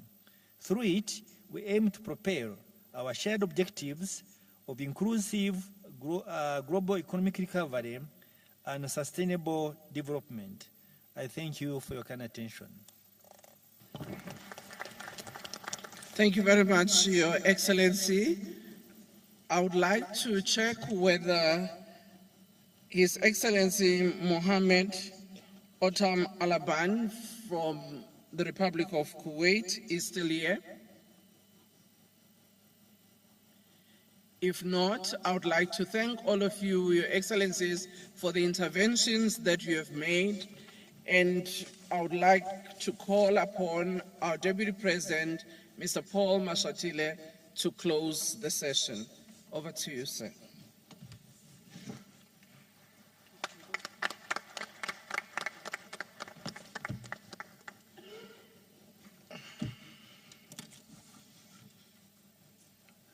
Thank you very much, Minister.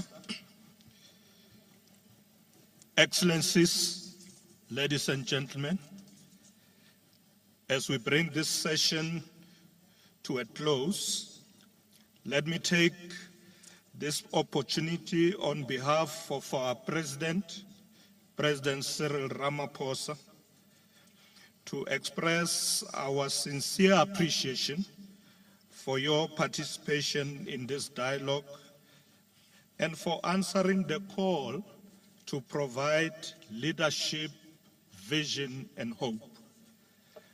We all agree on the need for a fair global system and reform of multilateral institutions. We all agree on the need for a mutual beneficial benefit in our economic relations. We all agree on the need for our countries to be treated with respect in our international relations.